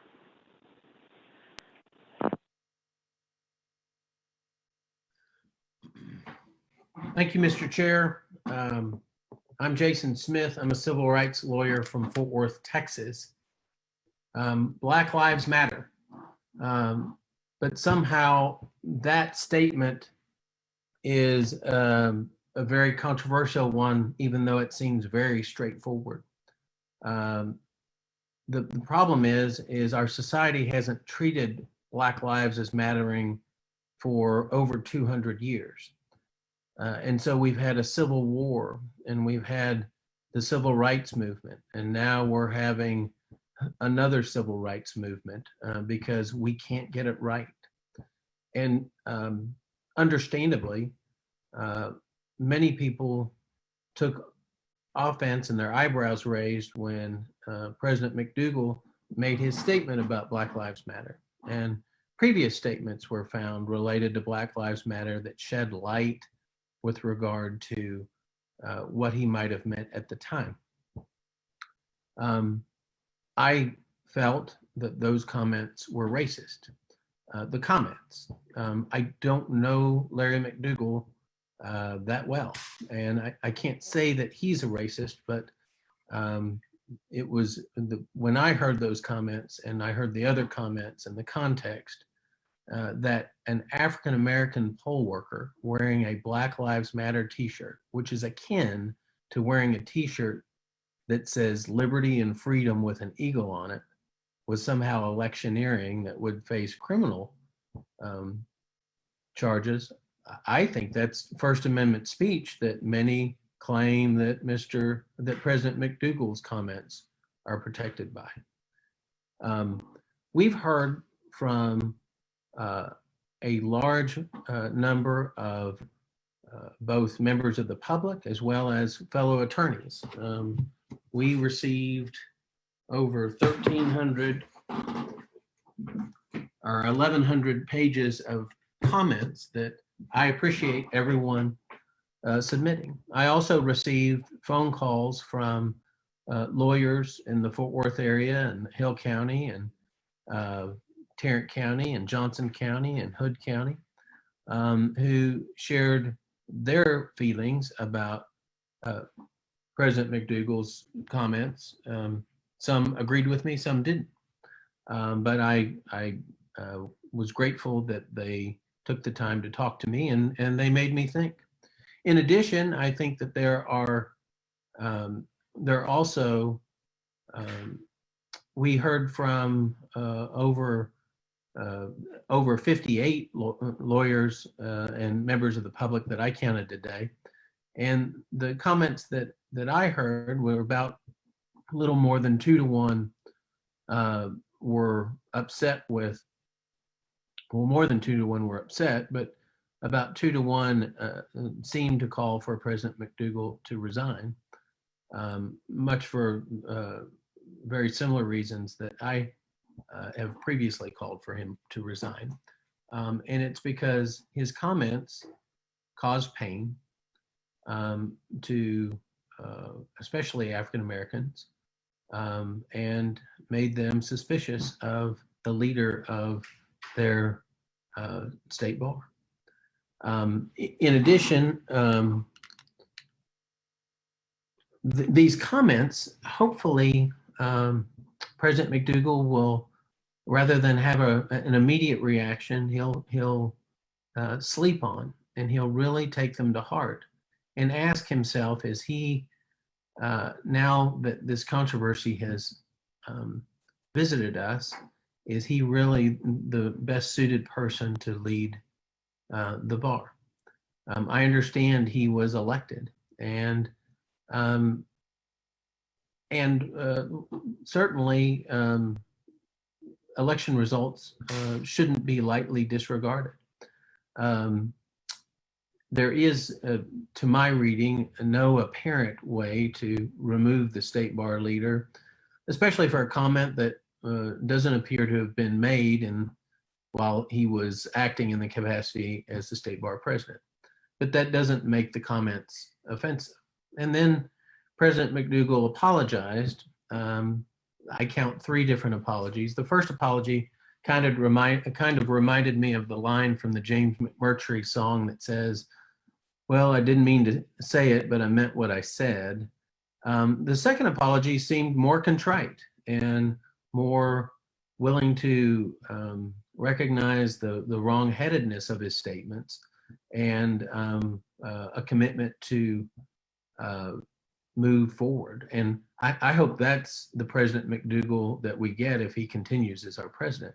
And then we got an apology today that a few commenters commented that it seemed more like the first apology of, well, I'm sorry if I caused you harm. And he does have a role as the spokesperson for the State Bar of Texas. And it's important that, and he made those comments, at least some of them, in conjunction with his role with State Bar. And it's important in that role as State Bar spokesperson that you be consistent and clear in your communication and credible.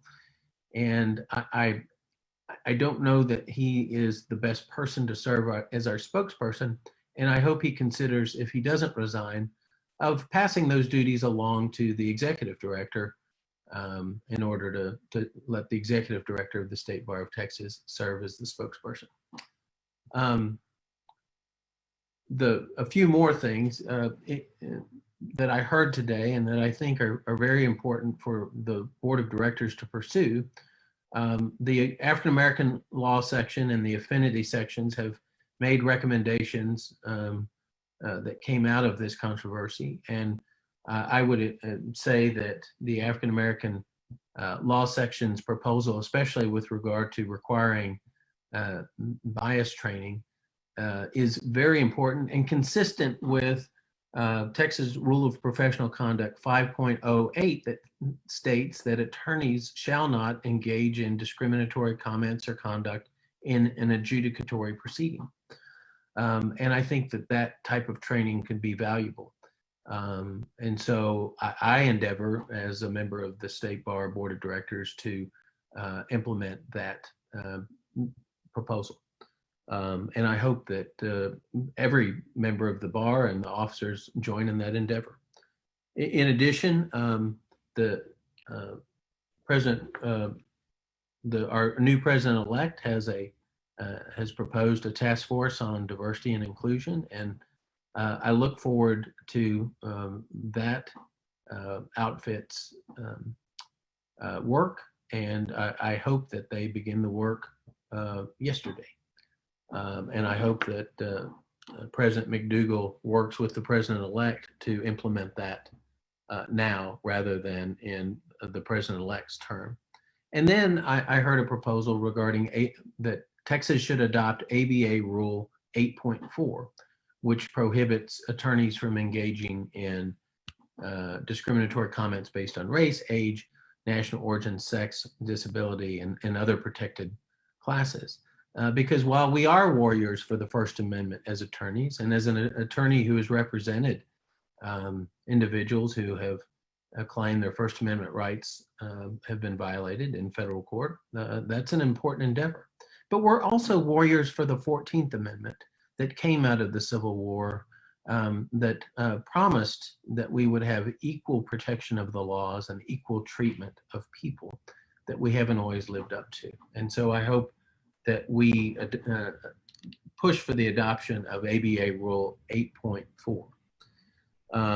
And then I hope we amend the standards of conduct to hold ourselves to higher standards while we serve the State Bar regarding not engaging in discriminatory comments or conduct, even if we're not acting as a State Bar official.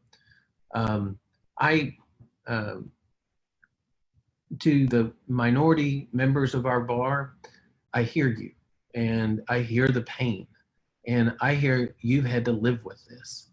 And now is the time for action. And in order to have credibility, not only with our colleagues who are minorities, but with the public for whom we are working to improve on a justice system so that it can provide justice for all.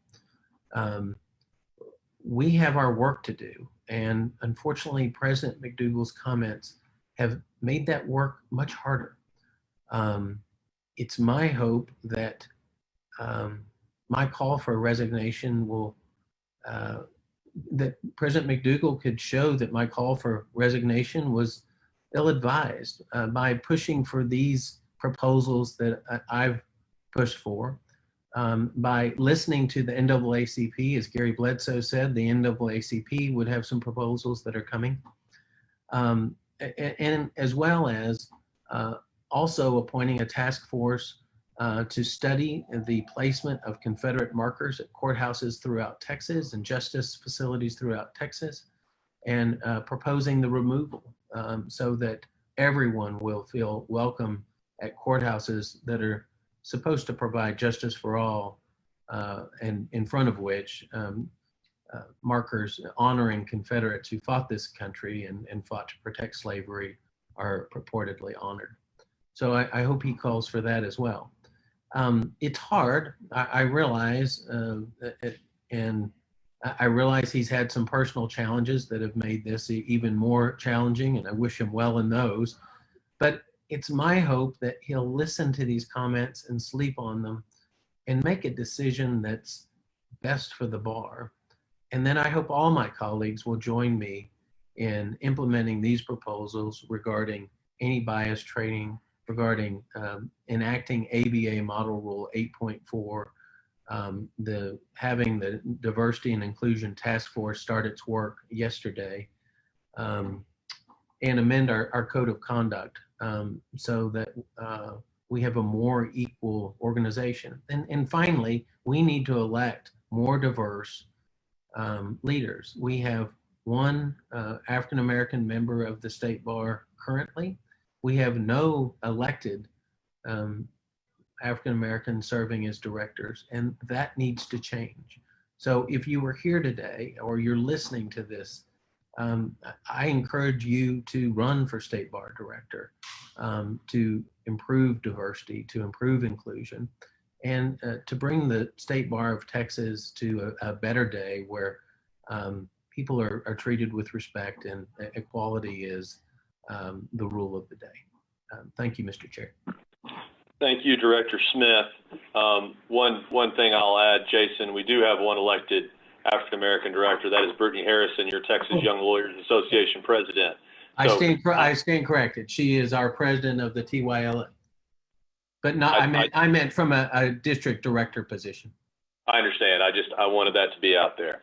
Carmen Rowe, Director Rowe from Houston has asked to speak. Director Rowe, you have the floor.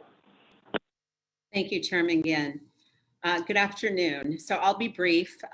First of all, I am a board of directors from Houston, and I'm a third-year director. So I've been serving on this board and proud to be for 3 years. In that time, I can tell you that the State Bar of Texas has always epitomized the highest level of professionalism. I'll also tell you that I'm one of the very few criminal defense attorneys on this board, which I'm proud to be.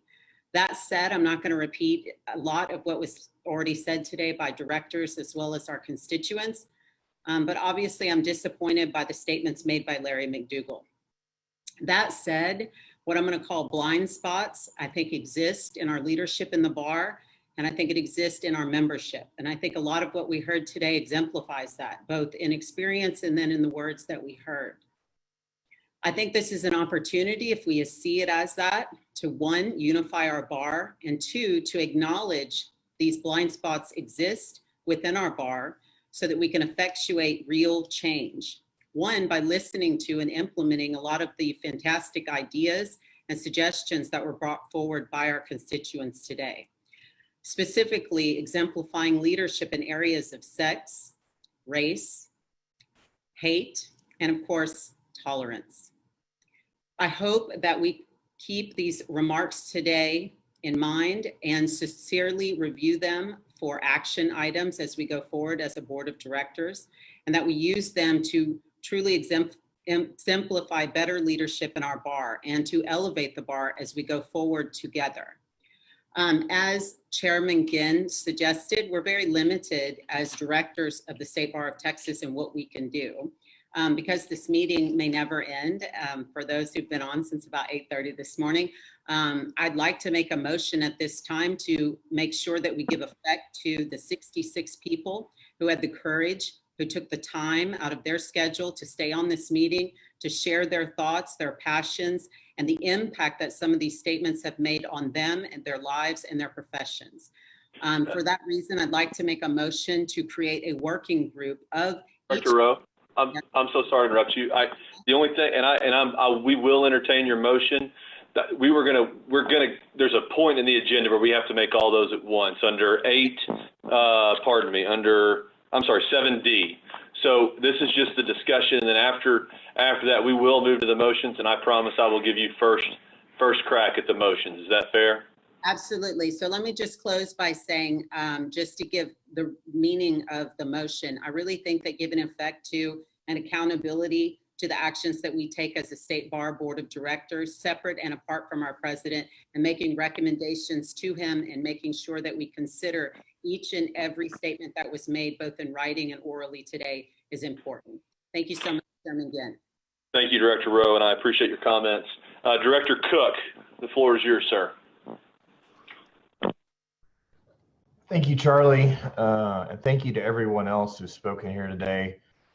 My name is Derek Cook, and I am a third-year director from District 16 in West Texas, which includes my home of Midland and Lubbock. I appreciate President McDougal's willingness to listen to the public and the board's concerns here today. I admit to not being the most vocal member of this board since being elected. I hope to explain my reservation in that regard while also elaborating on my position regarding President McDougal's social media posts. I agree with many of the sentiments expressed here today regarding these posts. Please note that although my remarks are primarily focused on one post and one issue, that I wholly agree that this board needs to engage in conversation with the public and Texas attorneys to address the implicit bias, race, gender, and similar issues raised here today.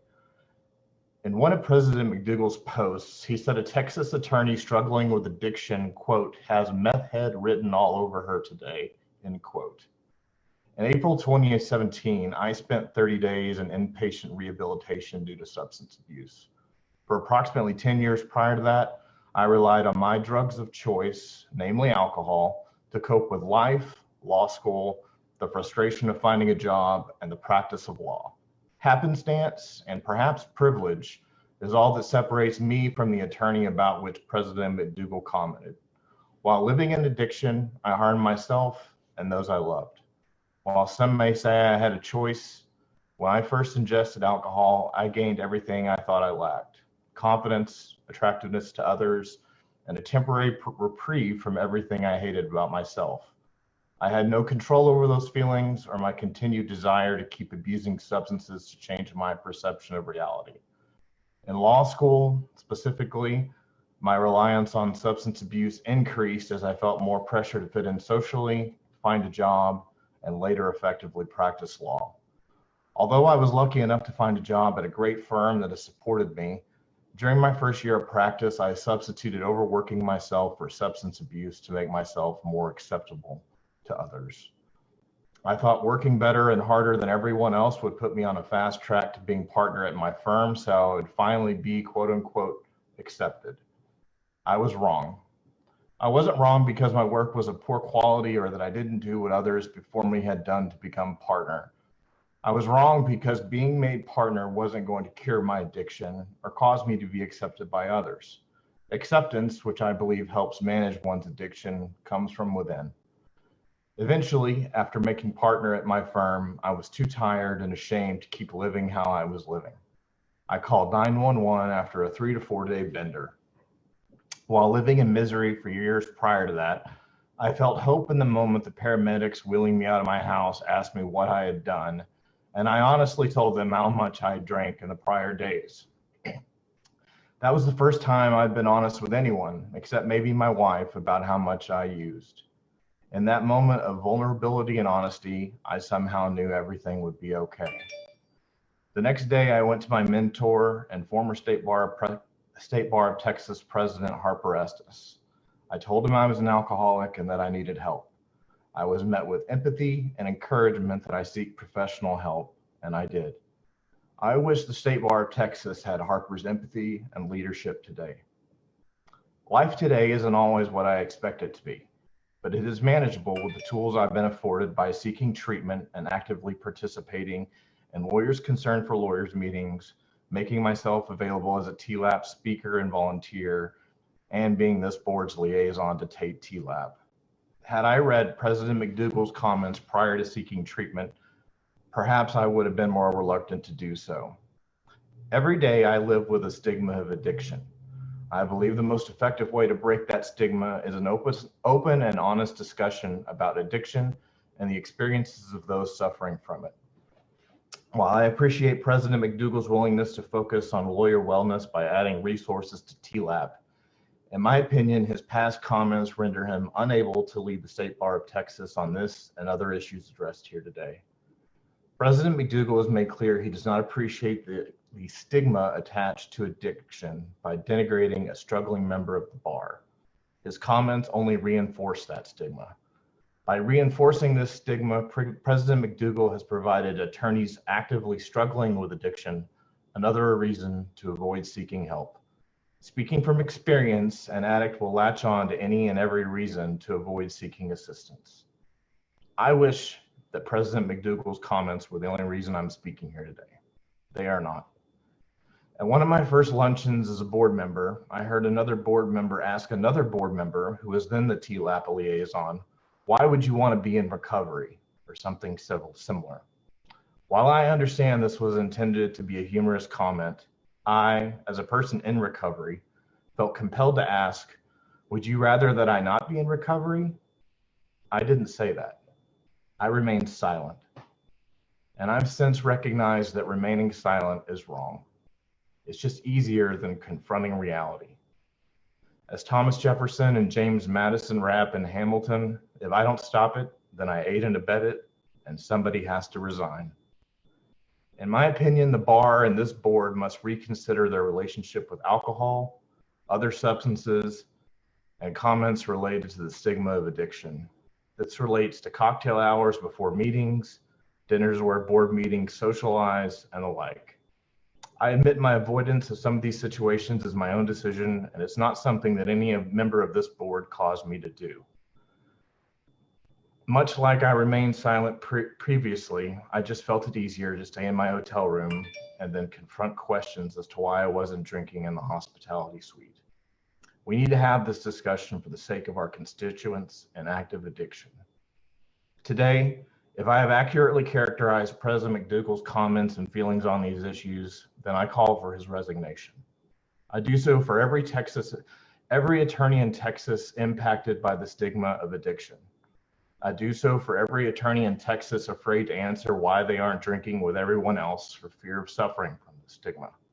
I do so because remaining silent harms attorneys I represent. I'm hopeful we can continue an open dialogue on this and the other issues discussed here today, so appropriate action can be taken to better this organization for Texas attorneys and the public in accordance with our mission statement. Thank you, Mr. Chair, and I yield back.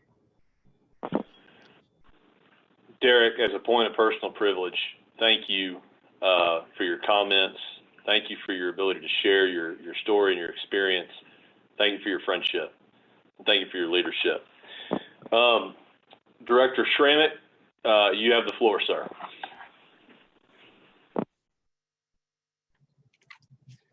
Great. Thank you, Mr. Chair. I know it's getting very late and I do want to keep it quick, but I did feel that I needed to speak. One reason is because I'm the policy committee chair this year. And what we're really talking about are a lot of policy issues. The first thing I did when I heard about the Larry McDougal situation is I went and read the State Bar Act. I read the State Bar rules promulgated by the Supreme Court, and I read the State Bar policy manual that we're in control of. And I looked at all of our options and I looked at our issues. I said, what can we do as the State Bar Board? Earlier this week, I was a member of the Austin Bar Association, and they had the same, analysis. And I know the African American Lawyers section has set out some things that they think need to happen. We agree with it. We voted unanimously to support it, but it can't all be done by the bar of the board. Some of it's going to require potential legislative action. Others are going to require involvement of the Supreme Court. What we can do is identify the problem. How did we get here? And then work together this year to fix it. And that is what I'm committed to do as one of the representatives from Austin. I have several things that when we get to the section making motions, I have several items that I'm going to want to propose if someone else doesn't propose them first. But I think a lot of folks feel tricked. The State Bar puts forward 2 people every year. They're supposed to vet them. They're supposed to look into into the attorneys and, in the entire state, depending on whether, what year it is, county, small, et cetera. But they have the ability to put forth 2 people who then run on the ballot. And for those 2 people, they should be vetted. They should not be online screaming at people, making inappropriate, racist, and sexist comments. They should be up to the standard of Jim Sales and Terry Tottenham and the many other presidents that came before us. That's what we deserve, and that's what we expect. So I think a lot of people feel tricked. They saw that post and said, what's going on? And then they found out in 15 there are other posts like it. And then there's the post of the police officer with the standing over someone going, justice happens before the court system, and said, how did we get here? Who is this person? How did this not come out during the election cycle? Why is it that I had Mr. McDougal walk in my office, shake my hand, and hand me a list of resume and things that he's done? But you know what he didn't say? I think Black Lives Matter is a terrorist group. By the way, have you seen this meth head lately? By the way, I didn't hear any of that. If I had, he'd have been shown the door immediately, and there would have not been a campaign in my view. It would have been an easy decision. Let's move on. But we didn't get the truth during the campaign process because the State Bar Board wants it to say positive. Oh, we don't want a negative campaigning. Oh, we have got to make sure that if we're going to put forward 2 people, that we tell our lawyers exactly who they are, what's their background. We do vetting so that they can make an informed decision. If there had been an informed decision of this vote, then there would be no meeting today because no one could complain about a post that would basically not as bad maybe as some of the earlier ones. There wasn't that vetting. Our policies need fixed, and I'm committed to doing it. Thank you. Thank you, Director Schrammick. Director Vargas, Santos Vargas, you have the floor, sir. Thank you, Mr. Chair. I'd like to say that I echo Mr. Schrammick's comments, and I agree, and I'm also committed to the changes to the vetting process for the state bar nominees. When I started thinking about my remarks today, it really took me back to why it is that I decided to become a lawyer. You see, I come from a family where my parents never received any formal education. I wanted them to be proud of me. And for me, that meant joining the respected and noble profession of becoming a lawyer. My parents grew up in poverty in rural Mexico, and they didn't have access to schools, any schools. They certainly didn't have a chance to go to institutions of higher learning like we all did. In fact, my dad came to this country as a farm worker at 17. My mom came to this country as a domestic servant at 15. But what my parents lacked in formal education, they more than made up for in decency, humility, and respect for others. You see, it doesn't take a law degree. It doesn't take a fancy education to be decent, humble, or respectful to your fellow person. Despite the extensive education we've all received, I'd urge all of us to focus on the basics of being decent, kind, and respectful people. But it goes beyond that. For those of us who have been chosen to lead, we're held to a higher standard, as we should be. When our leaders exercise poor judgment, it affects all of us. The online comments that I've seen, that I've reviewed, unquestionably demonstrate poor judgment. They certainly do not demonstrate justice. And guess what? The people that we lead have a right to hold us accountable for poor judgment. Based on what we've all heard today, a large number of the lawyers we're supposed to be leading now feel alienated. That's not something as state bar members we should simply accept. Mr. McDougal and Mr. Fisher, I'd ask you to listen to what you've heard today, and I'd ask you to dig deep. And beyond that, I'd ask you to do what's best, not for you, but for the State Bar of Texas. And I'd ask all of us, not just as members of the State Bar, but as members of the human race, to exercise decency, humility, and respect for each other. Thank you. Thank you, Director Vargas, for your words. Director Calvillo, do you wish to discuss, or is it merely to present a motion? The only reason I ask is I will swing back around to you on the motion, but if you do wish to discuss, the floor is yours. Yes, I will discuss. I believe Mr. Dawson is back. Okay, so you do not wish to enter into discussion at this point? Yes, I will have my own comments to share. Oh, okay, the floor is yours, sir. Okay, thank you. In my 30th year of law practice, I remain proud to be a lawyer. My name is David Calvillo. I'm originally from South Texas, and I am an at-large director. And so as I enter this 30th year of law practice, I begin my first year serving this noble profession that we all love as a first-year director on this board of directors. I'd like to start off by thanking all of our colleagues and members of the public that shared the over 1,100 pages of their thoughts and their expressions on the reasons that bring us here today. I'd like to thank the State Bar of Texas sections and councils and the bar associations from throughout the state, and those friends and colleagues from throughout the great state that took the time to visit with me and share their thoughts, sometimes strong opinions about the circumstances that caused this meeting to be called today. Of those who spoke, I'd like to especially thank David T. Lopez from Houston for sharing his historical perspective, and also for Shabazz Brown for his calm aspiration and a plan of action. Among the oldest and the youngest members who spoke, there was a certain wisdom, I think, that ties them all together. I'd also like to thank our colleagues, Reggie Richardson and Director Luis Cardenas, who weathered Hurricane Hannah, and despite a lack of electricity, found a way to be a part of this very important proceeding. To those who have been hurt or outraged by the statements that bring us here today, your friends will not be silent. On a personal level, when I found out of the social media post that brought us here today, I was struck by the same type of outrage that most of you were outraged, but I was also struck by how quickly Mr. McDougal apologized and how quickly the officers of the State Bar responded and issued a statement. I think that quick acknowledgement is something that means something, and it should mean something. I think our national leaders could learn a lesson about that sort of humility that creates a pathway towards statesmen. So I acknowledge that there was a very quick apology. On a personal level, again, I am not qualified to look into Larry or Steve's heart, for that matter. So it's not for me to judge on a personal level the allegations that have been made against them about their character. What they may not know is that, may not feel, may not understand, is that our nation is really at a crossroads. There is much pain and anguish from people who feel disenfranchised and don't feel welcome into the great promise of this great American dream.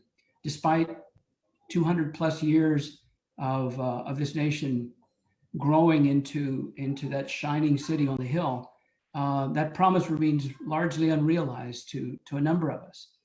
And that is something that I think can be learned by the two individuals that bring us here today. On a professional level, again, I started off by saying that this profession is noble and it means so much to us. Like many of those that have spoken so far, I was the first person to graduate from law school in my family. In fact, at my law school graduation in Austin at UT Law, I had 60 people, 60 family members that drove from Dallas, from the Rio Grande Valley, from Corpus Christi to join me and to celebrate in me wearing a doctoral hood to recognize that law degree. And so I feel a special connection and a special point of responsibility to them to do what I can for this profession and to act as a steward now in this role as a director. And so I would invite Mr. Fisher and Mr. McDougal to understand that we are stewards of this noble profession in this role on the board of directors and Mr. McDougal as the president. We are only stewards of this noble profession. And given that, I would invite Mr. McDougal to speak to the public today in this forum and tell us affirmatively what you'd like to do. Explain why you will not resign, despite the call of many, many people that submitted documents and submitted statements. Explain why you will not resign. I appreciate the brevity of your apology to start off this meeting earlier today, but what was lacking was your explanation why you will not resign. I think you owe it to the public. I think you owe it to this noble profession as a steward in your public role to explain that. I invite you also, Mr. McDougal, to consider whether for at least a time being, permit the executive director to be the official spokesperson for the bar, while you maybe step back a little bit and undertake a listening session and to listen to those people who have been hurt by your comments and the firestorm that has arisen afterwards. I invite you to consider whether maybe this is a time for a judo move and turn this negative into a great big positive. On my desk here, as we've been here at this meeting, I've had the prayer of St. Francis, which is to make me an instrument of your peace. Above all, I wanted to be guided by that prayer as I sat here and I considered everything. And I would invite you, Mr. McDougal, to be an instrument of peace. Shabazz Brown had a very eloquent way of stating this. He said, maybe it's time for you to step aside and step up. Step aside perhaps from your role as president and roll up your sleeves to serve on the committees or the task force and help the African American lawyer section achieve the points that it outlined in its July 2020 statement a few days ago. I invite you to consider whether you, Mr. McDougal, can be that instrument of peace. Thank you very much. Thank you, Director Calvillo. Director Dawson, I understand you have a motion. Do you want to discuss in addition to the motion? If so, I will hold you until we have the motion portion of the meeting. Mr. Chair, I do have some comments to make before I make the motion. I can do that now, or I can make it in conjunction with the motion, however you deem appropriate. If it's in conjunction with the motion, just for time, why don't we take it with the motion if you're okay with that? I'm happy with that. Thank you, Alistair. I appreciate it. Director Miller. Cara Miller, pardon me, not Emily. Director Cara Miller. Thank you, Mr. Chair. I agree with much of what has been said today by my fellow directors. In the interest of time, instead of reiterating, I will keep my comment brief. I respect the fundamental right of freedom of speech. Because of President McDougal's right of freedom of speech, the board cannot vote, and I will not vote, to remove him, and cannot vote, and I will not vote, to censure him. However, I can express my own First Amendment right by asking President McDougal to resign his position with the State Bar of Texas. President McDougal's online commentary and the reaction thereto has demonstrated that he does not have the ability to lead the State Bar of Texas. In an unprecedented time where the people of Texas are looking to leadership, President McDougal has destroyed the faith that many Texas lawyers had in his leadership. Therefore, I request that President McDougal resign from the position of President of the State Bar of Texas. However, I ask that he resign when there are less than 6 months remaining on his term, so that he does not further damage the bar by limiting President-elect Sylvia Barunda Firth's term. I do not believe that President McDougal is beyond redemption. I know he can redeem himself. It will take longer than 6 months or longer than a year, but he can do it if he's willing to make the effort. A start, as he stated this morning, would be to listen and to learn from those whom he has hurt with his online statements. If President McDougal does not intend to resign, he will have my full support in his initiatives to make the bar more supportive of lawyers, including, and importantly, initiatives promoting the diversity in the bar, and I call on him to institute such initiatives as soon as practically possible. Lastly, to all of my fellow board members, it is our duty to fulfill the State Bar's mission statement, which is, in part, to promote diversity in the administration of justice and the practice of law. That concludes my comment. Thank you, Mr. Chair. Director Miller, thank you for your comments and for your leadership. Director Hoggard, you have the floor.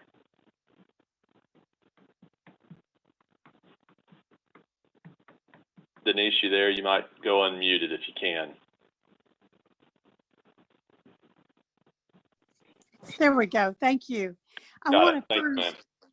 first preface my comments by telling you that my perspective is informed by having first been raised in a military family, having served as a State Bar Association president, and having practiced primarily as a plaintiff's employment lawyer for more than 3 decades, advocating for equal opportunity for women and minorities. While I've poured my sweat and tears onto courthouse steps working against racial oppression, others have spilt their blood in this fight. I don't compare my work to their sacrifice. What strikes me here is that President McDougal has said he no longer holds the same opinions he held before. That means attitudes can change when we all listen to each other and have honest conversation. Now, I take him at his word when he says that his views have changed. I trust that we will now see his leadership in advancing our mission. My good friend Dana Cutler is a former president of the Missouri Bar Association. During her term as president, she launched a platform called Courageous Collaboration and Courageous Conversation. I shared with her about where we are today and what we are facing here. She enthusiastically wants to lead us through this program and facilitate us having courageous collaboration and conversations. She and I agree that we are at a teachable moment that we should use to move beyond identifying racism and move towards addressing it. We all have biases, whether explicit or implicit. President McDougal's former bias was brought into this public arena. We would not have had this conversation if he had not made those comments.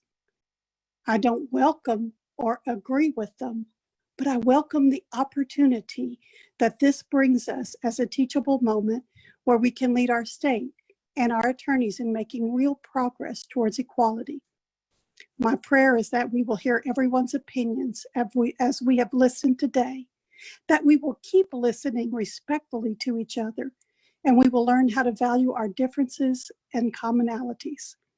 Let's get to the work before us and be grateful to be a part of this moment, to be difference makers. And that's all.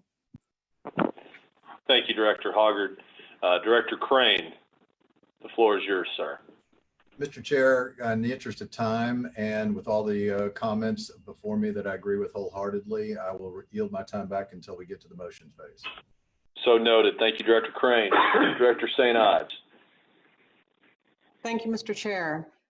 Today I received an email from the Reverend Dr. Susan McVeigh of St. Martin's Episcopal Church, and her words were very effective for today.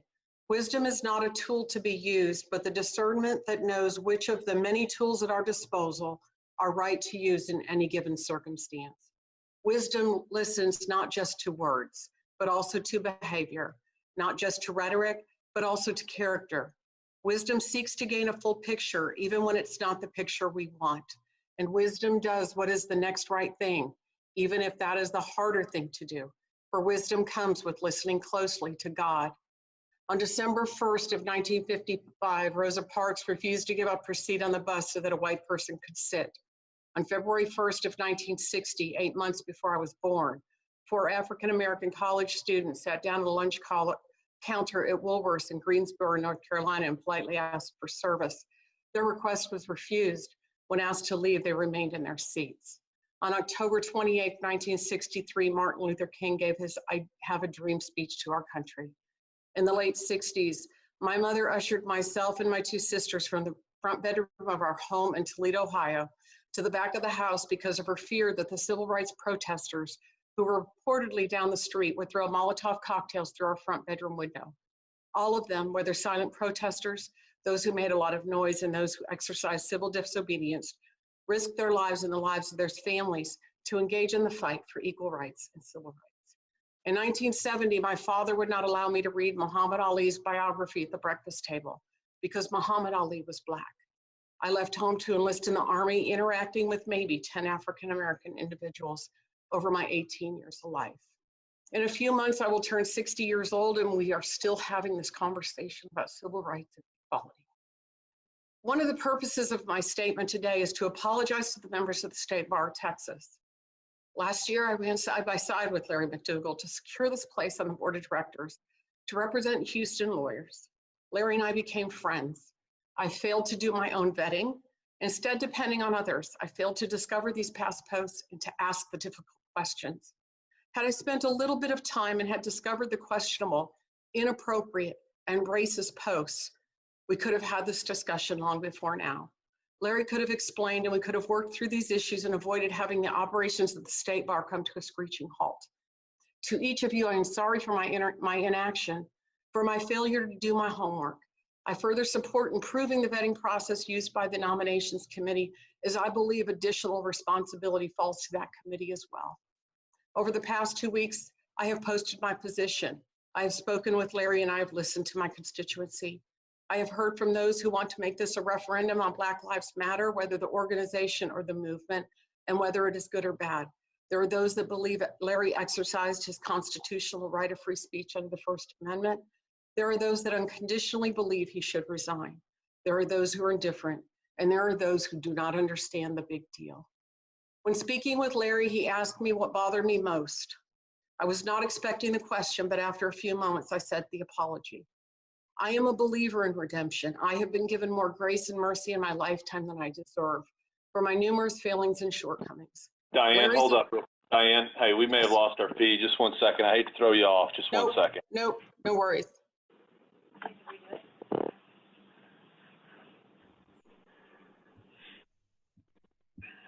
Yeah, if you weren't following the Facebook live feed, it ended right at 5 o'clock, right when you were speaking, Diane. Okay, So, That was 2 minutes ago. So, I'll start at the beginning of the paragraph. we need to reestablish a feed. Okay. yeah, we're Randy, that's what we're doing right now. We're working it.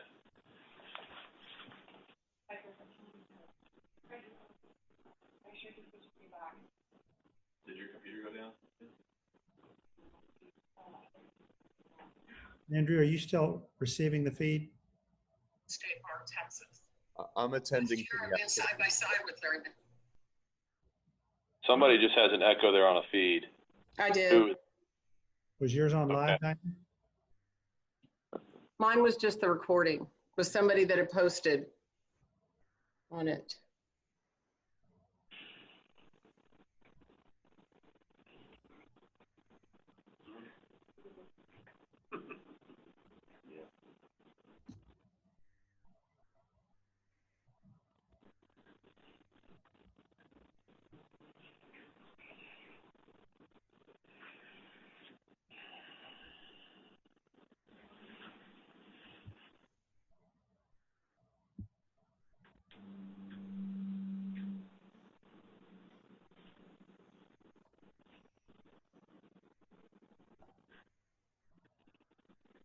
We can't do this on a YouTube channel, I guess.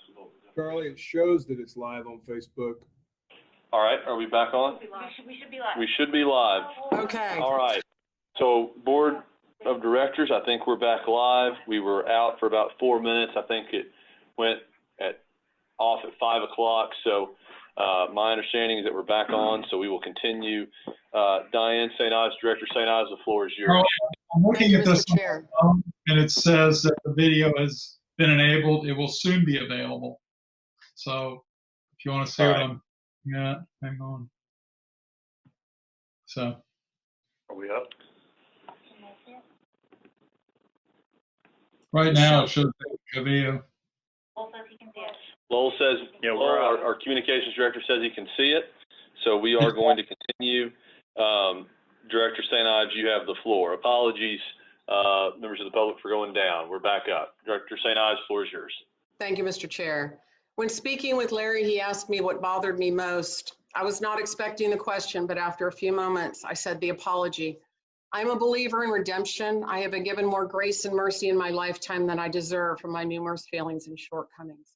Larry's apology lacked the remorse and empathy that someone who leads 105,000 attorneys in a state as great as Texas could have shown. It lacked sincerity. Instead of listening to the members, Larry logged out of Facebook and blocked his phone. The purpose of an apology, in my opinion, is to express regret, to own the behavior, to make amends, and to ask how I can do better and be better. It is to take someone's response to my apology on the chin, to expect them to say, heck no, Diane, no way. It is not something that should be done without sincerity or remorse. After an apology is offered, I must listen to those I have hurt or offended. It is my responsibility to change my behavior. It is my responsibility to own my mistake, my poor judgment, and inappropriate behavior. I do this time and again. I am as imperfect as Larry and everyone sitting here.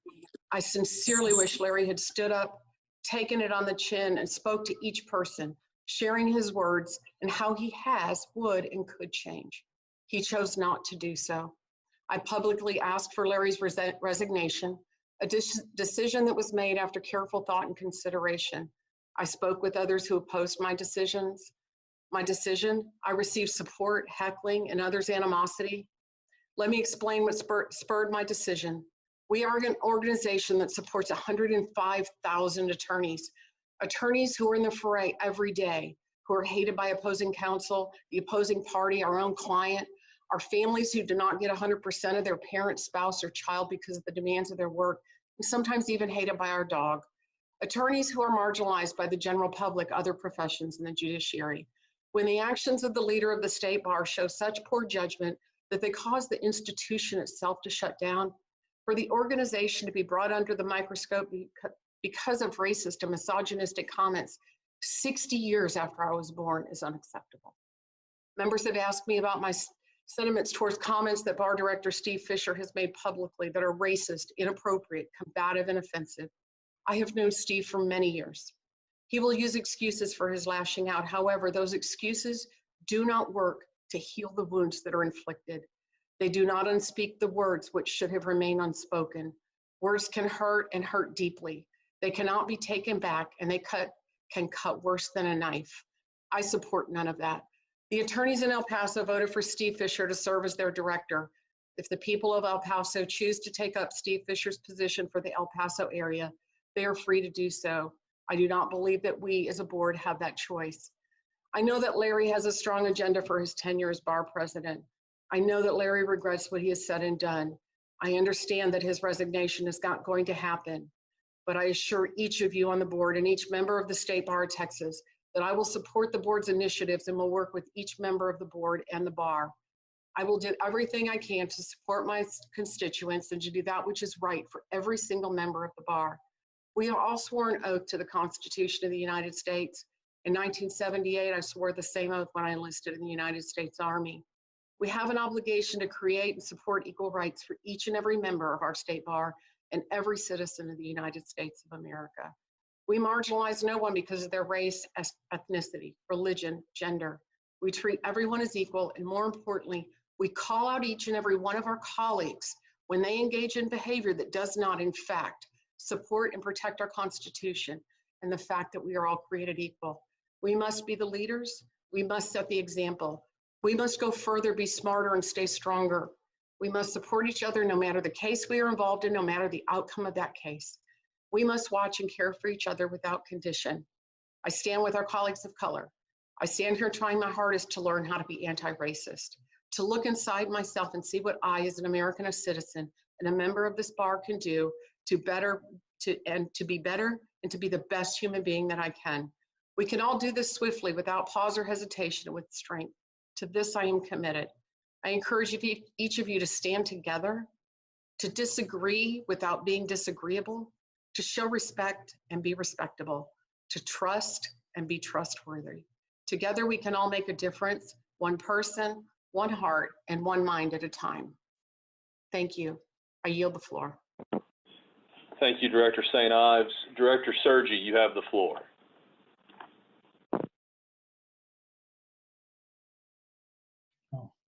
I had longer comments I was going to make, but in the interest of time, I'm going to limit them. To begin with, I hear all the pain from all of the people that have spoken because what was said was inexcusable, and I cannot countenance that. But I have to accept the reality.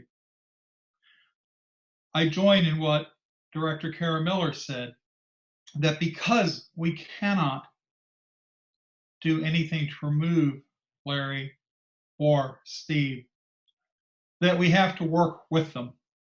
Gary Bledsoe said, we have a problem with the state bar. Actually, we have a problem in America and a problem in the world with racism. We are at a crucial time in this country. This conversation is broader than just the state bar. We are at a national moment of change. In Arthur Miller's words, a crucible. I had to go look into myself and my experiences to be able to articulate part of a solution. And I served as defense counsel at the International Criminal Tribunal for the former Yugoslavia and consulted on cases in Rwanda. I have seen the evils of racism and genocide firsthand. I have looked in the eyes of people that have committed atrocities, and it was because of racism, intolerance. And so we have to address that now so the situation does not get any worse.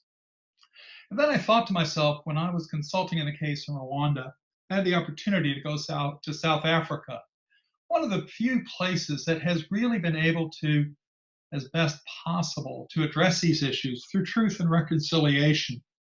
And I remembered a quote from Nelson Mandela: "You will achieve more in this world through the acts of mercy than you will through the acts of retribution." I'm not going to continue much longer, but what I will say is this. President McDougal has offered to work with us. I call on him to tell us what he intends to do. And I call for this bar to adopt what Nelson Mandela said, because you do achieve more in this world through acts of mercy than you will through acts of retribution. Thank you, and I yield the floor. Director Sergi, thank you for your comments and your time and your leadership. Director Tolchin, you have the floor.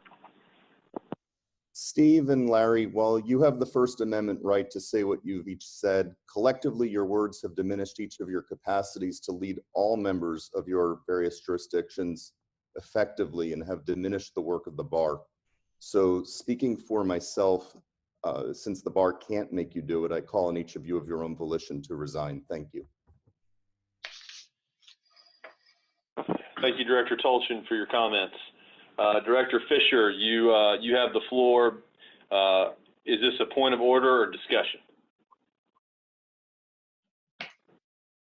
Steve, you with us? Yes. Discussion. Discussion. The floor is yours, sir.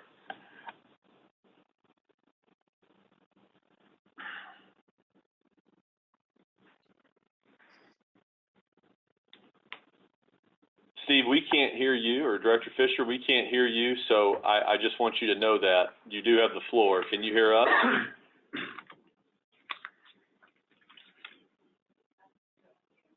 Steve, you might need to unmute.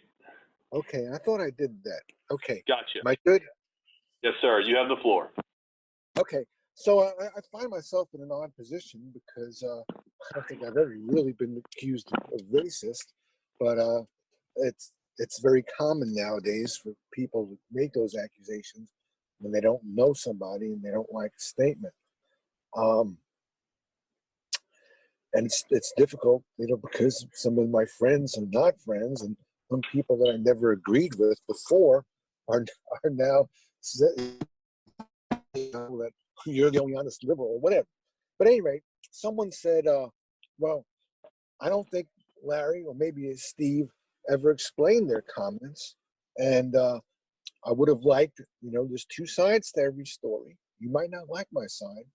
And Angela Morris, you know, talked to me after the article about fixing some of it. So let me talk about some of these things. First, you ought to know that a state bar director, and it's in the rules, is not a spokesman for the state bar. They are not paid. Well, you guys know that. Okay. So let's look at some of my comments that I made.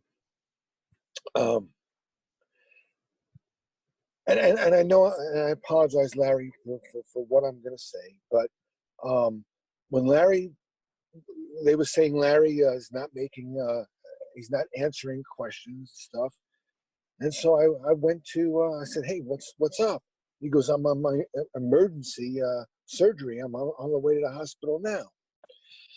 And overshadowing all of this to me, not to you guys, if somebody has cancer and it's their 6th operation or 5th operation, then I give them. Director Fisher, I would just direct you on this, just to make sure that your comments are civil and that there's no crosstalk to another director or officer. Just an admonishment, not calling you out of order. Just please be aware of it. Well, I do have some comments to other directors, and just like they do to me. But at any rate, and so I told, and when they say I was intemperate, that was probably an understatement. And I told Larry on the way to the hospital, I said, Larry, I am going to deflect. I'll get some of these comments, and you just get better. You know, I don't care. Everybody that's ever told me they have had cancer, most of them die. And they told me about my mom too. Yeah, she's going to get better. So I saw red. It's not an excuse. It's what happened. You don't like it, you don't like it. And so I went on there and I was pretty vicious. And that's where it came, that comment that I was taunting some of those people. I wanted to focus on me. When Larry gets better, he can take care of it. And I've written him that too. Larry knows that. So let's look at some of the comments specifically. There was that ginger person, and that was in Facebook. And in my groups, we don't discuss politics. Texas family lawyers, 4,500 people, just about family law, except if it's a politics of family law or some racist thing that was done maybe by a family law judge or whatever.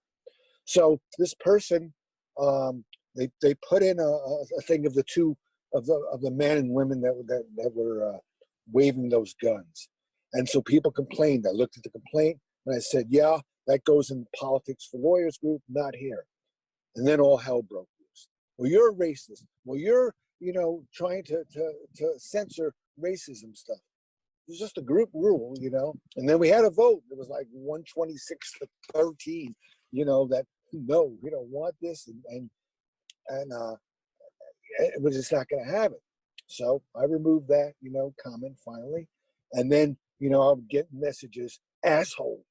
That's not, that doesn't from Ginger, and then if you respond, it's going to be harassment.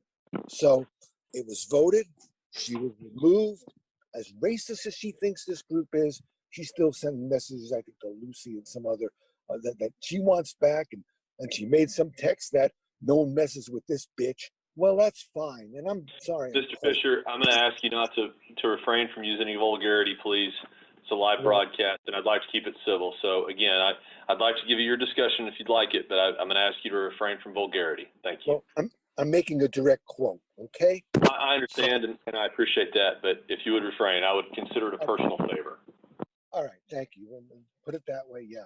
So yes, we removed her. There's other rules she broke.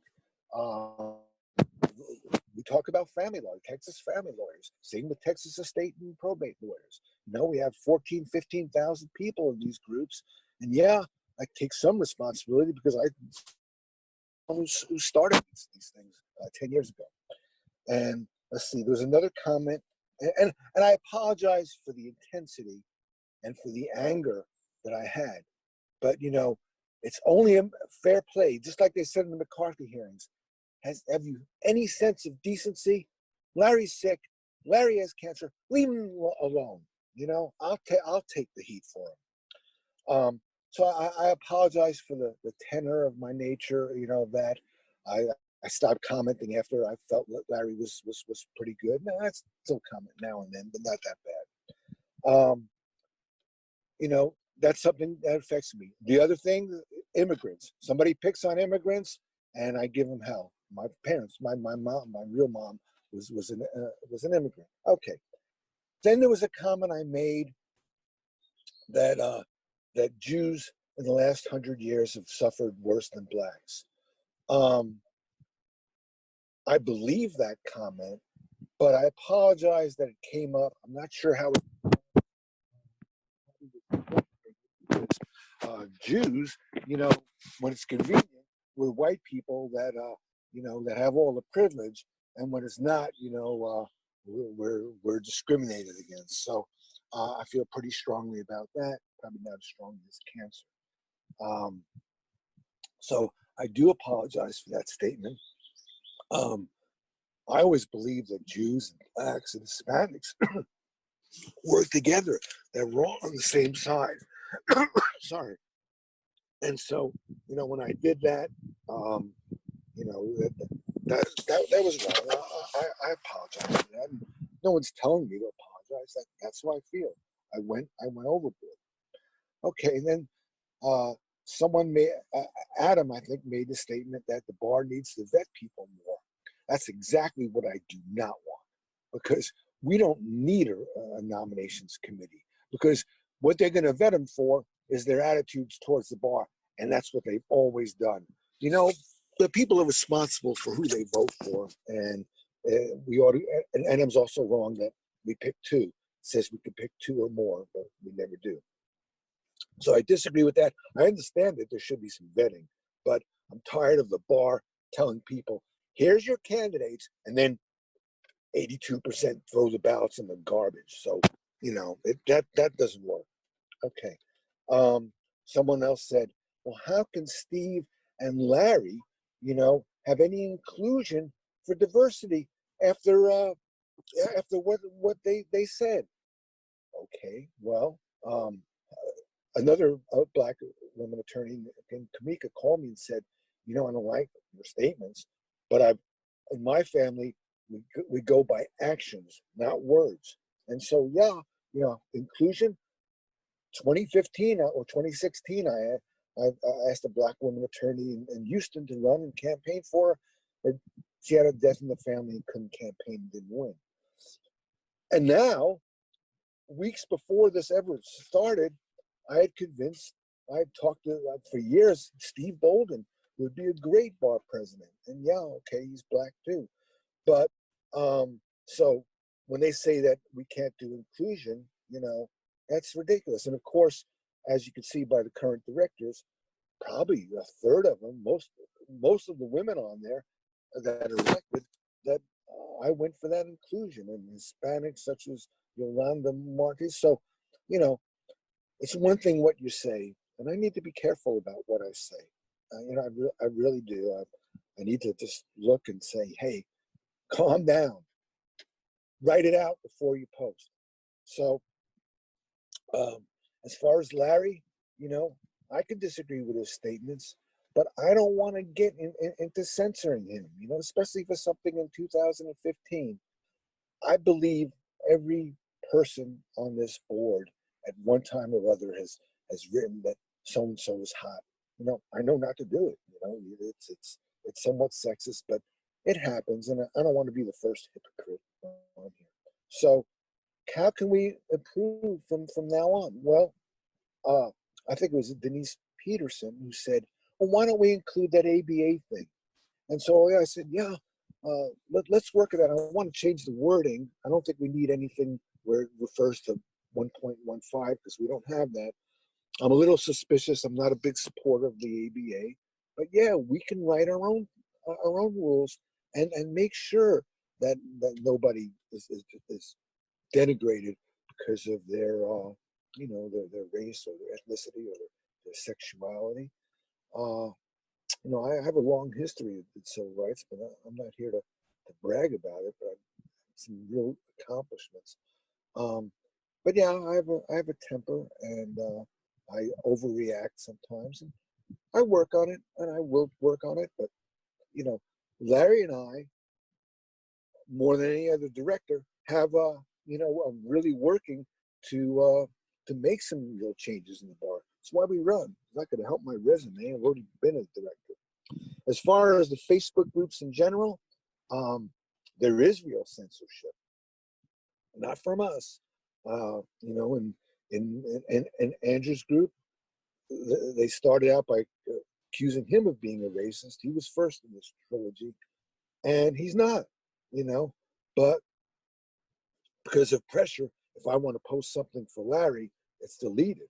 And there's some resistance group that threw everybody out who might be for Larry, which is me, before I ever made a comment.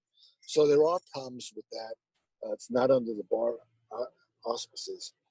So where I felt I did wrong, I do apologize. I do. I need to work on it, and I have been working on it.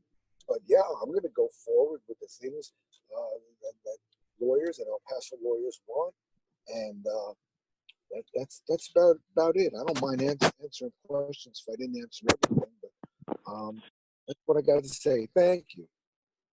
Thank you, Director Fisher, for your comments. Director Almanzan, Andy Almanzan, you have the floor. Thank you, Mr. Chair. This is Andy Almanzan from El Paso, Texas. I'm a third-generation Mexican-American, also the first attorney in my family. And first and foremost, I also want to thank each and every one of the individual members who sent their written comments for our consideration. Very thoughtful. We've listened. We'll continue to listen. Again, we'd like to thank everyone who spoke today, all that signed up and spoke in favor and against the issues that we are here for today. We are listening to all of it, whether it's something that we've already heard, whether it's something that is new, whether it's something that still needs to sink in. We are committed to listening. I'm also very grateful to our other directors who've already spoken today. I'm not going to repeat their statements and comments, but I wholeheartedly agree with many of them, including setting up implicit bias training, including looking into the legality and the efficacy of following the ABA rule. Also looking into more improved, granted, reasonable vetting once you have two candidates. I think it is possible. Obviously, it may be limited, but at least there are things that we can look at in terms of a candidate's background before they are officially on the slate, within reason and in, of course, with due process. Additionally, it's just like Santos Vargas finished his comments with. We need to be committed to practicing decency, humility, and compassion.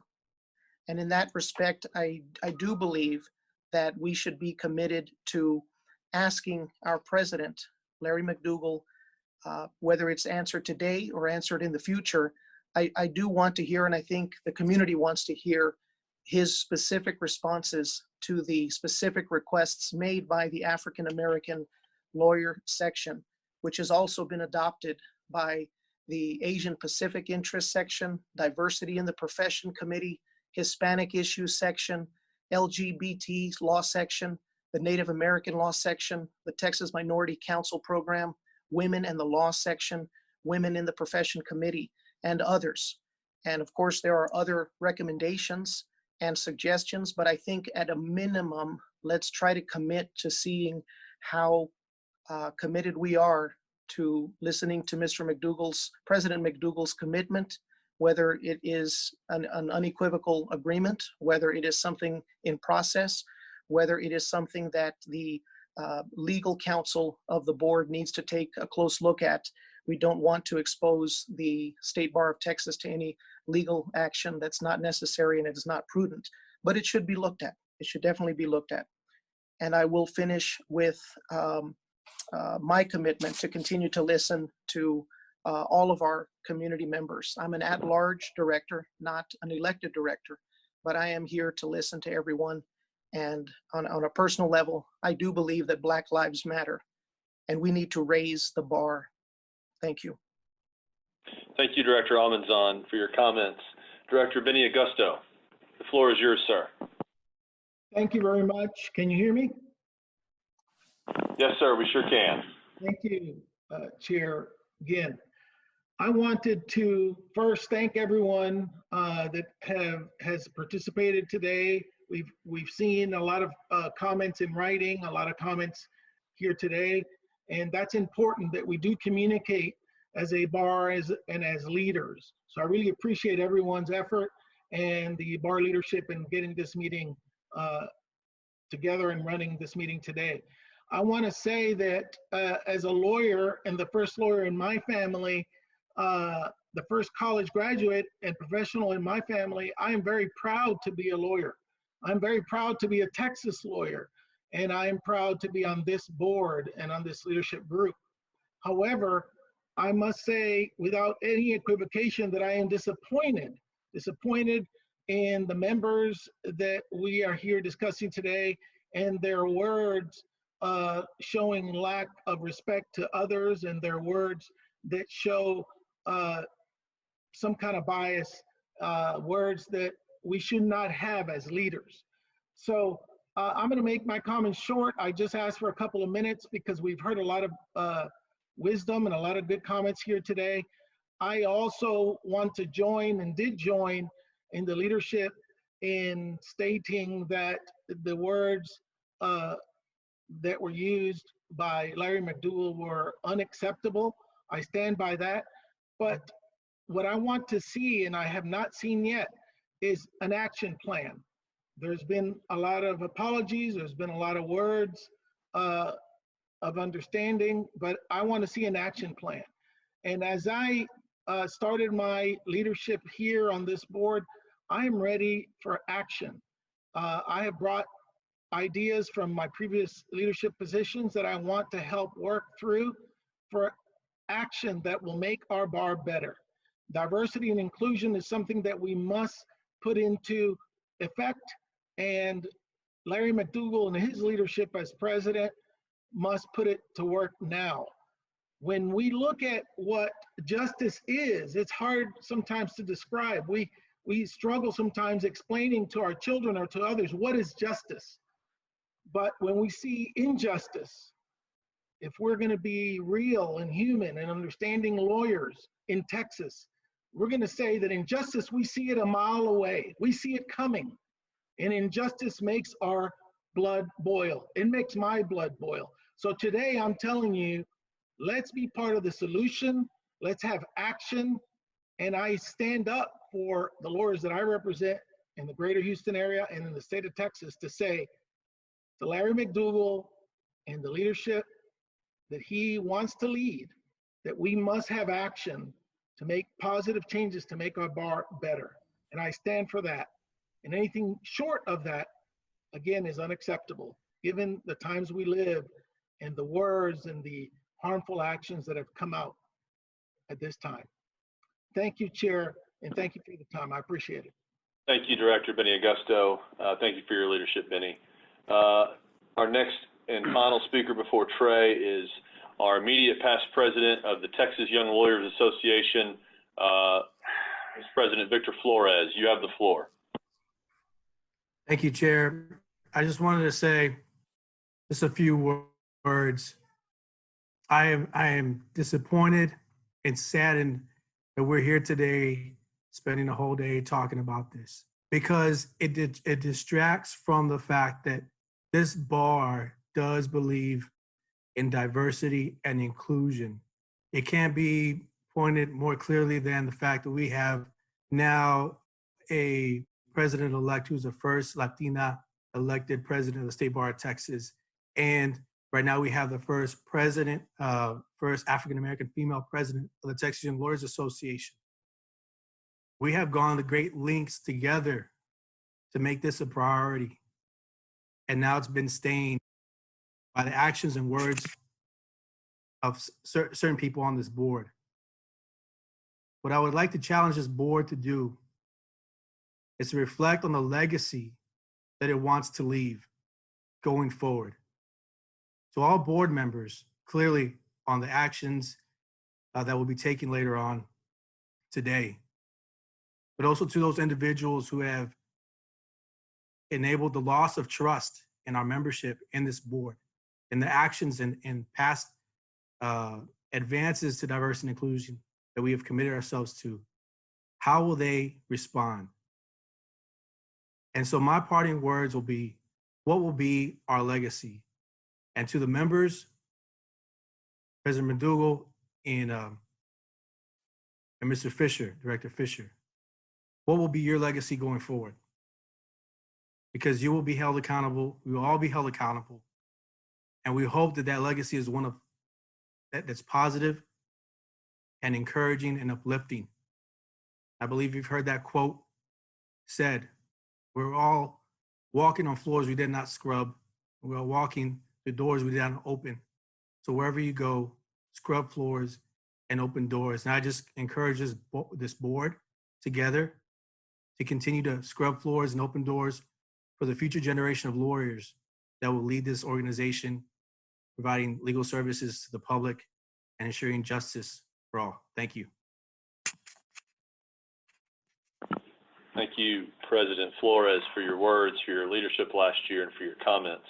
At this time, going to invite Executive Director Trey Apfel to give his remarks, and then we will move to the motion portion of the meeting. Executive Director Apfel, the floor is yours.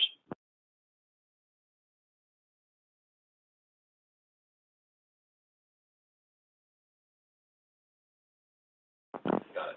Great. Still showing mute. There it is. Thank you, Mr. Chair. There's the issue. Yourself here on the computer. There you go. Sorry about that. Thank you, Mr. Chair. My name is Trey Apfel for those who are watching. I'm the Executive Director of the State Bar of Texas. And I can tell you that the State Bar of Texas stands for diversity and inclusion, but we must do more.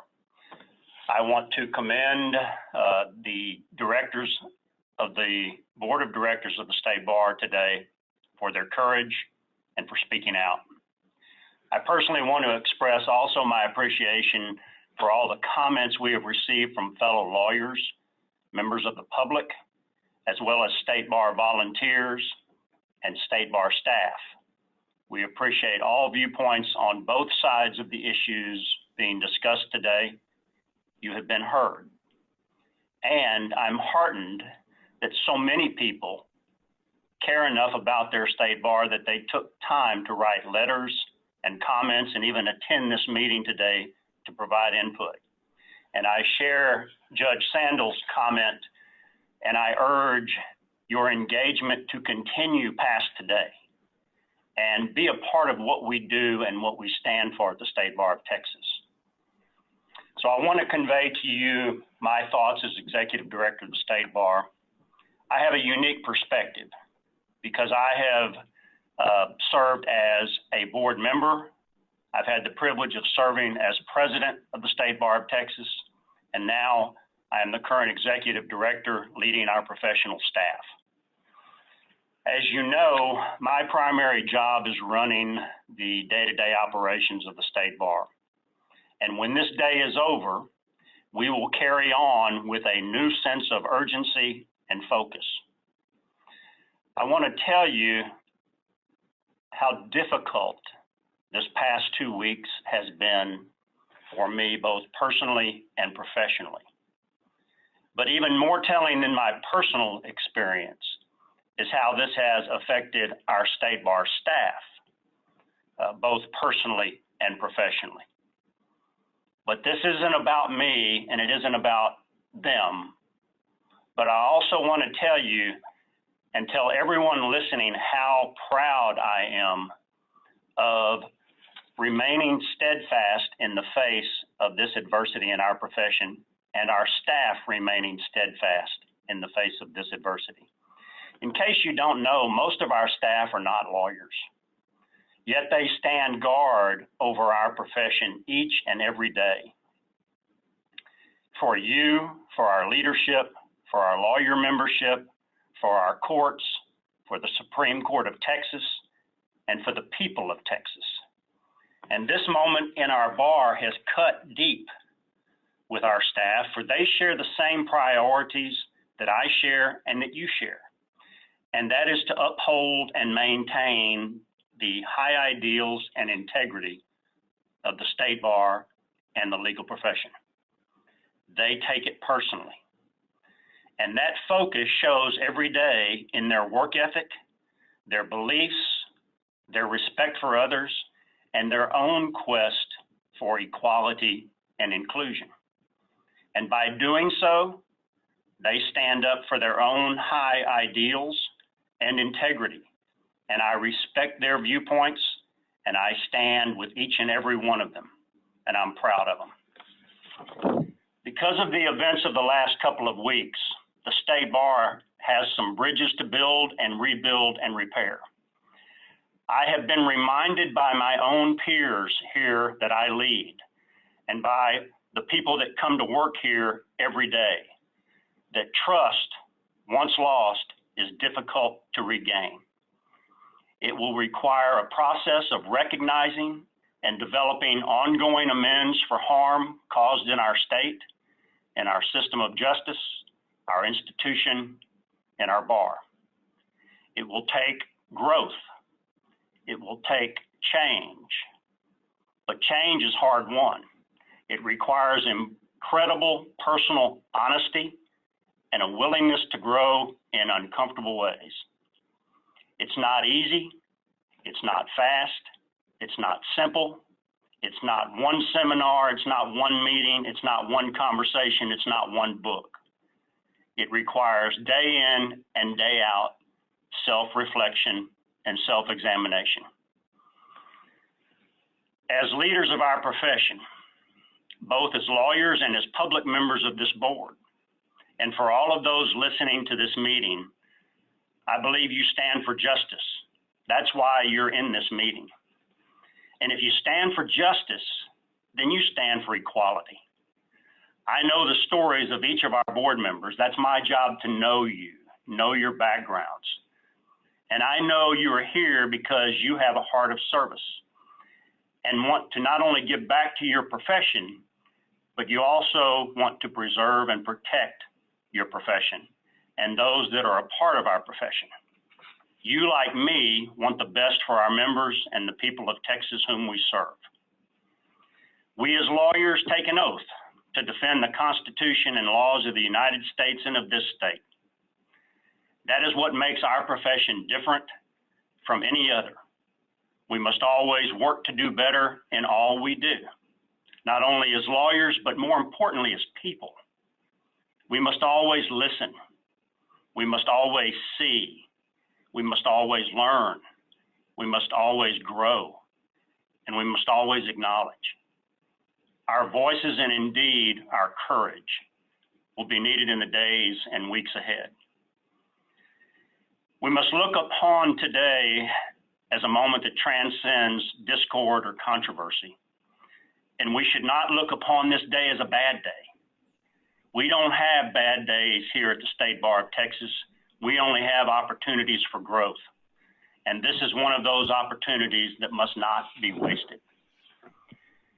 You've heard a couple of different people today talk about John Lewis, the great civil rights leader. And as you know, he made his final trip across the Edmund Pettus Bridge just yesterday before being escorted to the state capitol in Alabama. And he said, and we must use this moment to recommit ourselves, to do all we can to finish the work. There's still work left to be done. Get out there and push and pull until we redeem the soul of America. That's what these board members are looking for in terms of rectifying this situation. They want to see action. We need to show you action. And I pledge the resources of the State Bar of Texas to our leadership of the State Bar of Texas that we will put words into action. So let's use this as a learning moment, a time for growth, a time of inclusion, and get back to doing a better job of leading the best state bar organization in the country. I look forward to hearing from you and working with each and every one of you in making this quest a reality. Godspeed. Thank you, Mr. Chair. Thank you, Executive Director Apple. Thank you for your leadership. Thank you for the work that you and your staff have done. I can't emphasize that enough. If you're watching this, if you're on the Zoom call, if you're on the Facebook live stream, it's because the staff has made that possible over the last 2 weeks. So thank you to them and for their hard work of compiling all that material.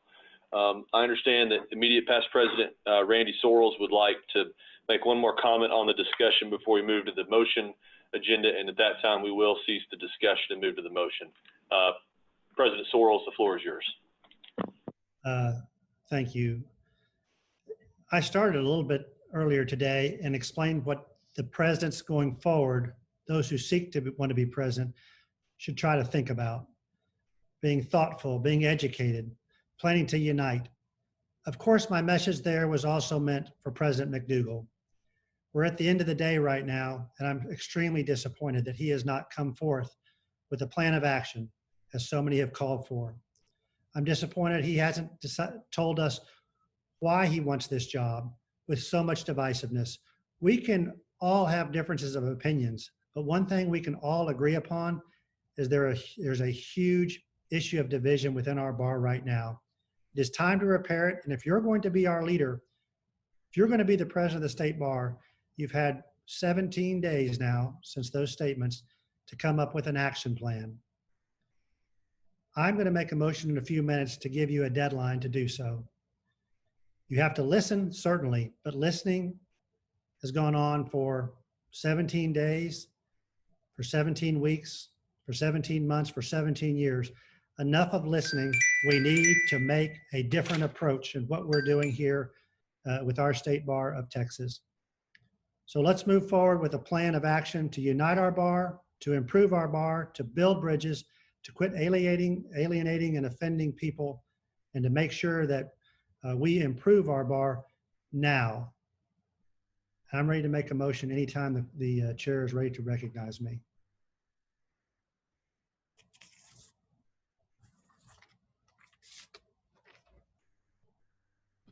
You're on mute, Charlie. Pardon me, I'm on mute. President Sorrells, I appreciate that. We have some that are in front of you as far as motions. I promised Director Rowe that she could go first. I understand that she has had to leave for some unavoidable circumstances, but I understand that Director Schrammick is going to make the motion in her stead. Oh, pardon me. I just got a note. Apparently President McDougal wants to speak. President McDougal, the floor is yours. All right. I've been sitting here listening again to what everybody has to say and decided to wait until everybody was finished before I would speak.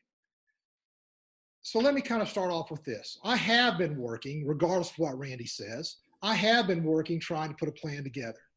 You know, sometimes God works in funny ways because this diversity and inclusion issue wasn't even anything that was really on our radar. It wasn't. I don't care what anybody says, it wasn't. But now it is. And because of this, we're talking about it. And I've been meeting with groups in the African American lawyers section. And let me tell you this. When I asked the African American lawyers section Sunday before last when I met with them, I think it was Sunday or Saturday, I said, tell me what has worked, what the bar has done in the past, what has worked. They liked the Office of Minority Affairs and they liked leadership SBOT. And that was it. That's all they would tell me or could tell me that had worked. So my goal and where I'm going with this is to do better, to move our bar in a different direction. This is now the front and foremost topic that we have. And that is my goal, to move us forward. Yes, I've been talking to Trey already, and I don't think he'll deny it, about trying to get the implicit bias course up and running and how we're going to do it. But there's hurdles that we've got to jump to get there. And those things I cannot do on my own. I've been meeting with Rob Crane, Alan Sims, and many others talking about different programs and what can we do that's different, things that'll work, things that will be inclusive, things that will bring people together. But these things don't happen overnight. And people are still talking. And I'm figuring a lot of people are going to talk and come forward after what happened today. I am looking for ideas because when I present something, I want it to be the best that we can do. I want our bar to be out front. I want us to lead. I want us to be the example for the rest of the nation.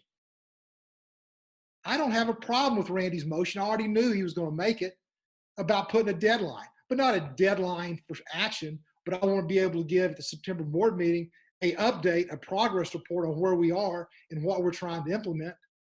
That's what I'm going to try to do. I want to lead this bar. I stuck my foot in my mouth and I know it and I don't deny it. But I'm going to try to take this bar and lead this bar to places it's never gone. I'm going to address these issues. I'm not going to run from them. That's why I've been doing what I've been doing. Why else would I sit there and start calling all these different bar leaders? Why would I have 2 meetings with the African American law section if that's not where I was going? We got to take advantage of this because right now, this is the forefront. We are actually talking about this. We've uncovered this wound. And now, I have my blindness. That's probably why I did that, because I didn't see. But I've learned a lot. And that's where we're going with this. So I'm going to join in Randy with his motion. The only thing is I want it to be a progress report, not a action going forward, and tell you where we are and what's going on and what progresses we have made in implementing this. And that's my pledge to each and every one of you. Mr. Chair, I'll give you the floor back. Thank you, Mr. President. I appreciate it. With that, I am ceasing the discussion unless there's somebody else that I didn't hear from. So at that point, I promised the first motion to Carmen Rowe, Director Rowe. I understand she had an unavoidable conflict, but I also am aware that she has asked Director Schrammick to present her motion. Director Schrammick, am I correct in that? Yes, that is correct. All right, the floor is yours, Director Schrammick. Thank you. And I understand this is also your motion. I know she helped articulate it, but you understand by presenting it, this is your motion now, correct?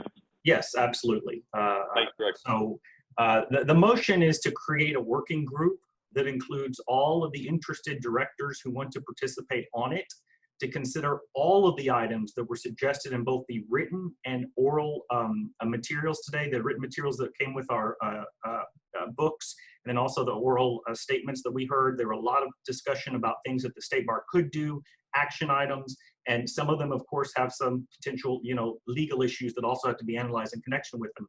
So the proposal is to have a working group of the interested directors to go through all of those proposals to make sure that those voices are heard, and that we will then report back with our proposals as which of them we believe should be adopted and or for further discussion.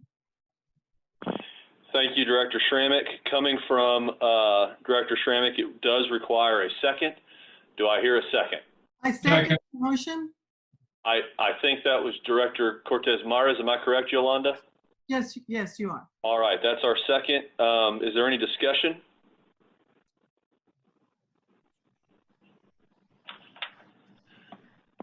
And hearing none.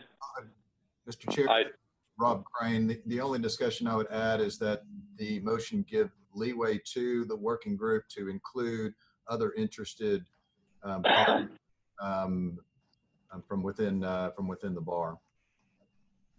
Director Schrammick, is that a part of your motion? Yes, that's a friendly amendment. We accept it. All right. And Director Cortez Mares, do you second that on that basis? I do. I second the friendly amendment. Is there any other discussion? And directors, if you get my attention if there is, otherwise I'm going to call for a vote on that. All right. Hearing none, we'll start this way. All in favor say aye. Aye. Aye. Aye. Any nays? Hearing none, the motion so passes. Director Dawson, I understand that you have a motion for us as well. I do, Mr. Chairman, and if you will remember, you gave me a little leeway to have a little. Absolutely. Take whatever time you need. Okay, thank you. The State Bar of Texas represents all lawyers in the State Bar, and we serve all people who live in Texas, regardless of their practice area, ethnicity, gender, or socioeconomic background. These fundamental principles apply to the president and they apply to all of us as directors. Our mission statement says we must assure all citizens equal access to justice, and we must promote diversity in the administration of justice and the practice of law. Persons serving as officers and directors of the State Bar of Texas must have three fundamental tenets. One, they must not have any prejudices or biases against any of the people whom we serve. Two, they must demonstrate respect for all the groups within the State Bar of Texas and all people in Texas. And three, they must communicate and act with purpose, credibility, kindness, deference, and appropriate judgment on behalf of the State Bar. The bar can only function if our members and the public have confidence that the State Bar directors and officers can fulfill these three bedrock principles. The recent actions of President McDougal have demonstrated his inability to adhere to these principles, as well as his inability to exercise the judgment and due care we expect of the leader of our profession. These actions have caused many, including me, to lose confidence in his ability to continue to act as president of the State Bar and to exercise appropriate judgment when communicating on behalf of the State Bar. I've heard his apology and his vow to do better, and I appreciate that, but the consequences of his actions have already occurred, and they've already affected a large portion of the members we serve, and he's already lost credibility with a significant portion of the bar and the people that we serve.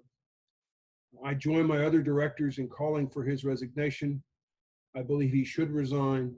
I further add that if he truly had the best interest of the State Bar at heart, he would listen to today and he would resolve it or determine for himself that resigning is in the best interest of the State Bar. I think it is incumbent upon us as the board to do what we think is right for our organization and for the people whom we serve. And with that in mind, I make the following motion. The authority for the president of the State Bar of Texas is set forth in section 2.03 of the policy manual. It states that the, quote, authority, duties, rights, and responsibilities, end quote, of the president are those that are afforded him or her, quote, by the State Bar Act, the State Bar rules, this policy manual, and the board, end quote. Thus, this board has the ability to grant and restrict the authority, duties, rights, and responsibilities of the State Bar president. There is nothing in the State Bar Act that addresses the responsibilities or authorities of the president.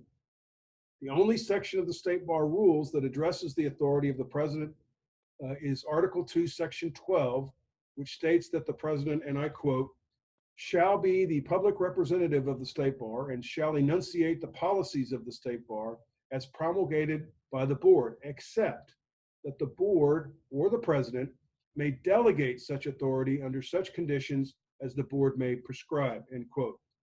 Under the State Bar rules, this board has the authority to delegate to others the authority to be the public representative of the State Bar of Texas. Because of the recent conduct of President McDougal and grounded on his inability to perform his position and serious questions about his ability to exercise appropriate judgment in his decisions and in his communications, I move that we, the board, remove all authority of President McDougal to act or speak on behalf of the State Bar of Texas, unless and until that authority is restored by this board at a future meeting. More specifically, I move that 1, pursuant to Article 2, Section 12 of the State Bar rules, the board delegate the authority to be the public representative of the State Bar and to enunciate the policies of the State Bar to only the following: the executive director, the chairman of the board, the president-elect, and the immediate past president, and to authorize those 4 individuals necessary to delegate to others of their choosing to be the public representative of the State Bar. 2, I move that President McDougal is no longer authorized to speak for or on behalf of the State Bar of Texas. To be clear, this motion in no way restricts Larry McDougal's freedom to exercise his own individual free speech. This motion merely restricts his ability to speak on behalf of the State Bar of Texas. 3, President McDougal is no longer, I move President McDougal is no longer authorized to send communications on behalf of the State Bar of Texas. To be clear, this motion does not restrict Larry McDougal's ability to communicate individually. This motion merely restricts his ability to communicate on behalf of the State Bar of Texas. 4, at some point in the future, this board could agree to restore President McDougal's ability to communicate on behalf of the State Bar and to be the spokesperson for the bar if the board so determines. That is my motion. I have 3 additional comments. First, Alistair, I lost you. I think you muted yourself. We heard first, but nothing thereafter. First, I have read with great interest the recommendations that came from the African American lawyer section and the affinity bars. They have made many great suggestions, and I recommend that the Diversity and Inclusion Task Force and this working group that we've established review those and other recommendations and report to this board in 2 reports, one by the end of the calendar year and one by the end of the bar year, with those changes that we should implement. In many ways, today has been a sad day for our bar. It's sad because the State Bar of Texas does an immense amount of great things. But the great things that we've done have been overshadowed by what has happened in the last 2 weeks. But I believe in every challenge comes opportunities. And I loved what I heard from our executive director, Trey Apfel. We have supported diversity and inclusion for a long time. We have not done enough. We need to do more. And through this difficult situation, I hope we seize this opportunity and we address the deficiencies in our diversity and inclusion programs, and we right that wrong going forward. And may future bars look back and applaud this day in our tenure and applaud the work that we put in place and the work that we seek to achieve and get implemented. And may this be a positive day for the State Bar of Texas. Second, I know that President McDougal ran on a number of initiatives. He wanted to look at the criminal justice system and grievance reform and advertising rules, and wanted to continue past President Sorrell's statewide courthouse badge. I in no means, I do not intend for my motion to affect those initiatives. They should be presented, in my opinion, to the executive committee, and if approved, they should proceed. I do not mean for this motion to impede in any way, respect, or his presidential initiatives. I am aware that some people think that this could be challenged on First Amendment rights. I've read the HCC decision. I think it's very different. I believe that we as the bar have the authority to decide who gets to speak on our behalf and who does not. That is set forth in the State Bar rules. The State Bar rules authorize the president to speak, be our spokesperson, but it authorizes us to delegate that to others if we so choose. I do not believe that restricting President McDougal's authority to be the representative of the bar in any way impedes his First Amendment right. I recognize there's a risk of doing that, but I think we need to take strong action, and thus I make my motion, Mr. Chairman.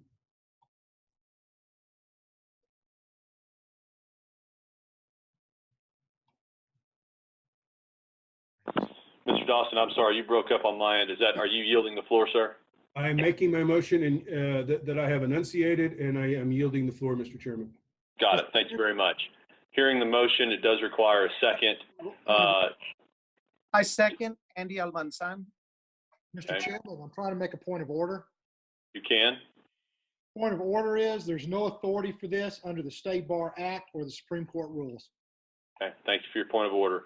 This is open for discussion. I believe that Mr. Fisher's hand was the first hand I saw. Mr. Fisher, the floor is yours. Me? Okay.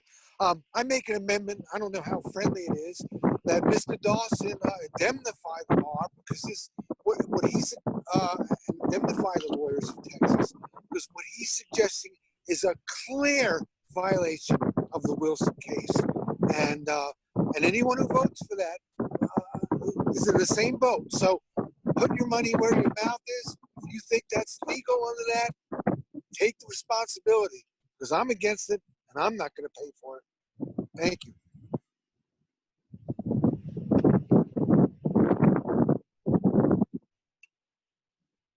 Mr. Chairman.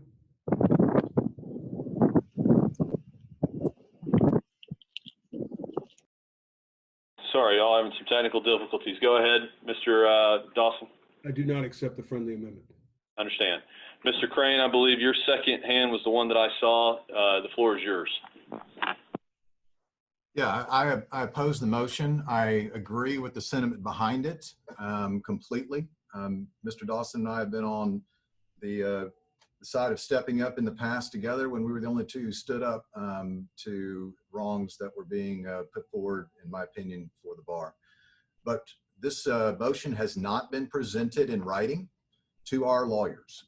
And I am the chair of the litigation subcommittee, which puts myself, as well as those subcommittee members, as well as James Wester, the chair of the administration committee, in following the legal cases that we are working with today.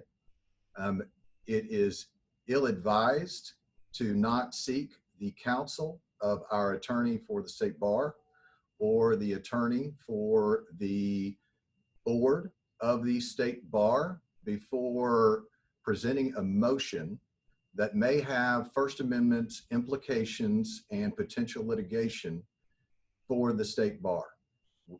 There's been way too much ready, shoot, aim happening in the past 14 days. And this does not need to carry forward in that vein. We need to be responsible to the 105,000 members that we represent. And we represent them, number one, to make sure that their self-governance is maintained, as well as a litany of other priorities. And we do that in part by making sure that any motion that has these kinds of implications are first submitted in writing to our counsel to get their advice. Any board of any kind needs to hear from their attorneys before acting on a motion such as this. And I oppose this motion now, and I oppose any subsequent motion to table this. I oppose it completely today until such motion is submitted and we are presented the opportunity to visit with counsel. I want my comments to be made clear. I do not support anything that has come from the disparaging remarks by the president and the director at issue. But our job to our members is to protect our members, and to do so, we need to act with patience. We need to do it methodically and smartly. And I oppose this motion going forward in any way until it's submitted in writing and we have advice from counsel on that. Now, you'll... Thank you, Director Crane. Director Forbes, you have the floor. Thank you, Mr. Chair.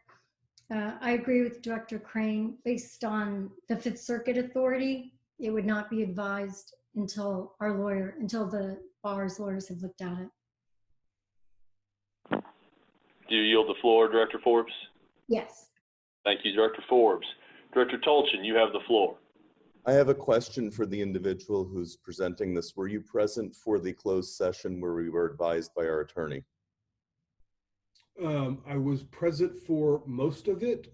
I had to leave at some point to go to a summary judgment hearing. I have been told the essence of it. And I will say, to be clear, if I may, Mr. Chairman, I have spoken to our legal counsel. I don't want to get into details of that. I don't intend to. But before I presented this motion, I have spoken to both of our legal counsels. And I don't want to get into what was said. I will give you, this is me speaking, not our legal counsel. You know, it's unsettled. It's clearly not the HCC case. It's clearly not. It's questionable whether the comments would be protected speech.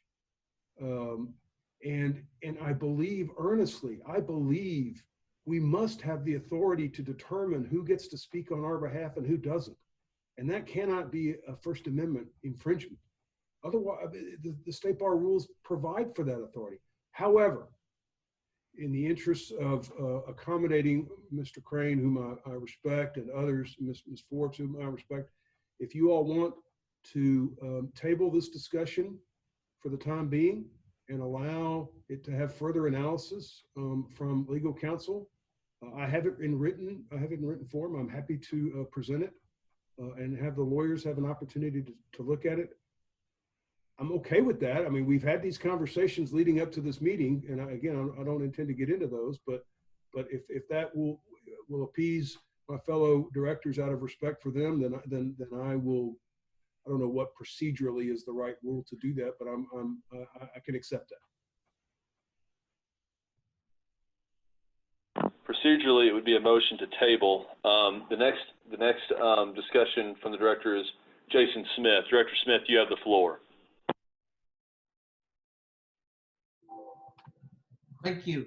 I guess my concern about him serving as spokesperson, one, in my comments, I asked him to, if he wasn't going to resign, I asked President McDougal to consider relinquishing these duties. It sounds like he's got a full plate coming up anyway, and it may help his situation. But what's more, I also mentioned in my comments,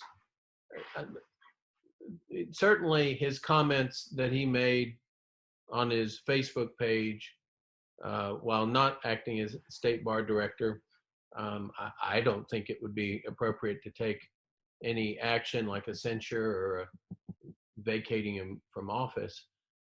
But since he's made those comments, he's made apologies with the assistance of State Bar Resources. He's made 3 apologies. One was, like I said, an apology that reminded me of the line from the James McMurtry song. I didn't mean to say it, but I meant what I said. The second apology did seem very contrite, and then the apology today seemed more like the first one. So I fear that he's not communicating in a clear and consistent way when speaking in his capacity as president of the bar, and so that's something that makes me want to consider this motion. I also would be open to a motion to table to allow us to do what Mr. Crane said, which is, and I would assume Mr. Crane would be open to a motion to table as well, because it would allow us to obtain further legal counsel and discuss with the author of the motion, and then we can take up with more educated, as Mr. Crane has asked us to be, then we could take up the motion. But I don't understand the position, if you want more legal advice, of not even taking up a motion to table. Those are my comments. Director Smith, just make sure that you're directing comments to me and not to Director Crane, although I appreciate the sentiment and know the question. I was addressing my comments to the chair. Sure. I was referencing comments made in the debate. Got it. Thank you. Director Bim, the floor is yours.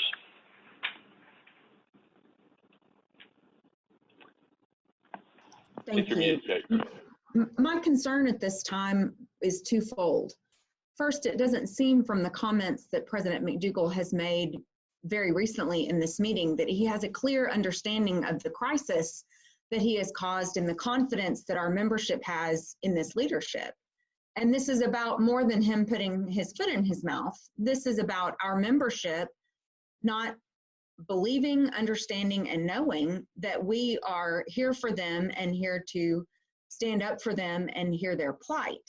And the First Amendment concerns that I have are clear and deeply held, that I do not want to take any action that would harm this organization's ability to continue as advocates for our profession and to continue self-regulating. However, if there must be some way for us to divorce the concept of what President McDougal said on the internet, either prior to his investiture as president and during his presidency, from the manner and method in which he has responded to our membership's valid concerns. So I would also support a motion to table so that we could seek further legal counsel on that basis. This is not just about what was said, it's about, as Director Smith said, what the response is and how that may affect our messaging going forward, even on issues that are less controversial. So I would also agree with the motion to table so that we could take a more patient approach, but that patience is not based upon a lack of desire to act. It is based upon wanting to protect our membership's position financially so that we do not open ourselves up to litigation needlessly, and also to ensure that the action that we take is considered in light of current precedent. And I'll yield the floor.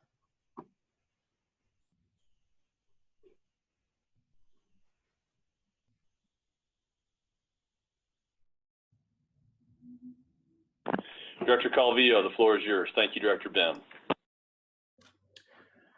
I move to table the consideration of the motion until the next called meeting.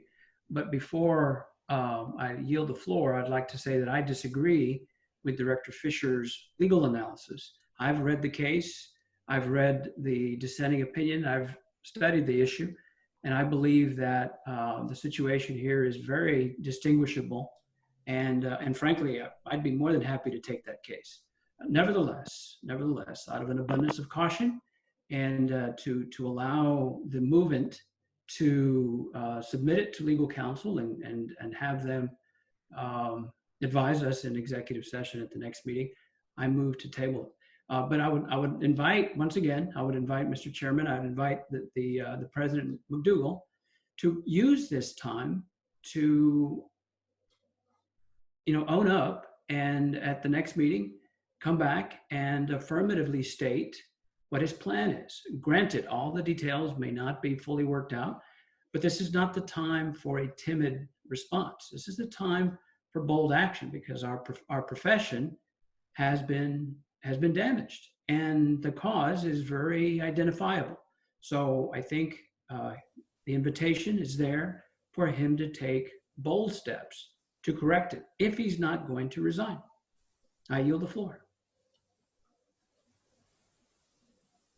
Mr. Chair, this is Danny Augusto. I second the motion. Okay, well, thank you. Thank you, Director Augusto. We may not be quite there yet. The reason for that is Director Dawson, there's been a motion and now a subsequent second. It is your motion. Are you willing to table the motion? Did I understand that from you? I am. So at that point, we can do one of two things. It's your motion, so you can either choose to table it and bring it up at the next meeting, or if you're not willing to do that, we can take a vote, is my understanding on how we proceed procedurally from here. Director Dawson, what's your position? I will agree to table it. Okay, so this particular motion will be tabled until the next board meeting. The next scheduled board meeting is in September. I don't anticipate another specially called meeting at this point, but we'll be in touch about that. So we'll set that motion aside. My understanding is that Director Forbes has a motion. Director Forbes. Before we leave that motion, since we're still on the topic, I want to make sure that we actually get it reviewed and a legal opinion on it. Do we need to have a motion for the motion to be reviewed by legal counsel and reported to the board at the next meeting? I don't think you have to have a motion on that. Let me defer to Director Sermon for a moment, and he might procedurally, does that, do we? Yeah, Director Schrammick, I'm fine with that if you want to do that. I don't have a problem with it if that's cleaner. Okay. So are you so moving? Yeah, so I would move to have Mr. Dawson's written resolution submitted to legal counsel for the board to be advised on the legality of adopting it at our September meeting. Okay. All right. Second. I saw Director Welborn make a second. All in favor say aye. Aye. Aye. Aye. Aye. Aye. Any opposed?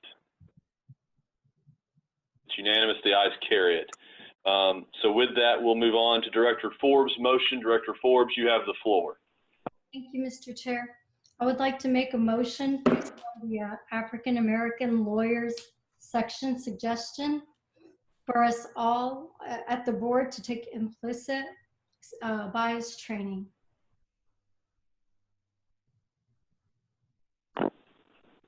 The motion coming from the director on the floor, it does require a second. Is there a second? Andrew Tolchin, I second. All right, Director Tolchin seconds. Is there any discussion? Yes, Director Calvillo, please. I would like to, at this point, wish happy birthday to Lucy Forbes and support her motion. Is there any other discussion? Yes. Director Sergi, did I hear you say yes? Yes, I'd like to have a defined time period. So I'd offer a friendly motion that the training be held before the end of the year. For my clarification, when you say end of the year, do you mean the bar year or to the end of the calendar year? So by December 31st of 2020? Yes. Do you accept the friendly motion, Lucy? I do. As long as whoever's putting it on can do it by then, yes, I do. Director Tolchin, do you agree with? All right. Any other discussion? I've got one question. I don't have the hand raising thing. Can we make this an annual requirement for the board? That might require more discussion. I don't know the answer to that, Director Harris. I don't. I know at some point you start talking about the MCLE committee and their supervision. Director, Mr. Sherman? My question is more, or my point is more for the board itself, not the continuing legal education. So whether it was held at the annual meeting every year or something like that, but make it a requirement. Director Harris, I understand, and I'm told that yes, we can make that. If Director Forbes and Director Tolchin want to accept that friendly, they can, and should the board want to vote on that, they can. So is that your friendly amendment to the motion? Very friendly amendment. Could I make a suggestion to that? Please, Director Crane. Don't we have our long range planning coming up shortly? We do, in August. I think maybe we make that part of the discussion for the long range planning with maybe a more comprehensive package so we can have further discussion on it, but I'm fully in agreement to getting it done for the current board as is. August, are you willing to accept that? I'm fine with that. All right, so no friendly amendment to the motion. Any other discussion? Yeah, this is Michael Dockeyville. Any sort of implicit bias training? I mean, there's a lot of different implicit bias trainings out there. I'm just trying to understand what this is for. I think that'll probably have to be determined. I think that'll have to be looked into. I don't know that we can define that today, but I do think that will be looked into. And again, we have that long-range planning in August, and I know this board has received implicit bias training in the past, so I feel confident we can make arrangements to get the appropriate training. It just feels kind of vague to me. Any other discussion? Yes, can we ask that it, make it a friendly amendment that it be in-person training as opposed to some sort of, or like, I don't know if we could do that at this point, but as opposed to just a read and click thing, something interactive as opposed to just a read and click type of I hate to say in person, Director Wilburn, because we're in COVID-19 right now. That's why I'm like maybe interactive as opposed to, but something where we don't just sit there and read a screen, where we actually have to participate in it and maybe learn more, because I feel like that's a better way to learn. Without becoming an advocate, because I'm supposed to stay neutral, I might suggest that we talk about it at the August planning retreat. Are you amenable to that? Yes, I am. Okay, thank you. Any other discussion? All right. All in favor of Director Forbes' motion that the board receive required implicit bias training by December 31st of 2020, please say aye. Aye. Aye. Aye. Any nays? Nay. One nay. The motion so carries. I have a motion, Mr. Chair. Well, I've got a point of order first by immediate past President Victor Flores. The floor is yours, Mr. President Flores. I withdraw that. Okay. Sorry about that. All right. Okay. Mr. Chairman, do you have a list? How do we tell you that we have motions we want to consider? Well, I'm trying to do it by the hands, and I'm getting emails and everything else. So if add me to the list, whenever. Sure. All right. Director, normally, Director Schrammick, we would have a microphone and you'd walk up to the microphone. And so we're working through Zoom as best we can. Director Smith, what's your motion? All right, I have two, but I'll present this one first. I move that the State Bar of Texas vote to refer to the MCLE committee favorable consideration of having implicit bias training as a MCLE requirement or continuing legal education requirement for Texas attorneys, and ask that that committee return a recommendation by our January 2021 meeting. I want to make sure I understand your motion. Your motion is that you would ask our MCLE committee to investigate, discuss, and develop a plan of potentially having required implicit bias training and a report to the board by January of 21. Is that correct? Correct, and this is consistent with the recommendation of the African American Lawyers section. All right. Coming from a director on the floor, it does require a second. Is there a second? Second. Director Bim, did I hear you second? You did. All right. Is there any discussion? So Yes, Chair. So will the Director Wester, did I understand you have something to discuss? Yes, I do. Your floor, sir. Well, based upon that motion and our prior discussion, it seems to me like this issue would be better handled at the August strategic planning meeting. And so I don't know if that's acceptable, but I would at least raise it as a possibility that be part of that discussion. Okay. Is that a motion to table until the August retreat, Director Wester? Well, it wouldn't be to table until the August retreat because we won't have another meeting until then. So. That's true. That's right. So you want to defer conversation about this until the August retreat? I would ask that be considered as a possibility. Director Smith, is that something you would consider? Well, I appreciate that, but we have an MCLE committee, and I want the public to hear, especially the African American lawyers and the African American lawyer section, to hear that we're taking their concerns to heart and their recommendations to heart. And I think it's important to take action that shows that we're going to do something. So you want to go forward with the motion today, correct? I do. All right. Any other discussion on this topic? We certainly can discuss it at the August leadership meeting, but because I've asked that they report it by January 2021. So we should have plenty of time to do all of that. Any other discussion on this? Yes. Any other discussion on this topic? This is Adam Schrammick, and this was actually one of my motions as well. I think that we don't want to delay and kick the can down the road. I think we need to take some action today, and this is sending it to the committee for them to start investigating and analyzing, the issues surrounding this, including, potential legal issues, to get the ball rolling, and then to have a proposal for us by January. And that I don't see any reason to delay further. All right. Any other discussion on this motion?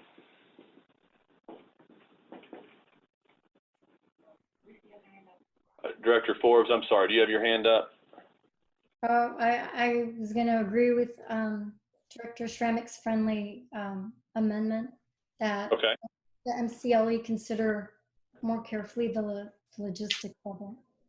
Fair enough. Director Tolson, do you accept the, I'm sorry, Director Smith, do you accept the friendly amendment? Yeah, certainly. I think that would be part of and I think the MCLE committee can consider a range of things that we may not have at our fingertips, but I certainly don't have any opposition to a friendly amendment of that sort. Director Bim, do you still maintain your second? All right, I'm seeing you nod. Yes, ma'am. Got you. Thank you. Any other, Director Fisher, do you want to be heard on this? Yeah, just for on that committee, I think we're all sooner, but I just hope that the rest of the people on the committee still know the logistics, but yeah, I'm in favor of that motion. Thank you, Director Fisher. Director Cortez Mares, do you have a discussion point on this? Yes, I do. Thank you, Mr. Chairman. As far as adding the implicit bias training to the CLE requirements and having the MCLE committee, I'd like to add, and perhaps as a friendly amendment, that this not be in addition to the 15 hours that we are already required, but rather that it be inclusive of the 15 hours that we are already required to undertake as attorneys. That's up to them. That's up to them. Yeah, I think that's up to the MCLE committee to discuss, Director Cortez Mares. I think that's part of their analyzation, investigation, and their report back to us. Do you accept that? Yes, I do, Mr. Chairman. That would be a comment then on my part. Thank you, Director Cortez Mares. I appreciate it. Director Brooker, do you have a comment? Rebecca, I think you might be muted if you do. Are you there? Gotcha. Yes, ma'am. Sorry, I just wanted to see if you could reiterate what the entire motion was. I had to step away for a minute, and sure. When I came back, I could hear comments, but I wanted to make sure I understood what was being said as I'm on the I MCL. understand, and this board has been going solid now for over 3 hours, and so I appreciate that.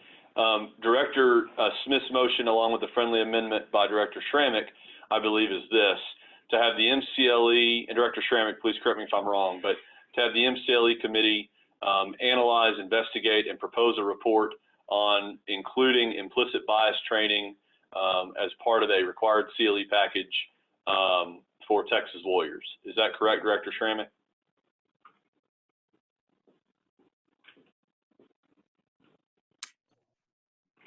Director Smith, is that correct? Was there a time limit put on that? Yes, I'm sorry, by December, no, I don't think there was a time limit.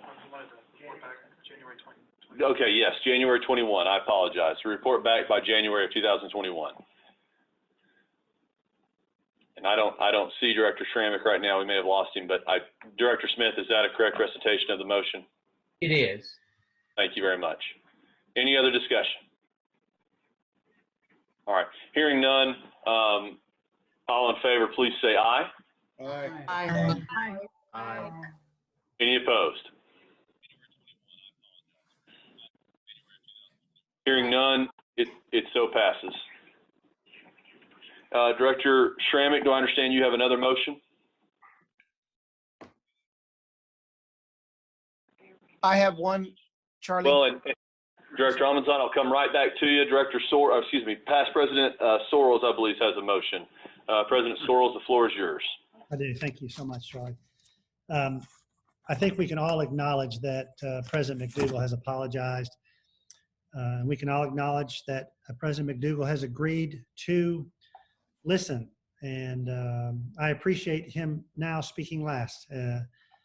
I think that now is the time for action, and I believe that we should give him a deadline for a number of reasons until September, and he can get into those if he cares to give us an update, a preliminary plan of action by the September board meeting on how he intends to address the division that has occurred over these last 17 days.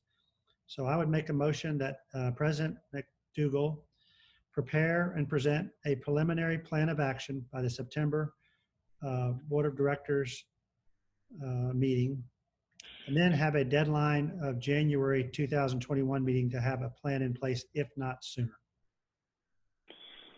Coming from immediate past President Sorrells, from the floor, it does require a second. Is there a second? Charlie, I'll second it. Denny, second. President Larry McDougal seconds the motion. Is there any discussion? I got you. Is there any discussion? Director Smith, do you want to discuss or do you withdraw? You're on mute, Jason. Yeah, I just wanted to say it would. This motion is certainly in the spirit of what the African American Lawyers section requested in their statement that they issued after they met with Mr. McDougal. I think they asked for a written apology, but with regard to having a report, in addition, the Texas Employment Lawyers Association in their presentation asked for the president to issue a report within 30 days about what he was going to do. And so I certainly think that Mr. Sorrell's motion is consistent with those groups who've asked for certain action from. Thank you, Director Smith. Director Fisher, do you have any discussion that you want? I see you've got your hand up. Do you want to discuss this or no?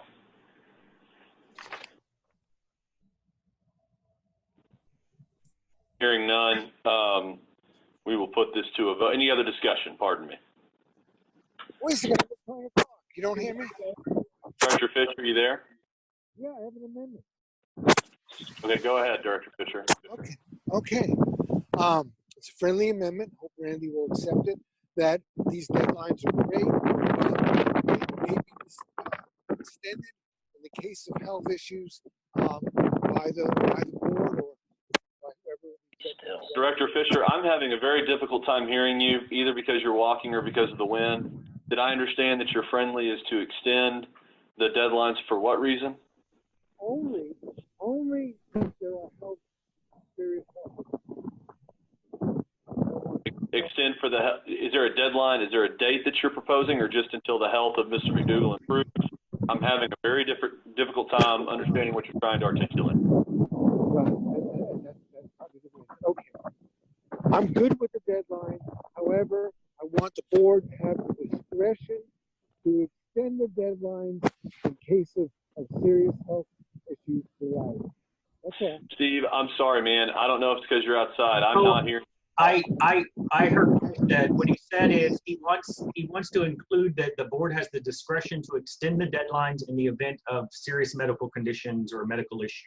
Got it. I understand. Thank you, Director Schrammick. Mr. President Sorrells, do you accept the friendly? Yes, let me make one comment. I really appreciate President McDougal seconding my motion because I know he takes it serious. I also accept the friendly because I know he has got his own, President McDougal has his own health issues that need to be taken care of. If he's to give 100% of his effort to bridge this divide, then we need him 100% healthy to bridge this divide. And I'm hoping he can get it done by September, but he knows that we all give him grace for health issues. And I accept the amendment, recognizing that when he is completely healthy, then his whole effort during this first part of his presidency will be to fix these issues. Thank you, sir. And President McDougal, do you still maintain your second? I maintain my second with the amendment. Thank you, sir. Any other discussion? This is Benny Augusto. Yes, sir. I also want to echo the thank you to President McDougal for accepting and seconding the motion. And I also believe that members of this board, including myself, I will speak for myself, if health issues would become a matter that will slow down these efforts, that I will be ready and able to assist Larry in getting his action plan moving forward. That's what we are all here for. And I think if we're going to support the president, then we have to do it together. So I think it's him and his plan, but all of us working together. Thank you. Thank you, Director Augusto, and I'm sure those sentiments are shared by many of our directors. And obviously, I think this goes without saying that our thoughts and prayers are with President McDougal as he goes forward and deals with these. Any other discussion on this item, or rather motion, rather? Hearing none. All in favor, please say aye. Aye. Aye. Aye. Aye. Aye. Any opposed? Hearing no opposed, the motion passes unanimously. Director Schrammick, do I understand you have another motion? I do. I'd like to move to direct the Policy Manual Committee and the Nominations and Elections Committee to coordinate efforts and propose revisions to the State Bar Policy Manual to strengthen the vetting process for State Bar presidential candidates and to implement procedures aimed at assuring that Texas lawyers are better informed of candidates' backgrounds before casting their votes. All right, coming from Director Schrammick on the floor, a second is required. Second. I am so sorry, I missed it. I've been Second. been I really second. Thank you, Yolanda. Director Cortez Maras is our second. Is there any discussion? Yes, I have a discussion. Please, Mr. President Sorrells. Just gives people background. I think a lot of folks would have preferred to know some of the past online comments made by President McDougal, and all of us have made. This year, I'm co-chairing, along with former Chair Jerry Alexander, the Nominations and Election Subcommittee. There's been an unusually high number of people who are interested in running for president-elect of the State Bar of Texas. That's a positive thing. When so many people are calling upon the State Bar to be taken down, and I do watch the online comments, I think it's a record number of lawyers who are interested in taking time out of their professional lives and their personal lives to try to run to be president-elect of the State Bar of Texas and president of the State Bar of Texas. There are prolific posters among those many people who have shown interest. Mr. McDougal was a prolific poster. If someone were to charge the committee to go through all of their postings, we do not know if we would have found his comments on another lawyer's post, Mr. Fickman's post. We don't know if we would have found the the Fort Bend County post. My point is if we're going to ask the committee to do a better vetting process, there should be some limitation or some extremely huge budget to hire private investigators to go out and look into the candidates' backgrounds. There are going to be candidates in the future that get through that you wish you have known more about as you're in the voting process. It's happened before, it will happen again. So while I'll support a better voting process, the Nominations and Election Subcommittee should be given specific parameters on how to do that without breaking the bank. And when something does occur, there may be better ways that we can hold the president or president-elect accountable for past conduct. So I think there should be some specifics rather than just a general motion. We got to do a better job. So I'd like to respond to that if I may. This motion gives you the flexibility to weigh all of those factors in coming up with a proposal. Certainly, we're not going to say hire a private eye on everyone. But what if there were a standard checklist of questions you asked them during the process? Have you made any racial or discriminatory posts in the last 5 years? Have you made any sexist? What groups are you involved in? And if they say no and lie to us, we can then go back and show we asked that question. We can tell our members we did an investigation, we got the information, and it was a lie to us. Which right now, where's the paper trail for Mr. McDougal's vetting process? It allows maximum flexibility, maximum creative thought, and all it's saying is take a hard look and come back and talk to us with a proposal if you have one. And if you come back and go, it's the best process we've got, we don't need to make any changes, so be it. But we've actually gone through the process of considering it and allowing both committees to think of these questions and to provide their thoughtful input and to come back to this board and explain what could be improved. Thank you, Director Schrammick. Is there any other discussion on this motion?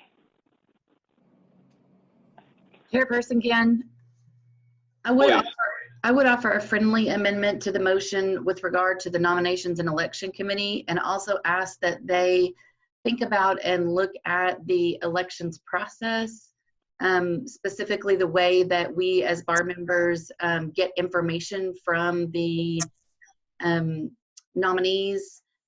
And I don't want to be specific either because like Director Schrammick, I think that the committee can discuss the various ways to help prevent these types of situations potentially from happening in the future. So I would propose a friendly motion, though, to allow that committee to not just discuss the nominations portion, but also the elections process. All right, Director Wilson, thank you for your comments. Director Schrammick, do you accept the friendly amendment? I do. And Director Cortez Maras, do you maintain your second? I do. Hearing the friendly amendment that's been added, is there any other discussion on this motion? Director Fisher, pardon me, please.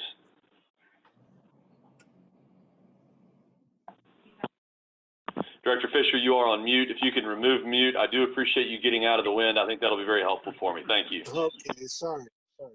I'd like Adam to discuss why, I mean, where are going to be the parameters? Okay, somebody makes a racist statement, fine. But how would this not be used to purify, make sure that the candidates are pro-bar, that they're against reform? Because that's what the bar has done in the past. Larry is an exception.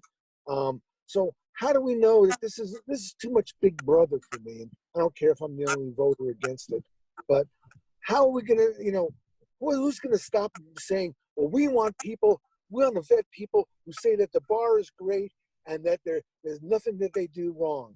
I mean, I don't think the solution is this kind of censorship. Yeah, racist comments, sure, but we're giving you way too much leeway, and I'm against it, and I don't think I don't know about the law. Okay, thank you. Thank you, Director Fisher. Is there any other discussion on this issue before we move it to a vote? Hearing none, seeing none, all in favor, please respond by saying aye. Aye. Aye. Any opposed? No. Motion carries. All right, now, President-elect Sylvia Forth. No, I know. Director Almanzon, I apologize. President-elect Sylvia Forth asked me 4 or 5 turns ago, and I just goofed, and I have dropped her off my chart by accident. President-elect, thank you, Andy, for understanding. President-elect Sylvia Firth, the floor is yours, and I apologize publicly. Thank you. Can y'all hear me? Thanks. I have a motion to refer all of the action items contained in the letters from the African American Law Section and the National Bar Association to legal counsel to determine which of those might be implemented by the state bar without running afoul of the limitations imposed by Keller versus State Bar of California, and that they provide that guidance to the board at the September board meeting. Thank you, President-elect Sylvia Firth. Coming from our Madam President-elect, it does require a second from the floor. Is there a second? I'll second it. All right, I think I got Director Amy Wellborn seconding it. Is there any discussion? I see Director Fisher's hand is raised and Director Tolchin's hand is raised. Director Fisher, the floor is yours. Sorry, I'm not. My hand's from before. I have no comments. Thanks. Okay, I understand. Director Tolchin, the floor is yours. Just being slightly picky, Sylvia mentioned Keller. Would you accept as a friendly amendment and any other legal precedent that would be looked into as well? Oh, absolutely. Yes. Thank you. Understanding the second, Director Wellborn, do you maintain your second? Yes, I do. All right, understanding the friendly amendment, is there any other discussion from the board? Seeing none, hearing none, all in favor say aye. Aye. Aye. Aye. Aye. Any opposed? Hearing none, the motion passes unanimously. Director Almanzon, I understand you have a motion for the floor. Yes, sir. Thank you, Mr. Chair. First and foremost, I attended the webinar last Friday, and Vicki Clark reminded everyone that change is a process. It's not an event. So first and foremost, we understand that. By the same token, I don't think we should be tabling very important items too long either. And in that respect, I am moving or asserting this motion that Director Dawson's specific written request that is going to be provided to the legal department, that we have a special meeting on that issue. And I do see that the board of directors have a strategic planning retreat on August 18th and August 19th. And so I'm asking, could we have a special meeting to answer Director Dawson's motion and request on Monday, August 24th? That's my motion. I'll second it.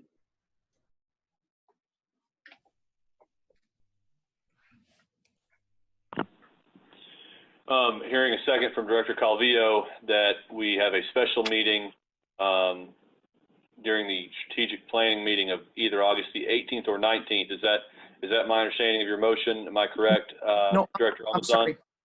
I'm sorry. I was referencing the 18th and the 19th as days that we're going to meet. So I'm recommending that following Monday, August 24th. Instead of waiting, because if we don't do that, we're going to wait until September 24th, basically two more months. And if you we would rather wait till the following Monday instead of doing it on the days we're already going to be together? Actually, we could. I'm sorry. I didn't mean to complicate things. If it's effective and efficient to do it on the 18th or 19th, I'm in favor of it.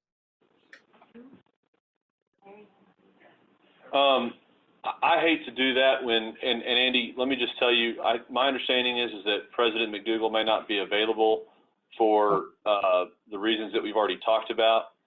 And I would hate to have that meeting. I'm not an advocate, I'm not voting on it, but just so you know, for your information, for your vote, he may not be there for it. And I would hate to have that type of vote if he were not at least there to speak, because that's an action item that directly relates to him. Does that make sense what I'm saying, Director Almazan? It does. And to the extent, and forgive me for not dating the times that the president may be out during the month of August. And obviously, if he's going to be out, then I'll withdraw my motion. But I was assuming it would be available on the 4th. I think it's safe to say he'll be out on those days. Okay. Do I understand that you're withdrawing your motion? I withdraw the motion based on that information. Thank you, Director Almazan. I appreciate it. Are there any other motions from any directors or officers that I have not been diligent enough to follow up on? Hearing none, we will move on from the motion portion of our agenda into item number 8, which is a report from the President-elect, Madam President-elect Sylvia Barinda Firth. Madam President-elect, you have the floor. Thank you very much, Charlie. Let's start with a little dicho. So no hay un mal que por bien no venga. So I'm going to help you all out with that. Those of you who didn't have Mexican grandmothers who taught you valuable life lessons with dichos. And loosely translated, that means something good always comes from something bad. Or an English saying that you might more readily recognize is every cloud has a silver lining. So the events that brought us here today are bad. But the one good thing is all of our attention has been very acutely focused on the need to recommit ourselves to continue the work the bar has already done in the area of diversity, equity, and inclusion. Bar leadership has spoken very strongly about our values and the mission of the bar, which includes anti-racism, equal justice for all, and the need to promote diversity in the administration of justice and the practice of law to support our core purpose of improving the quality of legal services in our state. Now it's time to follow up those words with action. And the reason I ran for president-elect was to be an agent for change in the area of diversity, equity, and inclusion. And I have committed to dedicate my presidential year initiatives to advancing those very important causes. It has always been my intention to request the creation of a task force to advise me and help me select those initiatives, and to advise the board about training opportunities and positive steps we can take to live up to our mission statement, and to help us to create diversity goals, policies, and practices. So today, I'm asking you to approve the task force so that the work can begin. But I also need to tell you that I've been working with staff about conducting a listening session to be moderated by former State Bar President Lisa Tatum, so that we can hear firsthand from our colleagues about the importance of taking positive actions now. So stand by for details, and those will be coming soon. But I also want to challenge each of the sections of the State Bar to undertake to include a section on unconscious bias, implicit bias, microaggression, diversity and inclusion in their seminars and their conferences next year.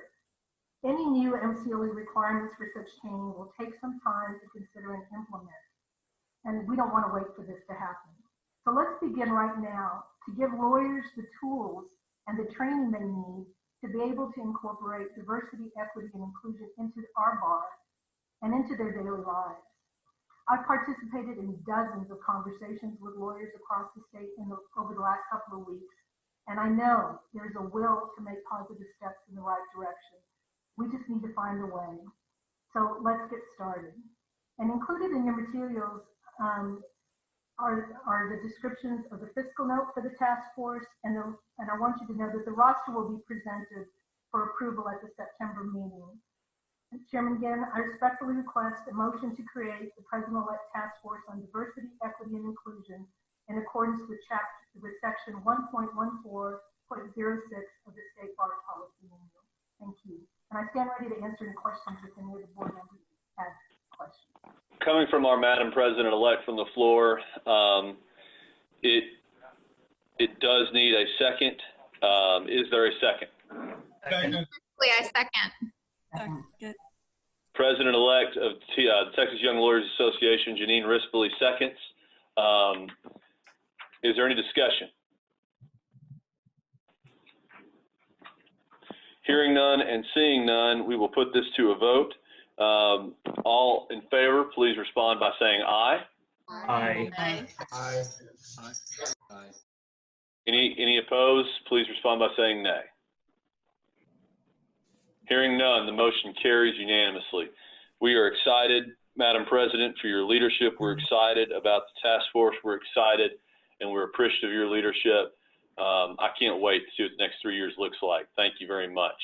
Does that conclude your report, Madam President, on item number 8?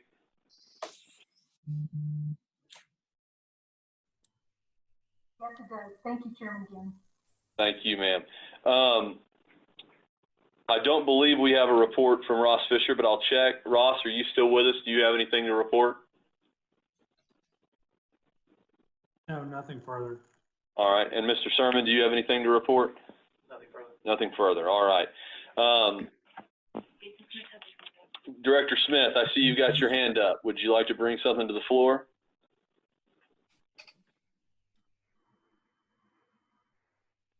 Jason, you're on mute, man. I think he may have gotten. Hello, you there? Yes, Director Smith, do you have something to bring to the floor? Yeah, I'm sorry, I got kicked off, and I did have one more motion that I had referenced, but I didn't make because I was going to let you go to someone else. So I apologize if I could make that final motion. Please. My motion is that we refer to a committee of the chair of the State Bar Board of Directors choosing consideration of whether or not we should adopt ABA Model Rule 8.04G as a part of the Texas Rules of Professional Conduct. We already have Rule 5.03 that prohibits certain discriminatory activities in connection with a official proceeding or adjudicatory proceeding, but 804G and the ABA Model Rule 804G actually is more expansive to cover interactions that a lawyer has outside of the courtroom, which I think are most interactions of lawyers. And I'd ask that be considered. It was mentioned in the comments and recommended in the comments. And I'm not putting a deadline like I did the other one because I understand there may be an Attorney General opinion that raises some questions about it. But I think that we should at least refer it to committee for serious consideration. Director Smith, the board can refer that issue to the CDRR for review and analysis, and then for them to give us a report. But there's a process in place for that already.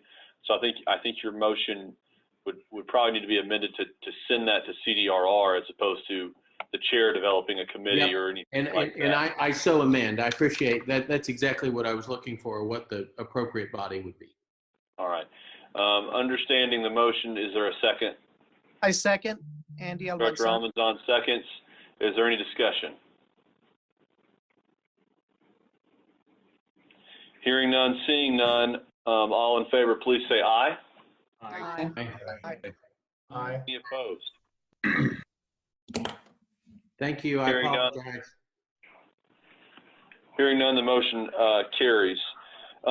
With that, we are just about done. Before I ask Director Almanzon to lead us in our State Bar mission statement, I want to thank you, each and every one of our directors. I'm sorry?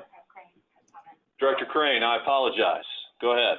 I think we would all be remiss today if we didn't acknowledge the passing of Justice David Bridges from the Fifth Court of Appeals here in Dallas, who passed away Saturday night tragically, hit by a wrong-way driver. He was senior disciplinary counsel and first assistant in charge of litigation for the State Bar of Texas. He has strong roots to service in our organization as well as military service to our country, and was serving publicly on the Court of Appeals, and certainly one of our members. So I just wanted to make sure we recognize that sad passing and pay just a bit of tribute to him. Thank you.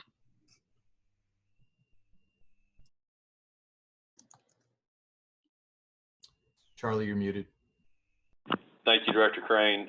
For those who didn't see that, those are some terrible, awful circumstances, and our thoughts and prayers are with his family and his friends, and certainly his community.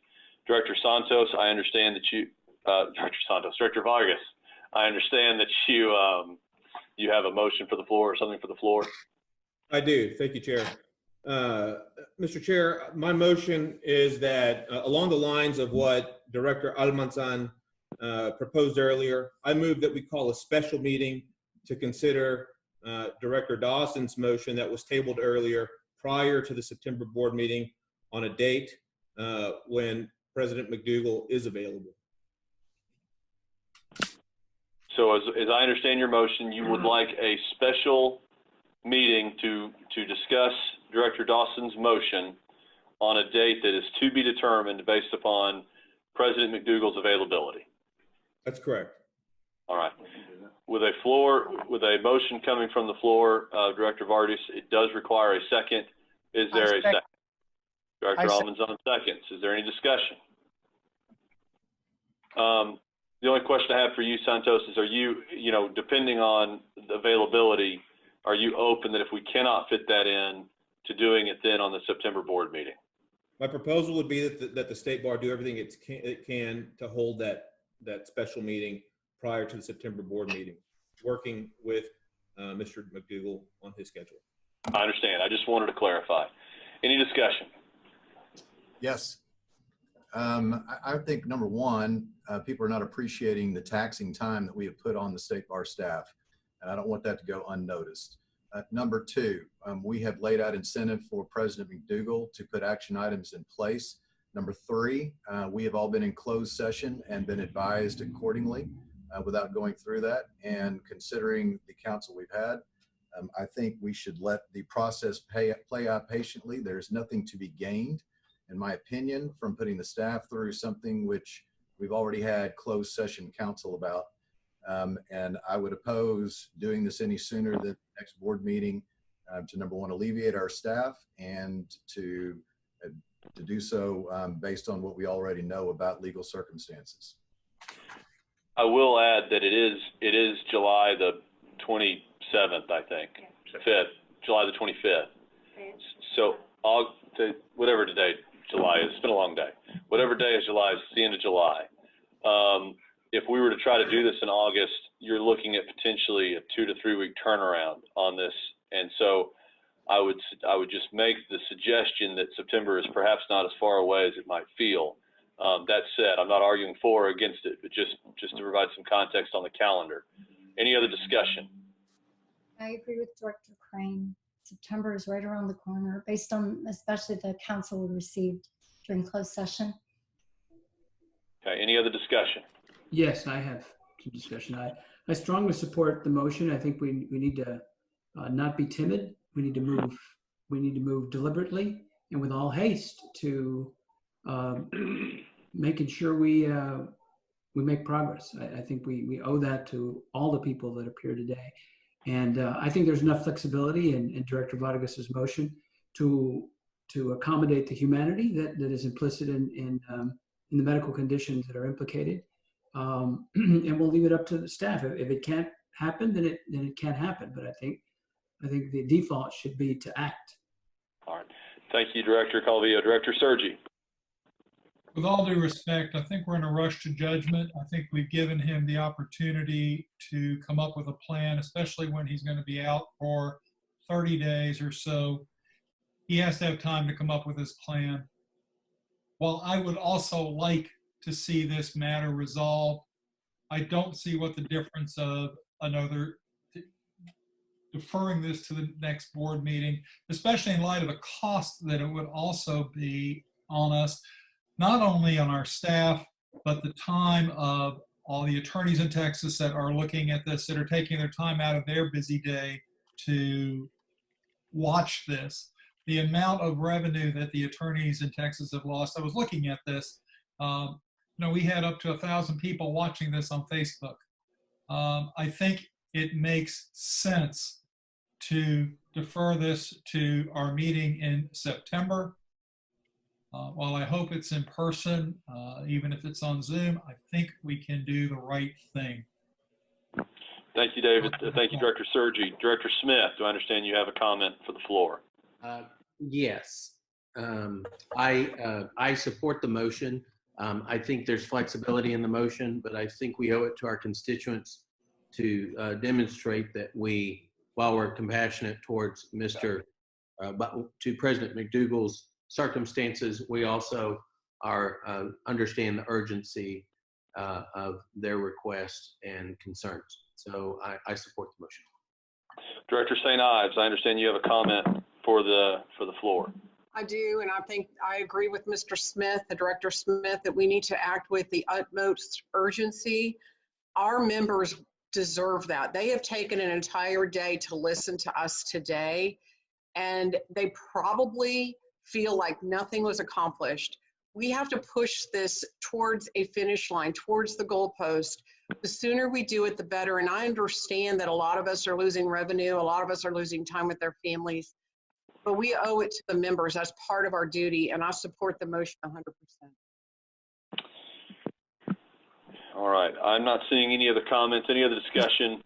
Very briefly. Director Robbins on. Yeah, just very briefly. Again, if you look at Director Dawson's motion, it is urgent, because if it were to pass, and that's a hypothetical at this point, A, if it's legal, B, if it were to pass, we are essentially passing the baton to speak on behalf of the Texas bar sooner rather than later. And how many opportunities is the president going to be given to speak on behalf of the Texas bar between now and September 24th? And so I do believe, and I respect the cost issues and the expediency issues and the taxing issues on the council and staff involved. But again, if we were to vote in favor of the relief sought in Director Dawson's motion, then we will have already been passing the baton to other speakers, such as the executive director and immediate past president or upcoming president, well before September 24th. Just Thank you, Director. Thank you, Director Almanzon. Director Bim, do you have a comment? Please unmute yourself, Kate. There you go. Thank you. I think it's incumbent upon us as well during this short period of time between now and that proposed meeting to consider whether, in light of President McDougal's health challenges and also the enormous amount of work that he personally has to do, whether it would be wise to extend the ability to speak on behalf of the bar to President-elect Sylvia Barunda Firth, so that we might have more than one voice speaking on our behalf during this time period. And that should be something that we should all consider in the interim as we do our own research related to this motion, because we are lawyers too, and we are certainly capable of forming our own opinions about the information that is given to us by our counsel. Thank you, Director Bim. I'm not seeing any other comments, but to confirm, is there any other? Chairman? Yes, sir, Mr. Sims. Director Sims, please. Just clarify, I mean, there's been a lot of discussion and there's been several hours since that. Please clarify what the motion is, please. It's a longer motion. The basis of it is there's 4 points, Director Sims, that ultimately seeks to suspend the ability to speak on behalf of the State Bar by President McDougal until such a time that the directors see fit, and then would alternatively grant the spokespersons of the bar to be the president-elect, the immediate past president, and the current chair of the board.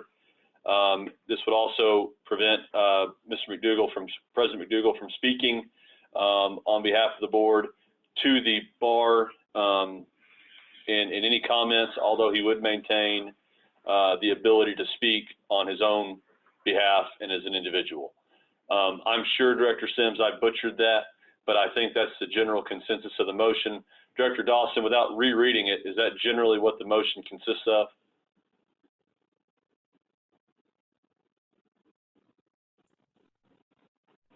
Director Dawson, are you on mute?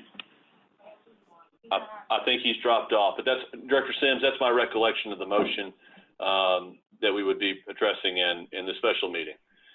Director Fisher, do you have a comment from the floor?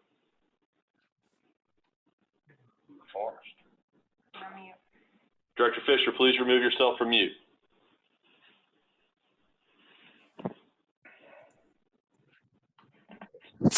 All right.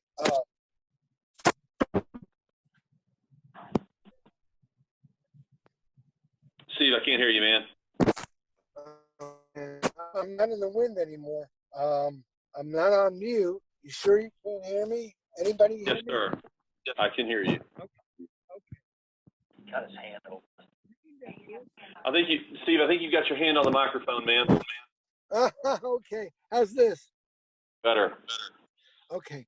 Whenever you try to punish somebody or suspend their right to speech, and it's an elected official, I'm sure that Wilson applies. There's a whole bunch of other cases too, anywhere from Pickering versus Board of Education, but you cannot do that. You can't phrase it as, we'll suspend instead of censure. Anytime you do that, you're getting us into liability. And that's why I made that other amendment. If you want to do that, why can't you say, I'm going to indemnify the bar from any lawsuit? I mean, it's more than just talk. This is a lawsuit. We all have the best interests of the bar. We may disagree on different things. So I am totally, unequivocally opposed. Thank you. Thank you, Director Fisher. Are there any other comments from the floor on this motion before we take it to a vote? What is the motion? Was it that we're going to have a special session to talk about it? The motion, as I understand it, and Director Santos Vargas, please correct me if I'm wrong, but the motion I understand it is that we have a special meeting for the September board meeting on such a date that Larry McDougal can be available for that. Am I correct on that, Santos? That is correct. All right, that is the motion. It does have a second. We have discussed it. Is there any other discussion before we take it to a vote?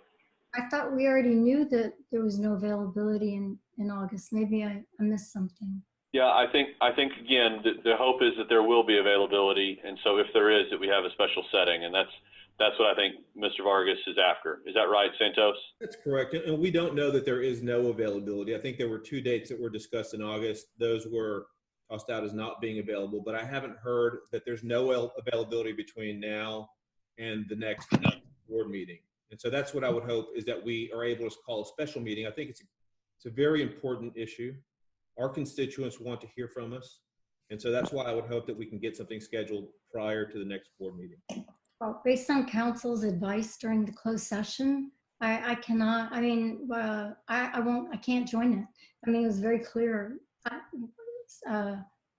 It was very clear what the council's advice was. I would counsel any member of this board, even making Director any Smith, inference. please, no cross talking, please. I mean, you make your statement, but please don't address it to anybody but me. Mr. Chair, I'm concerned about members of the board making reference to what the advice of council was.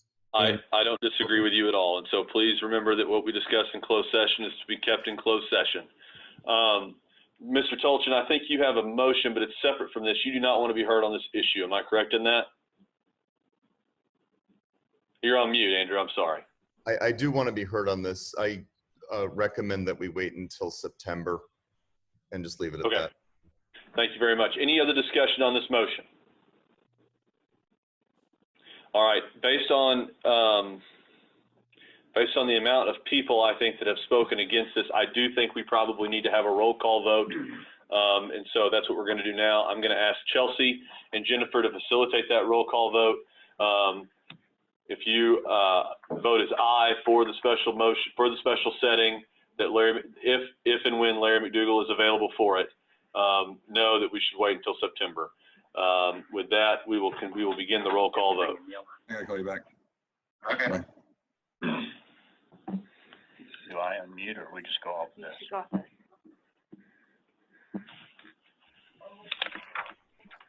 Ready? Yes, sir. Mr. Augusto. I didn't know what he said. Mr. Augusto, I'm so sorry. If everyone would unmute so you can vote. Again, the aye vote is to pass the motion. The nay is to disagree with it. Mr. Augusto, I think we're beginning with you. How do you vote? I vote aye. I agree. Thank you, sir. Mr. Allison.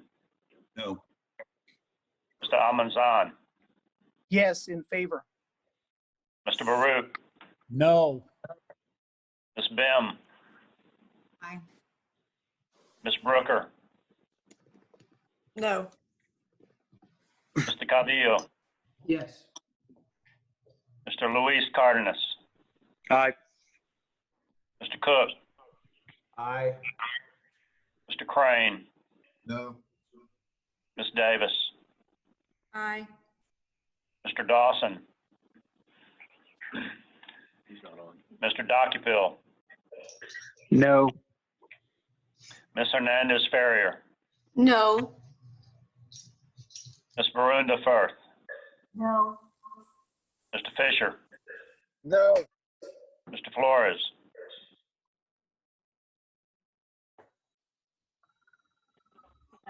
Ms. Forbes. No. Mr. Ginn. I think I'm the chair. I don't get to vote. Abstain. Ms. Goldsberry. Yes. Mr. Gravely. Gravely votes aye. Mr. Harris. Nay. Ms. Harrison. Aye. Ms. Humphrey. No. Mr. Hurst. No. Ms. Cortez Matos. No. Mr. McDougal. No. Ms. Cara Miller. Aye. Ms. Mount. Aye. Mr. Naylor. Ms. Rispoli. Aye. Naylor's a no. Ms. Rowe. She's off. Mr. Schrammick. Aye. Ms. Scott. No. Mr. Sergi. No. Mr. Sims. No. Mr. Jason Smith. Aye. Mr. Todd Smith. Aye. Mr. Sorrells. Aye. Ms. St. Ives. Aye. Mr. Tolchin. Nay. Mr. Vargas. Aye. Mr. Vasquez. Ms. Wilburn.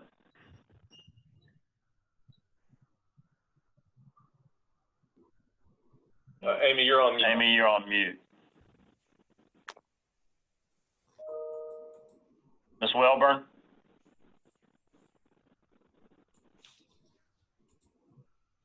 Mr. Wester. No. Ms. Pack Wilson. Aye. Did we get anything on Amy? Amy, Ms. Welburn, Director Welburn, are you with us? Is she on? Okay. How's that do for us? All right. I think for the While we're record, verifying the vote on that, are there any other motions for the floor or any other business we need to take out before we get the results of the vote or after we get the results of the vote? well, on that vote, Mr. Chair, I don't know that you abstain. I think you may vote in the event of a tie. I think that's right. I think you're correct thinking about it. I think that's correct. Not unless there's a tie. I think you're going to get it. Carly, Victor's been trying to get back in, and he's having some issues getting back in to vote. Thank you for letting me know. Let me work on that. Richard's trying to get in.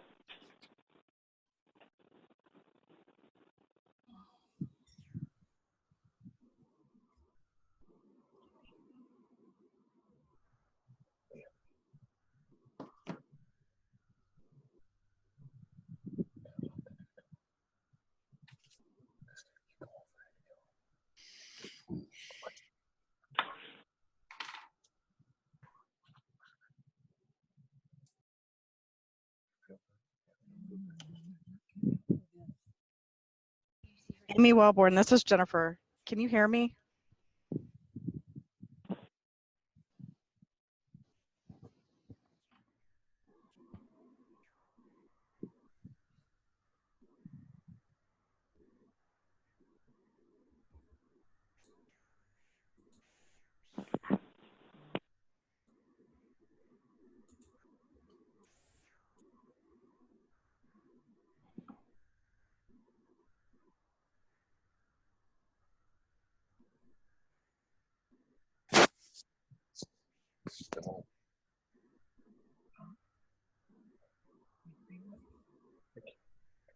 They can't.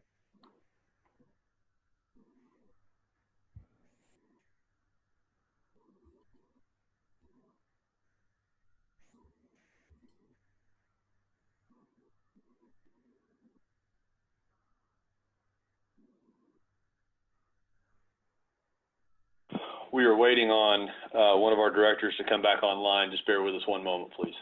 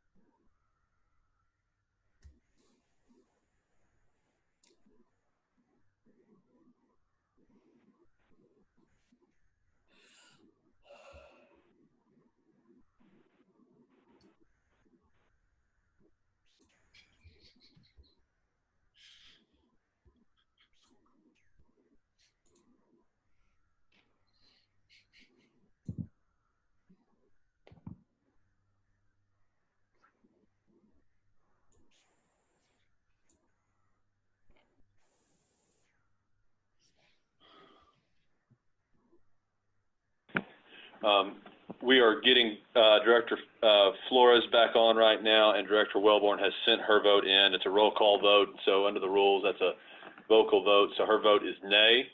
We are waiting to hear about Director Flores.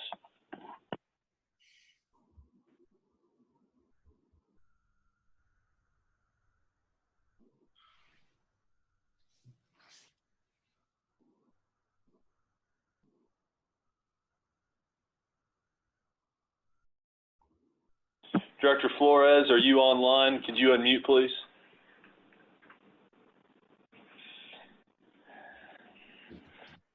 Victor?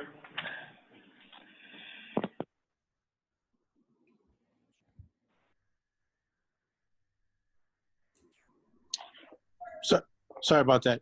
Hey. Hi, I'm sorry. Hi. It's all right, Victor. We get it. We understand. Victor, there's a motion on the floor. Are you aware of the motion? Victor? Yes, I am. Yes. You are aware of the motion? Yes. Yes. Is your vote in support of the motion or nay? It's in support. 1 second.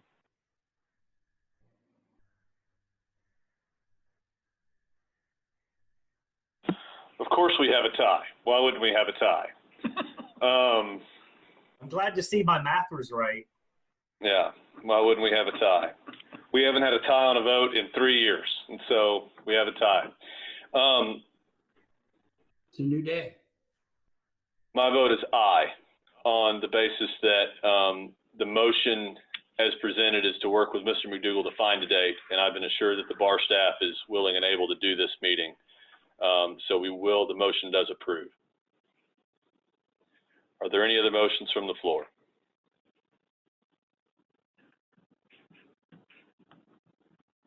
Hearing none, is there any other business that we need to consider? Mr. Tolchin, I understand you have a question. Charlie, I just want to salute you. This meeting was run with phenomenal statesmanship. Absolutely outstanding. I applaud you. I second that. Yeah, I agree. Very much agree. Great job, Charlie. Well, I want to thank our directors. y'all have been going at this for almost 12 hours. I know there's a large portion of the public that has been on here watching for 12 hours, including a large portion where that screen was blank while we were in closed session. Our leadership in the state bar is made up of people that want to serve. They're made up of people that care about our bar and they care about the public, and that I hope was demonstrated today. We have work to do. It's going to be a good year. Great moments are born from great opportunity. And I wouldn't want to serve with any other directors except for the ones we have here right now. And I thank you for your service. With that, if there's no other motion, if Director Almanzon would lead us in the recitation of the State Bar the State Bar mission statement. Thank you. Yes, very briefly, Charlie, excuse me, Mr. Chair, thank you very much again. You probably set the record for the longest meeting presided. And secondly, I do want to state on behalf of myself and several of the members of this bar that diversity and inclusion have been on our radar for a long time, well before George Floyd's tragic death. I'd like to recite the State Bar mission statement. The mission of the State Bar of Texas is to support the administration of the legal system, assure all citizens equal access to justice, foster high standards of ethical conduct for lawyers, enable its members to serve their clients and the public, educate the public about the rule of law, promote diversity in the administration of justice and practice of law.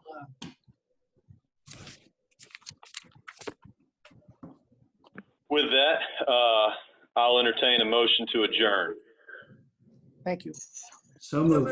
So moved. All right, we're adjourned. We are adjourning at 7:27 in the evening. Thank you for your time and for your service. Good night. God bless you. Thank you.